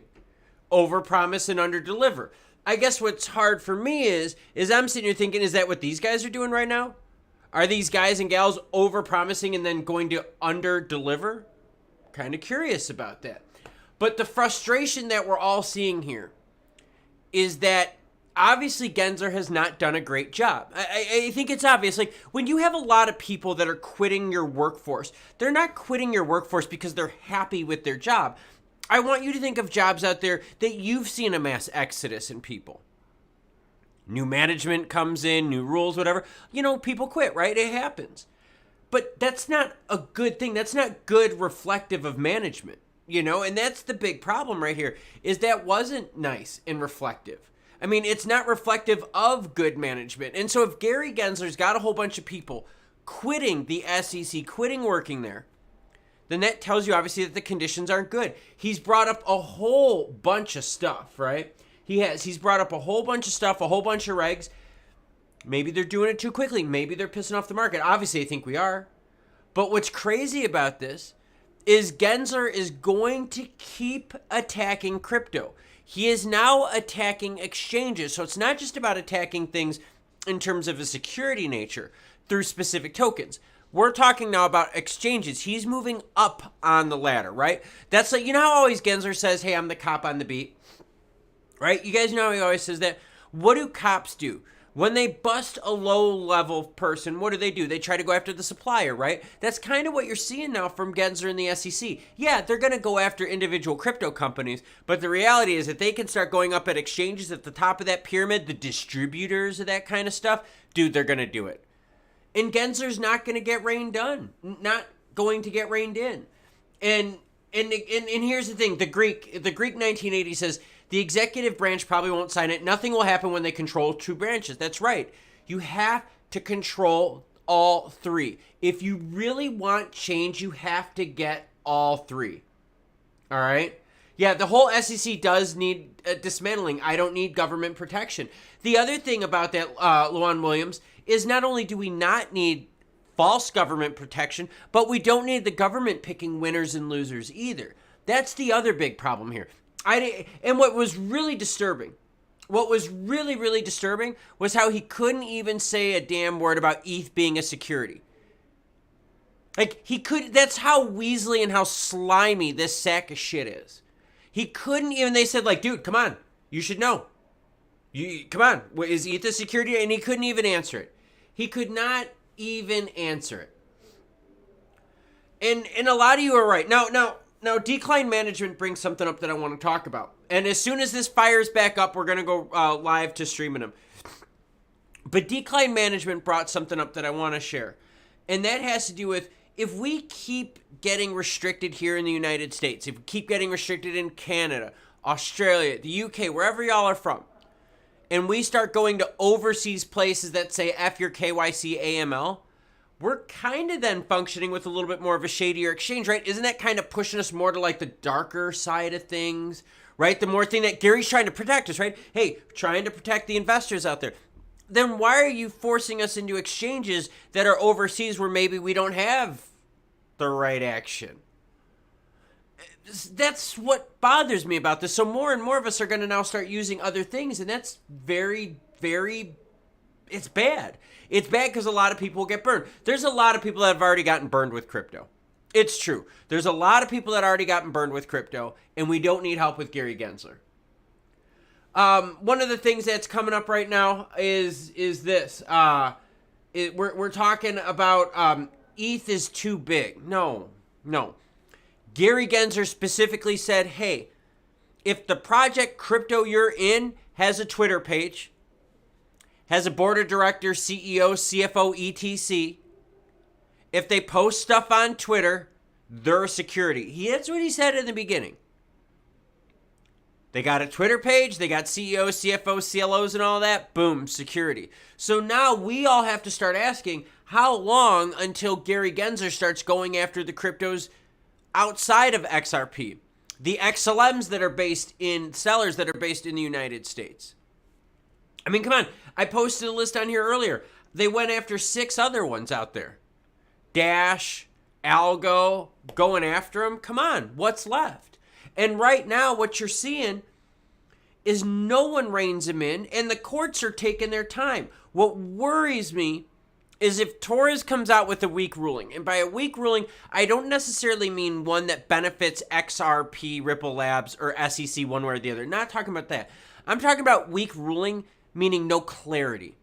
If it's a ruling where it's like, oh, so some of this, so some of that, some of the, like, even if it's kind of messy, that's not really clarity, is it? You come up with like a more gray version or a more well-defined gray version. You don't want that. You want something clear cut.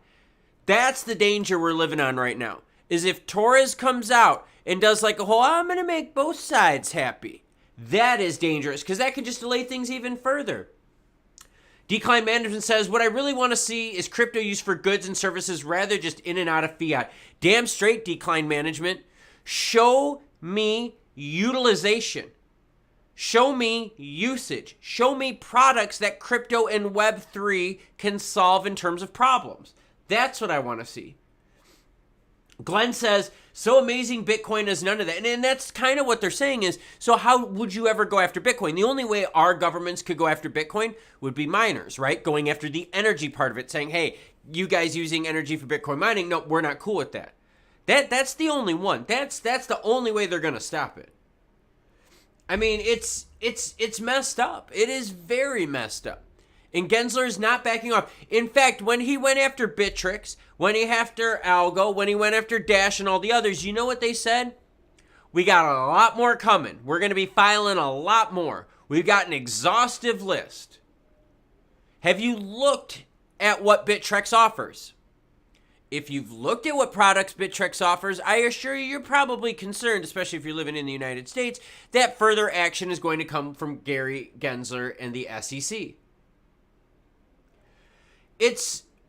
This is very frustrating. It's very frustrating because you're definitely seeing one side of the aisle protect Gensler more than the other. Maxine Waters thought he was the best man in the world. Man, she could blow him kisses or give him a blowy, she would have done it. Yeah, you can let stuff fly on here. It's cool. We're an adult channel. But now they're protecting him. They're protecting his poor performance. Oh, see, people aren't happy with Gensler. People aren't happy with the performance of the SEC, pushing jobs out of the United States. So if you're not happy with someone's performance, you demand change. Change is needed. Massive change in this instance. Oh, it's bad. It is bad. 1-1 says nothing will ever happen to Algo. Can't say that because the SEC just went after him. So yes, stuff can happen to Algo.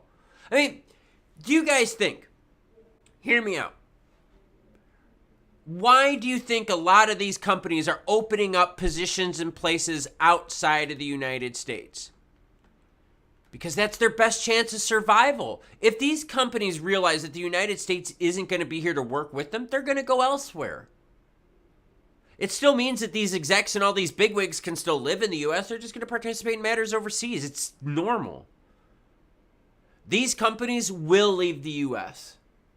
Maxine Waters did love SBF. It's very true. They go to the juice bar. I would definitely agree. One of the things that bothers me about this conversation, and we're gonna pick up some cards here, okay? Give me a second. Let me get my cards real quick. What bothers me about this whole conversation is that, like, I can have this, okay? This is a Butterfree. It is nothing nice. It is a Butterfree, right? I got this Butterfree, and I'm like, you know what? I have zero expectations that I'm going to make money on it. It's a Pokemon card. Now, what do I have? I've got a Rayquaza GX, full holo. Okay, I expect to make some money on this. What's interesting, these are both Pokemon cards. One of them is defined as a security by Gary Gensler. One of them is not. Yet they're the same damn thing. They're Pokemon cards. That's how confusing this whole mess is. A lot of people.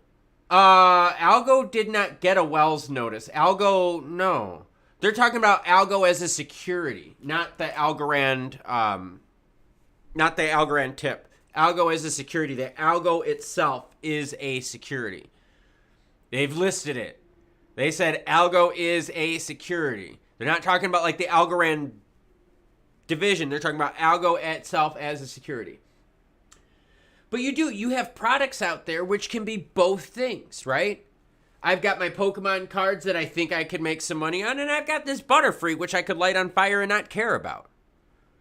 So we have to get these updated regs because we need the clarity. Otherwise, Gensler's free to do whatever he wants. You saw it. Did he seem too shaken? Yeah, I know there were times where he was freaking out and he was shaking a little bit. But did he seem too upset? Did he seem too freaked out? Did he seem too like, oh my gosh, like they're just going to get me? Like, come on. You found a Charizard while walking your dogs? That's pretty crazy. That's a good find. I'm a Charizard fan.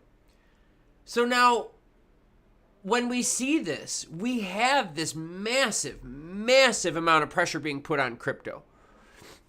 Let me switch out here. Give me a second here. I'm gonna keep this open. Don't worry. They're on recess right now. When they come back, we'll get it. But I brought up the article here. I've got it up on my other screen.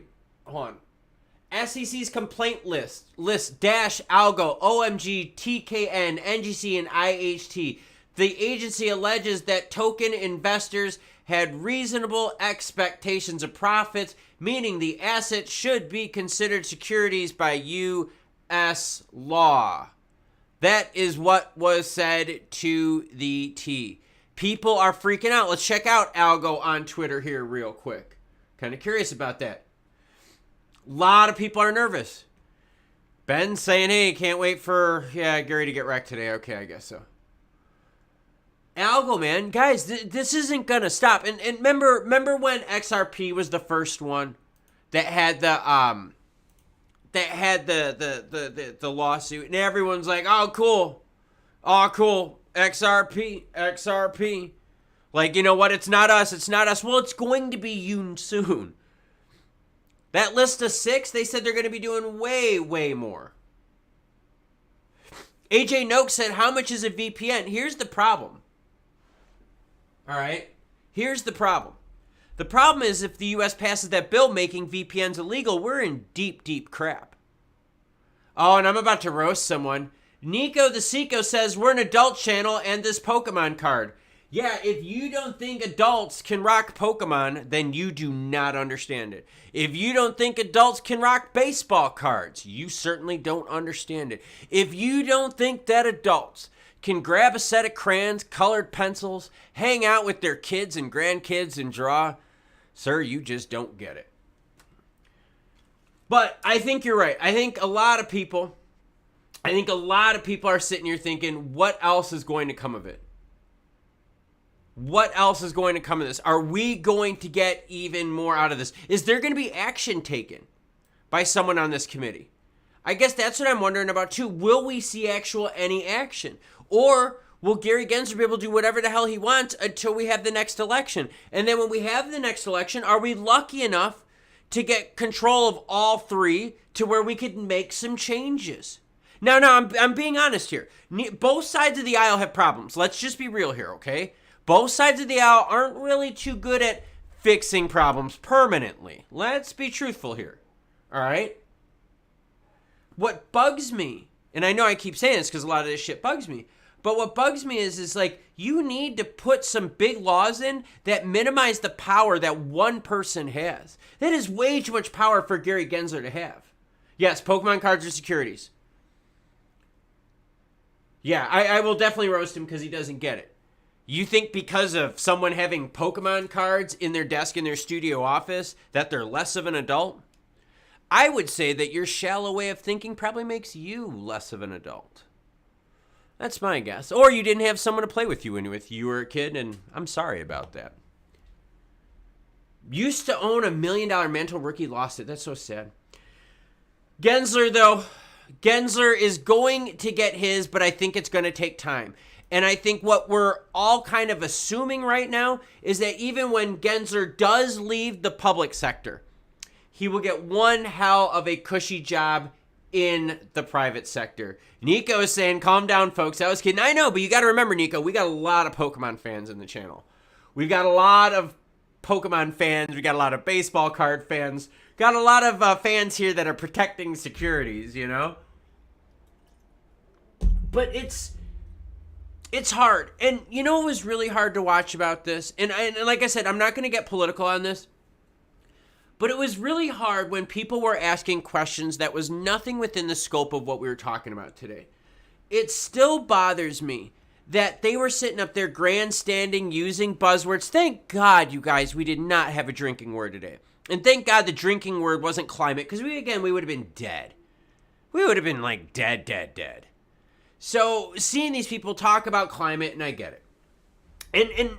And the thing is this. Now, for those of you out there that are pissed to hear about climate, you're pissed to hear about race. You were pissed right off the bat. Remember when the gal was talking about businesses in Puerto Rico? You remember all that kind of stuff? And a lot of you are pissed. But just remember, every one of those segments of people that are pissed at Gary Gensler will stand shoulder to shoulder with us and fight the overreach of the SEC. The enemy of my enemy is my friend. We have friends in ag. We have friends that are fighting back against the climate agenda with the SEC. We've got friends in Puerto Rico that aren't happy that the SEC is screwing them over. We've got friends where individual businesses are asking for SEC help and they haven't gotten it. So there are quite a few allies of crypto out there that can help us out. Michael O2 says, Klaus, I have a pack of 52 cards. Can you tell me which one is the security? See, and that's, oh man, it's so true, dude. It's so true. Like, and okay, that is why you need updated regs. You need updated regs because think of crypto, all right? And we're gonna touch something a little soft, okay? Think of crypto. Has many uses. You could use crypto like a security and expect some profits and only deal with it that way. Oh, I understand that a lot of people do that. You can also use crypto to pay for things. Multiple uses. Do you know that I use some of my XLM to buy NFTs in the Stellar ecosystem? I'm not using my XLM as a security. I'm using my XLM to pay the gas fee, which is a utility, but I'm using it as a currency to buy NFTs. And some of the NFTs I buy and I put them in my videos. So in that case, securities laws, right, from 33 and 34 don't apply because I'm able to use this as a dual modality. I can switch back and forth how I want to use it. XRP is similar too. You can purchase NFTs with XRP. It's possible. How is that a security then? Does it have properties of a security? Yeah, you bet your butt it does. You bet your butt it does. You bet your butt if you go and you buy XRP tomorrow, and you're like, yo, I hope it goes to like $1 million. Yes, that's pretty much, security action. You're kind of expecting some profit. Yes, there's some other arms. I understand that. But in the broader scheme of things, I get that. But now if you're like, hey, Klaus, I bought 500 XRP, and I bought those 500 XRP because I want to buy products using the XRP. And the reason I want to buy it using the XRP is I want to support the XRP cryptocurrency ecosystem. You know what I would say to you? I would say to you, oh, okay, then you're not using XRP as a security, are you? So if one person can use the product as a security and the other person can't, then you definitely need a new law, don't you? Because then that law doesn't fit. You can't have one thing be a crime in one instance and not in the other, and it's the same thing. That doesn't work that way. Like, it just does not work. Yeah, the air is a security. I agree. I mean, definitely. My dog is a security. I like that. Yeah, I mean, it's crazy. It's crazy in terms of this is still about government overreach, and that's what it really comes down to. And so what the government would like to do is force you into CBDCs. The reason the government would force you into CBDCs is you're still sucking off the government teat. They also can track you with CBDCs because it'd be digital. Now, a lot of you out there are like, yo, what do you mean by tracking? You're kind of getting all kind of weird here, right? Here's the thing with the tracking. You know how they have like EBT cards and stuff like that? Well, you see the reports all the time where EBT money is spent, and you're welcome to look up those reports. And you can pick them from each state, right? So what happens is you can find these reports where they track where the money is spent. People are getting EBT cards in Illinois, they're spending it in Las Vegas, in Minneapolis, wherever the hell they may be. But they're tracking money through that system. Why couldn't they then do the same type of tracking with the CBDC? And that's what's dangerous. That's what's very dangerous. What my wife is certainly a liability. A liability or a security.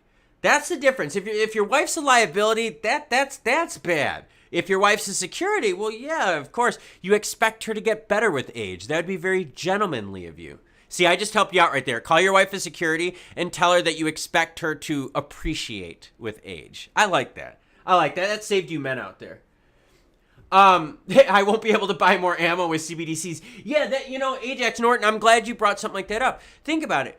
If you were going to buy something that like is a government talking point, you need to be very careful with how you use that. I purchased an item from Radio Shack. I will not tell you what the item is, but I got a phone call from a lettered agency. Now, what I used the item for was not what they thought, but they called me to talk to me about it. And obviously, how did they find out? Radio Shack. Interestingly enough, though, right? Like if you wanted to buy ammunition, if you want to do this or that, maybe you should use cash. Are you going to buy a burner phone with your debit card? Probably not, or I would hope not. Would you use cash? Would you go into a place where they allow you to wear masks? Yeah, I mean, that makes sense, right? So, I mean, we have to work through this. Like, we have to work through this, and we have to understand the idea of privacy. Fine wine, ladies. Yeah, fine wine. See, you guys, I'm helping y'all out, man, with the phrases and the statements. And as we go through this crypto journey, we have to remember that no matter what the technology is, there's going to be people out there that use it for both good and bad. All right? Good and bad.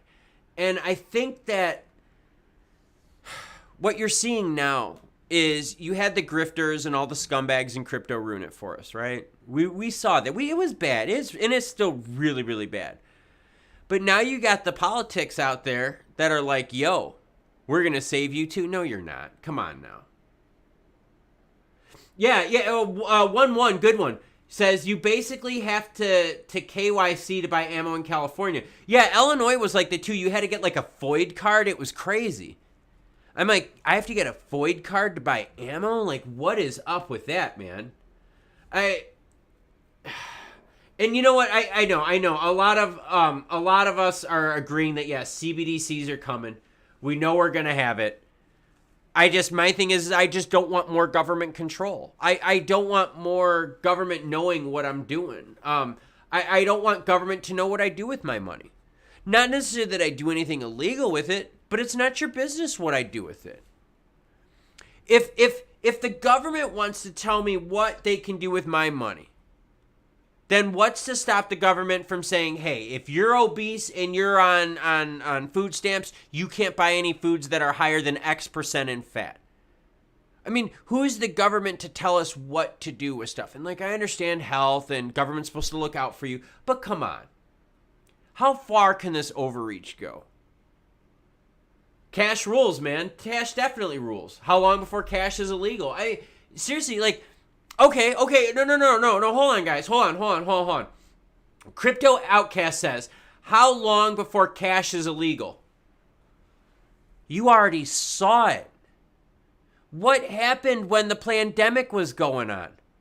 You noticed coins and cash. They took away payment methods. Didn't you notice now when you go to a baseball game, you can't pay in cash anymore? You got to use your card or your MLB thing? So you're already seeing that. Don't you remember how many Coinstar machines were locked out because they said, hey, by people turning in change, you're passing the virus around.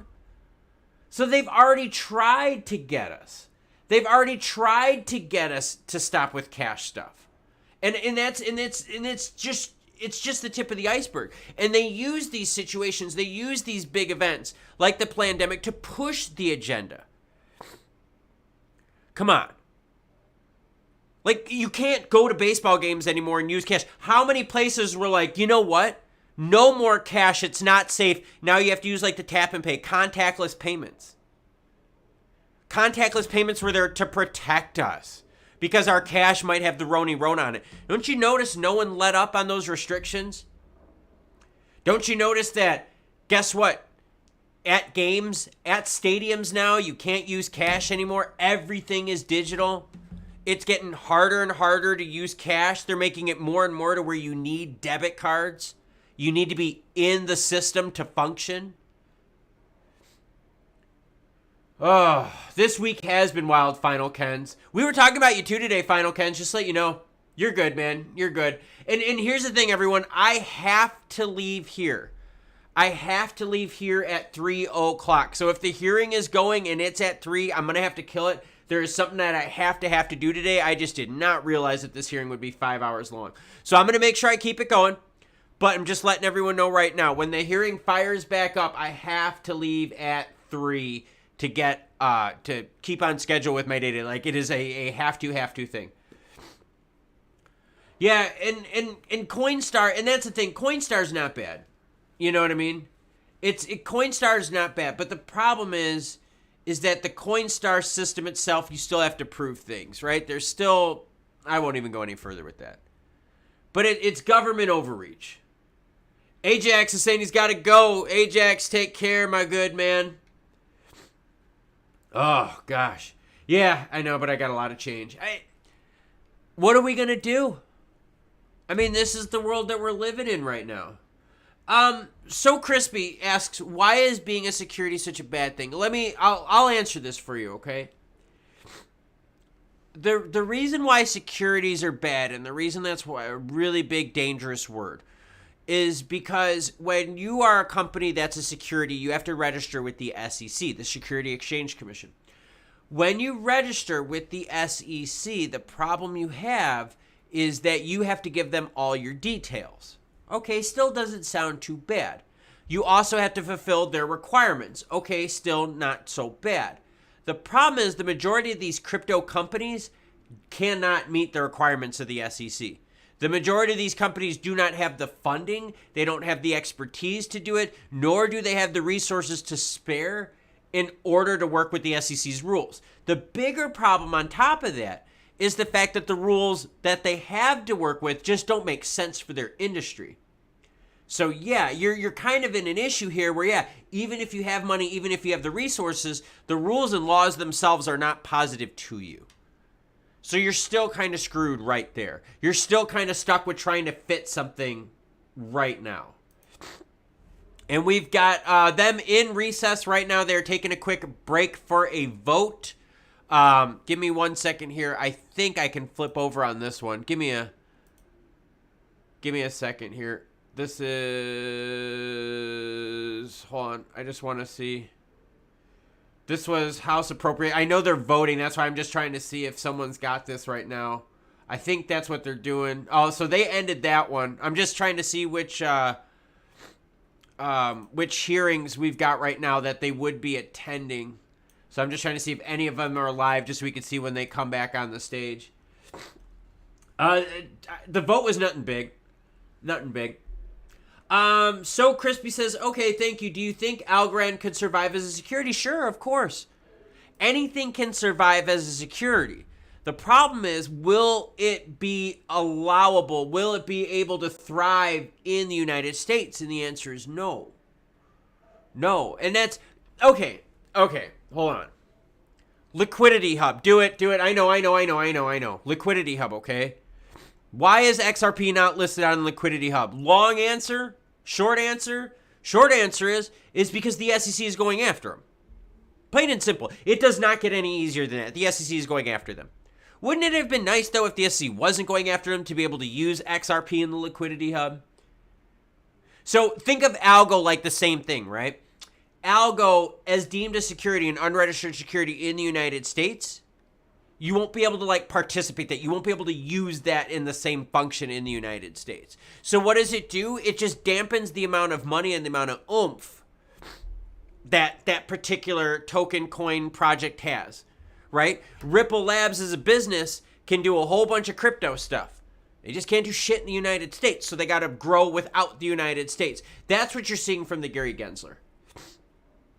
Bullish Hodl says, exactly like the library case, they were seeking the framework, approached the SEC only to be slapped with a lawsuit. That's the other thing.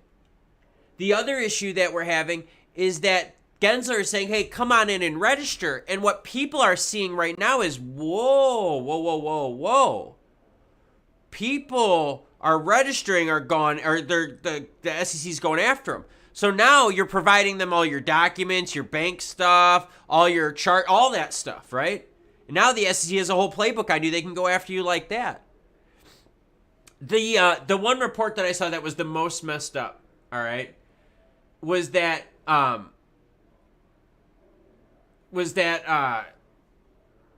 on, I'm just reading some of the questions. War Galley chimes in, Gensler would avoid answering that question like the plague. And it's true, Gensler avoided everything. Totally everything. And Digital Orgy says, if you think Ripple is not going to use a coin they're sinking hundreds of millions of dollars into, you're insane. Here's what I'll tell you, Digital Orgy. They don't need XRP. They don't. They do not need XRP. If they can fire up a liquidity hub using Bitcoin, Ethereum, and Tether, all of those three have tons more liquidity than XRP does. So no, Ripple Labs does not need XRP. They do not need it. They can operate their liquidity hub financially without it. That is not an issue. Companies often sink millions and hundreds of millions of dollars into tech for it to only not work and then to pivot. Look at what Zuckerberg did with Meta, right? He sunk all this money into Meta and you're like, yo, you got to pivot, man. You got to pivot. Happens all the time. All the time.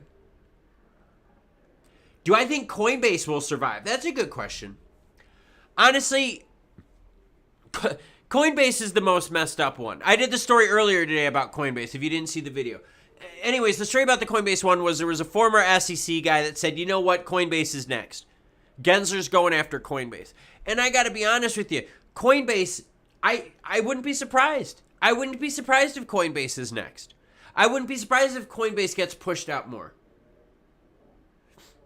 And that's the mess. I mean, that is the mess. X Game Writer says, Howie can work in crypto. The fact that Gensler thinks a stablecoin can be a security tells you he's purposely using broad scope to taint it. Howie isn't the issue, the application is. That is a really good point.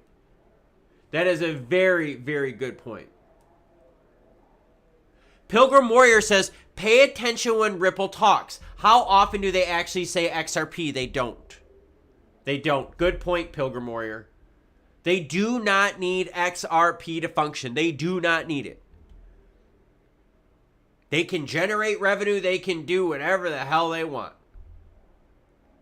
They do not need it. Liquidity right now, if they can run it through Bitcoin, Ethereum, and Tether, that covers like 99.9% of the market.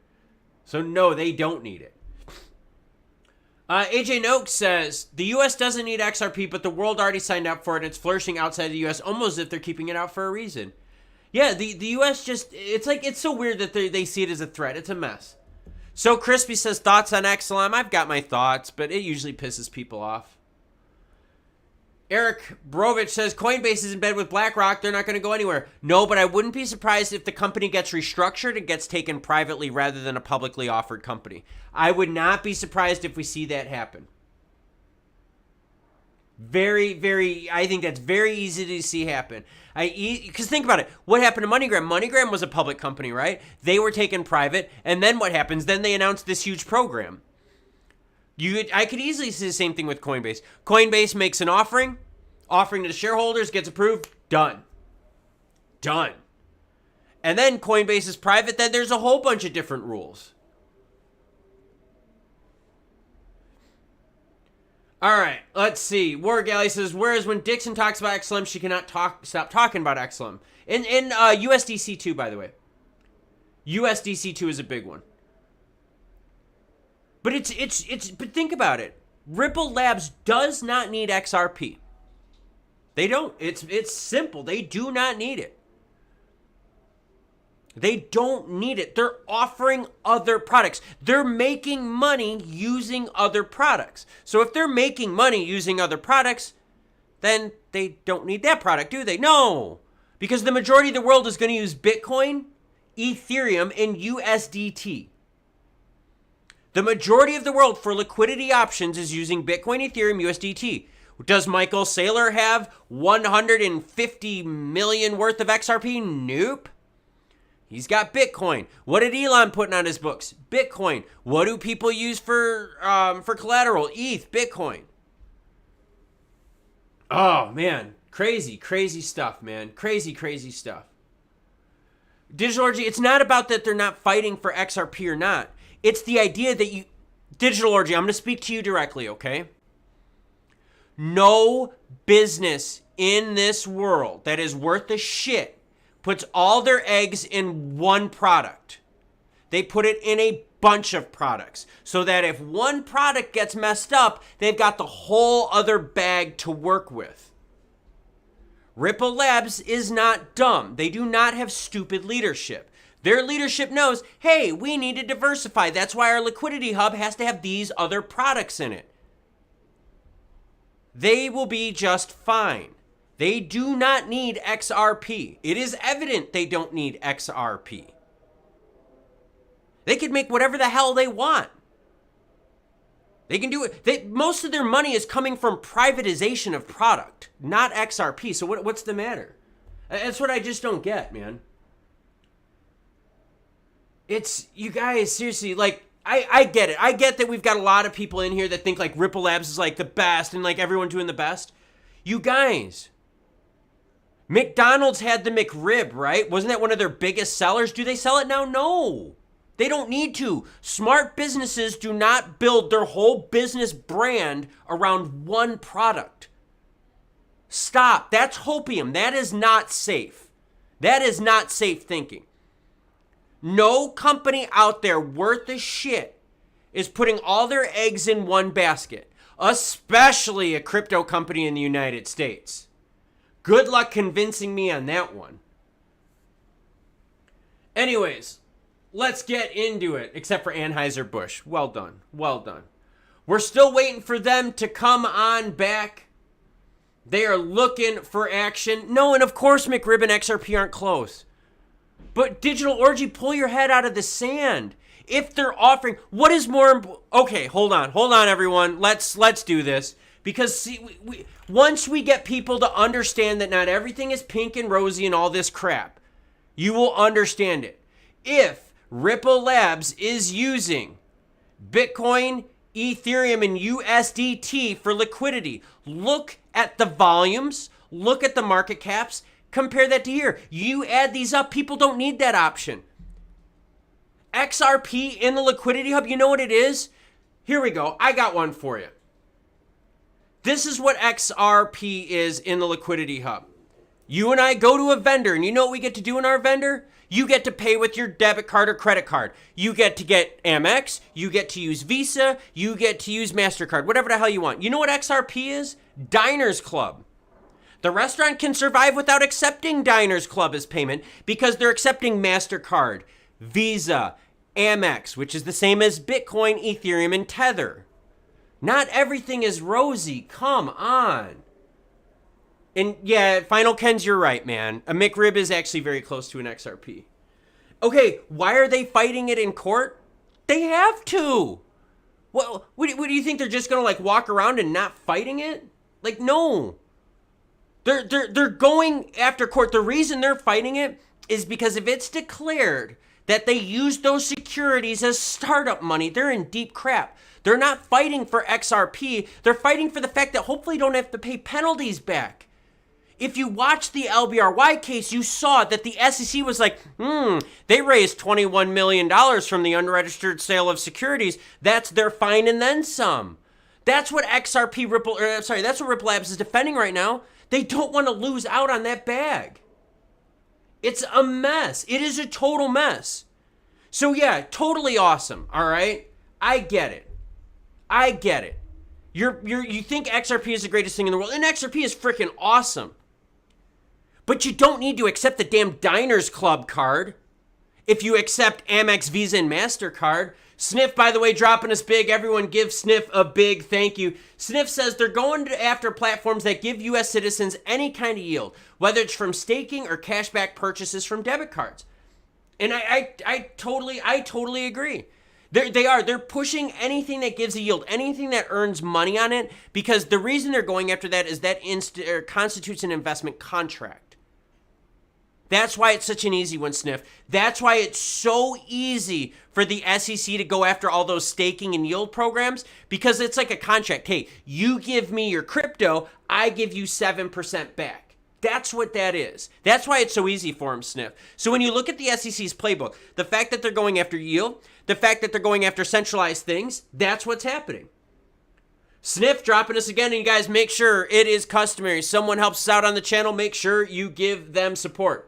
They want to eradicate those whose skin matches yours. Hey, man, remember, I'm the good Klaus, not the bad Klaus. Now, in Digilorgy, like, I'm not telling you that XRP is worthless. Trust me, I'm not telling you that. But what I'm telling you is Ripple Labs, as a business, does not need to use XRP because they make plenty of money from the other stuff. Ripple Labs makes a lot of money from selling private products. They make a lot of money from selling private products. Like, seriously, they make a lot of money from selling private products. That has zero to do with XRP. That is a whole separate demon. Private products. So again, no business is ever going to stake their whole reputation on one product. Did I sell my XLM? No, I did not. I did not sell my XLM. But there's no reason, though. There's no reason to put more money in if they're not going to start making the change. I mean, that's the whole thing. That's what we're fighting about. We're fighting about change. And Final Ken, see, that's what happens, Final Kens. What happens is when they don't see the logic behind it, they think I'm just comparing XRP to a McRib and they leave it at that. What they don't understand is when I brought up the Diners Club card. How, yeah, if a company is using Bitcoin, companies using Ethereum and Tether, those are your three biggest ones. You can survive on those three. It's freaking obvious.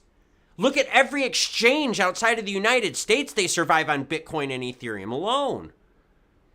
So why would you need something with a smaller market cap to make you live? That doesn't make sense. Would that smaller market cap item thrown in the mix give you more money? Bet your ass it would.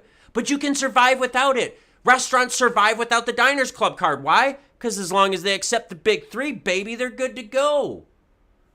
Software they sell. That's darn right. Software. Yeah, they can take it off a menu like the McRib.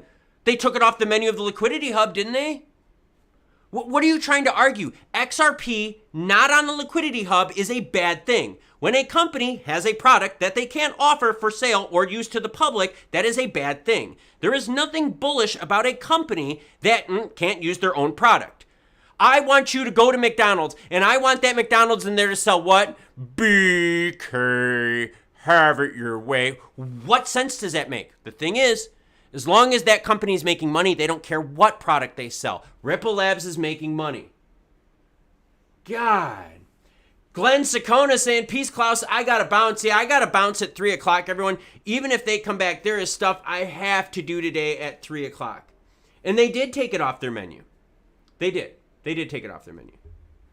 And no, Gary will not get fired. And Digilorgy, you're right. XRP will survive without Ripple. Ripple will survive without XRP. The two, which used to be very closely tied together in association, are now starting to separate bigger and bigger and bigger. Don't listen to what I say with emotion. Use your logic and think of what I'm saying. Don't get all caught up on McRib versus this or that. Use your head and break down the logic. My Diners Club is collecting dust, man. I may need to revisit it. And XRP can. Omex, XRP can survive without Ripple. You know what the proof was? Look at the Asian markets firing it up over there. Woo! Woo! Juicy. All right, let's talk about this. I do think XRP will be added to the hub once clarity comes. When is clarity coming? 2023, maybe we get stablecoin regulation. I don't know. According to Gary Gensler, he was ripping on USDC. 2024, what are we doing? We're going to be voting. Next presidential election. None of these people are going to be working, right? 2025, that's your first chance you're going to have to get real clarity. The judge ruling on this isn't going to give us clarity. The judge is not a law. The judge's interpretation of an old law until we get a new law which says, hey, something can be a security and a commodity and a currency all at once. Until we get that, we don't go anywhere. That's a big, big problem. Yeah, that was my thing, was why not just, offer it to other people? Like, I just don't see that, And yes, it is. It's in a lawsuit. It's a mess. It is totally a mess. 2030 moonshot, man. I saw Patrick's comment. That was pretty funny. But I think a lot of us have to start looking at this going, look, the results aren't where we want them to be, are they? The SEC is not going to stop, are they? We're not going to get regs in 2023. We're still looking at stable coins. Come on, Gensler's calling out stable coins. Clarity comes from regs. With what you saw today, do you think any of these people here are going to agree on regulations whatsoever? Do you think any of these people in here that they're going to somehow be like, you know what? That's right. That's right. Gary Gensler is bad. There's not enough of them. We don't have enough people in here to make this happen. We don't control 3 parts, right, of the political system. We don't have it. You're not going to get that change. Digital Orgy says, use better analogy. You didn't balk on my Diners Club card, did you? I thought that was spot legit, man. Diners Club, comparing it to MasterCard, Visa, and Amex, comparing those to Bitcoin, Ethereum. Dude, that was tits spot on. That was totally spot on, man. Totally spot on. Well, they're still taking a break, everyone, and it is just a mess. Let's take a quick look and see what the expectations are from the Fed. 86.6% that the Fed will raise rates a quarter point here, coming up in just about 2 weeks. Final Ken says, I don't know. I like McDonald's, took McRigo off their menu. Ripple took XRP off their liquidity hub. I'm stoned, but who knows? Guys, it happens all the time. Products are removed. The issue we have, okay? The issue we have is that there's no clarity, period, in the market. There is no clarity. If you want clarity, you got to get something better. Oh my God, Digital Orgy, seriously, what is up with the people that are like, dude, if you're scared? I'm not scared. But why would I put more money into it when I can make more money elsewhere? If I'm scared, sell. End of story. No, I just don't put more money into it. Are you that unsavvy, Digital Orgy? Do you not get it? Do you not get that there's people out there that, hey, once they tap their bags, they just wait. There's no pressure to sell because the money's accounted for. But if you're one of those people that's black or white, you're going to miss out your whole life, man. Whole life. It's totally true. Total shit show, just like every other thing Congress does. It is a total shit show, and I'm waiting for them to come back. Their voting breaks a little bit longer than I would like. Oh, here we go. They're coming back on. I heard someone hitting a mic. Thank you. Hold on a second, guys. I think they're going to be coming on here. I hear them. The committee will come to order. I want to thank Chair Gensler. Thank you for waiting for us to come back from votes, and thank you for making yourself available. We'll now recognize the gentleman from New York, Mr. Garbarino, for 5 minutes. Thank you, Mr. Chairman. So thank you so much for being here. In addition to serving on this committee, I also chair the Cybersecurity Infrastructure Protection Subcommittee of the Homeland Committee, and Congress plays an important role in encouraging agencies to achieve regulatory harmonization so there's no duplicative and burdensome regulations. We had a hearing last month. I heard from a number of stakeholders, including one from BPI, that said their cybersecurity employees spend anywhere from 30 to 40% of their time focusing on compliance matters instead of the day-to-day protective mission. Last month, the SEC decided to release 4 newly proposed rules that contain more than 1,400 pages of regulatory language on cybersecurity and operational resilience for the capital markets industry. This comes nearly a year after the SEC proposed 2 other rules that would require issuers to publicly disclose a cybersecurity incident within 4 business days following a company's determination that the incident was material. Let me be clear. Given the existing workforce challenges that we are seeing across not only the financial services sectors, but all the rest of the 16 critical infrastructure sectors, we must ensure that we are not driving talent out of the cybersecurity workforce pipeline because the federal government is not analyzing how rules and regulations interact with each other. With all this in mind, has the SEC worked with CISA or other federal agencies on the development of any of these proposals? Or how can the SEC harmonize its many proposals with existing regulations and laws such as the Cybersecurity Incident Reporting for Critical Infrastructure Act? I thank you for that, sir. And yes, we've had good conversation with CISA, with the director, Jen Easterly, but also her staff with regard to the best standards that they think there exist in terms of cyber resiliency and enhancing that for our investment advisors and broker-dealers. So, okay, and that's great, but we need to do something because CISA's now got, there's going to be a 72-hour rule there. They've got, you have a 4-day rule. Comptroller currency has another rule. 30 to 40% of having employees, especially in the financial service sector, of spending time with compliance, it leaves us vulnerable, and I think we need to do a better job. And it's not just you, but it's everyone. I think we need to continue to do that or do it better. Just a follow-up, yes or no, has the SEC conducted an analysis on how the 2 proposed rules from last year, if finalized, would impact the recently proposed rules, proposed rules from this year? We actually reopened one of the rules from last year, and so that which relates to investment advisors, we reopened to be simultaneous with these 3 new proposals because there might be some similar commenters. Okay, thank you. I want to change topics. I'd now like to ask about another inconsistency between 2 rule proposals that you have pending at the SEC. The first is your proposal on short sale disclosures, which it seems to me prudently excludes individual position reporting to avoid negative consequences such as copycatting and herd behavior. And the disclosure contemplated there is one on a monthly basis. And in contrast, your proposal on the securities-based swaps disclosure, Rule 10b-1, explicitly requires individual position reporting to be on a timeline of 1 day after the trade is placed. So I just want to understand the distinction. Has the Commission made a determination that concerns related to front-running, copycatting, and herd behavior, which are clearly risks associated with the short sale disclosure, do not exist in the case of securities-based swap disclosure? And how, if that's so, how did you come to that conclusion? And what economic analysis was performed? I'd like to work with you and have staff get back to you because it's a detailed question, but each of these really were to address a separate information. In terms of short sale disclosure, that actually is a congressional mandate as well out of Dodd-Frank, and we worked through that.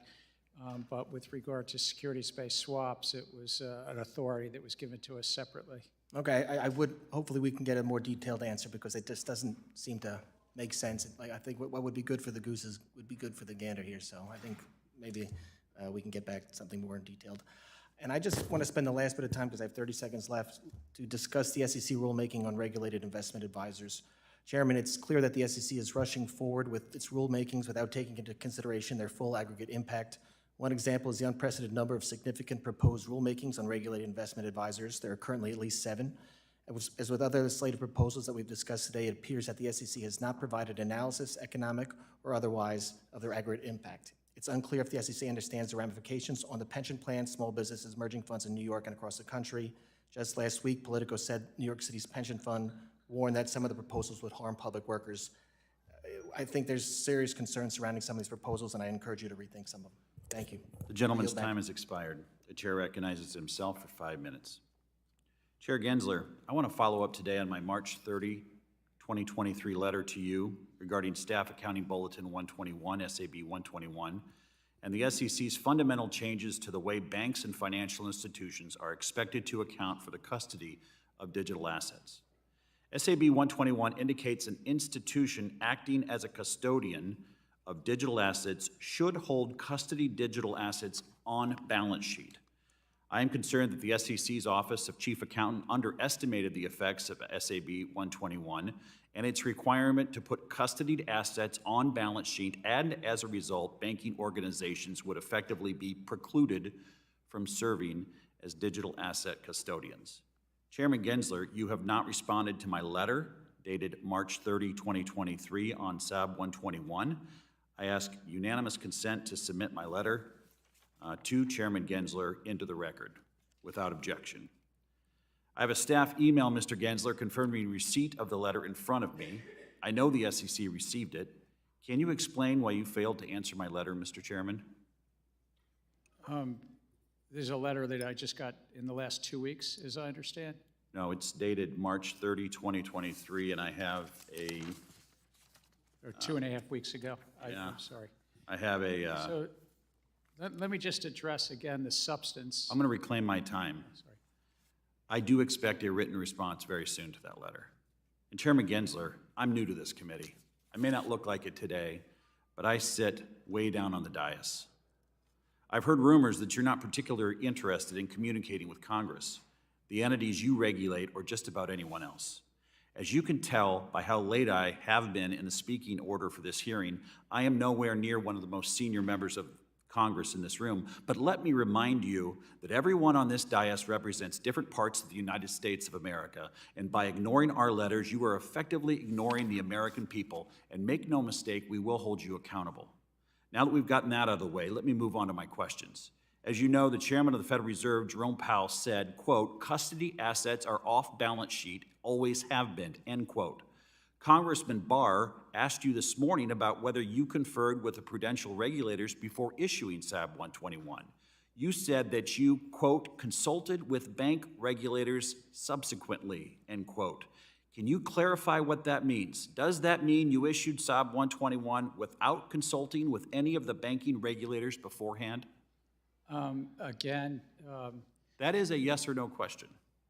Sir, I'm going to try to address your question. Putting crypto assets off balance sheet is also a recipe for further risk in the system and disaster for the system.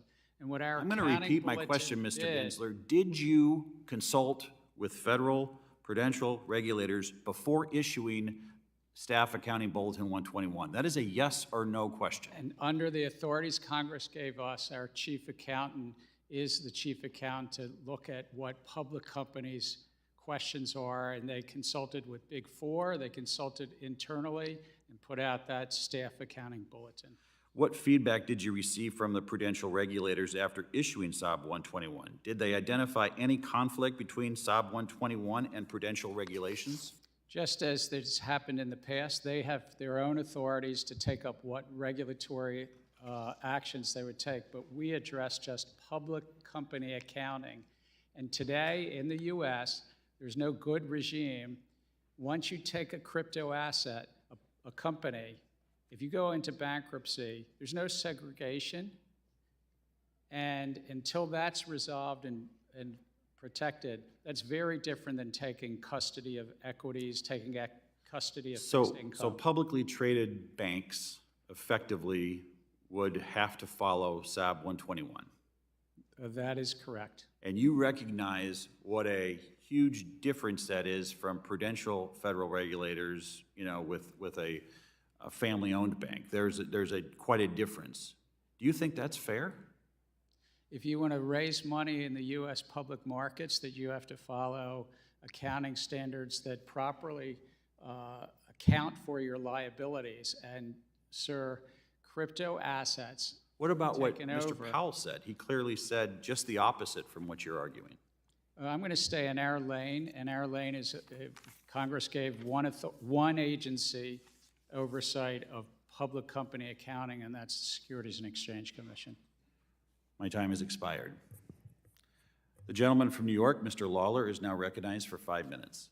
Thank you, Mr. Chairman. Mr. Gensler, how much money has the SEC spent to analyze the impact of climate change on capital markets since you took over?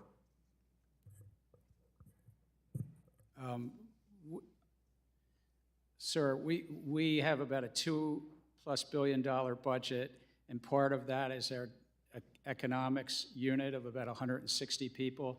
But our remit is just about the disclosure regime. It's not, if I understand your question, about climate risk. We're not a climate risk regulator. We're a disclosure regulator and a capital markets regulator. Okay, so how much money have you spent doing that function? Our oversight of the capital markets, $2+ billion a year. Okay. Is it your view that the SEC should be guiding companies and investors in the type of investments they are making? As mandated by Congress, we're merit neutral. Investors get to decide which investments they take, but it's based on full, fair, truthful disclosure. So that's our remit. So investors get to decide, but you believe ESG should be a component of that decision-making process? Well, what we know today is that hundreds of companies are making disclosures with regard to climate risk, and investors across the spectrum, from small investors to large, are currently using those climate risk disclosures in their investment decisions. But do you believe that should be kind of the guiding principle of how people invest? It's currently happening in the U.S. and around the globe, and so what we have a role then to do is to help bring some consistency and comparability in disclosures that are already happening. Does the SEC deserve any culpability in the collapse of FTX? A number of entities in the crypto field are non-compliant with U.S. law as adopted by Congress over the years, and we're going to be a vigorous cop on the beat to help bring them into compliance. Respectfully, that's not what I asked. I said, does the SEC deserve any culpability for the collapse of FTX? Yes or no? Look, I think that when people are defrauding the public, we go after them, and that's what we've done here you're not and answering my elsewhere. question. You're not answering my question. I'm asking you a very simple, straightforward one. Does the SEC deserve any culpability at all? I understand your question. I'm very proud of the SEC and its staff, and we will continue to pursue. So you don't believe the SEC deserves any culpability with respect to the collapse of FTX? We have a whole field in crypto that understands the law, and if they are providing exchange services, broker-dealer services, clearing services of crypto security tokens, they should come into compliance. Or reclaiming my time, why didn't the SEC take action on FTX's alleged secret lending of at least $4 billion to Alameda Research? Again, I'm not able to talk about specific companies or investigations, but I will say all of these companies should come into compliance with the law, and until they do, we will continue to pursue as a cop on the beat and investigate and follow the facts and the law. But it takes time to build cases. It takes time to do them thoughtfully and carefully as you'd want us to do. I would just like you to answer my question, but that's fine. As you've proceeded with such drastic rulemaking at a rapid pace, the SEC's Office of Inspector General raised significant concerns with your short comment periods limiting the amount of feedback SEC staff receives. Why have you ignored the IG and pushed for shortened comment periods?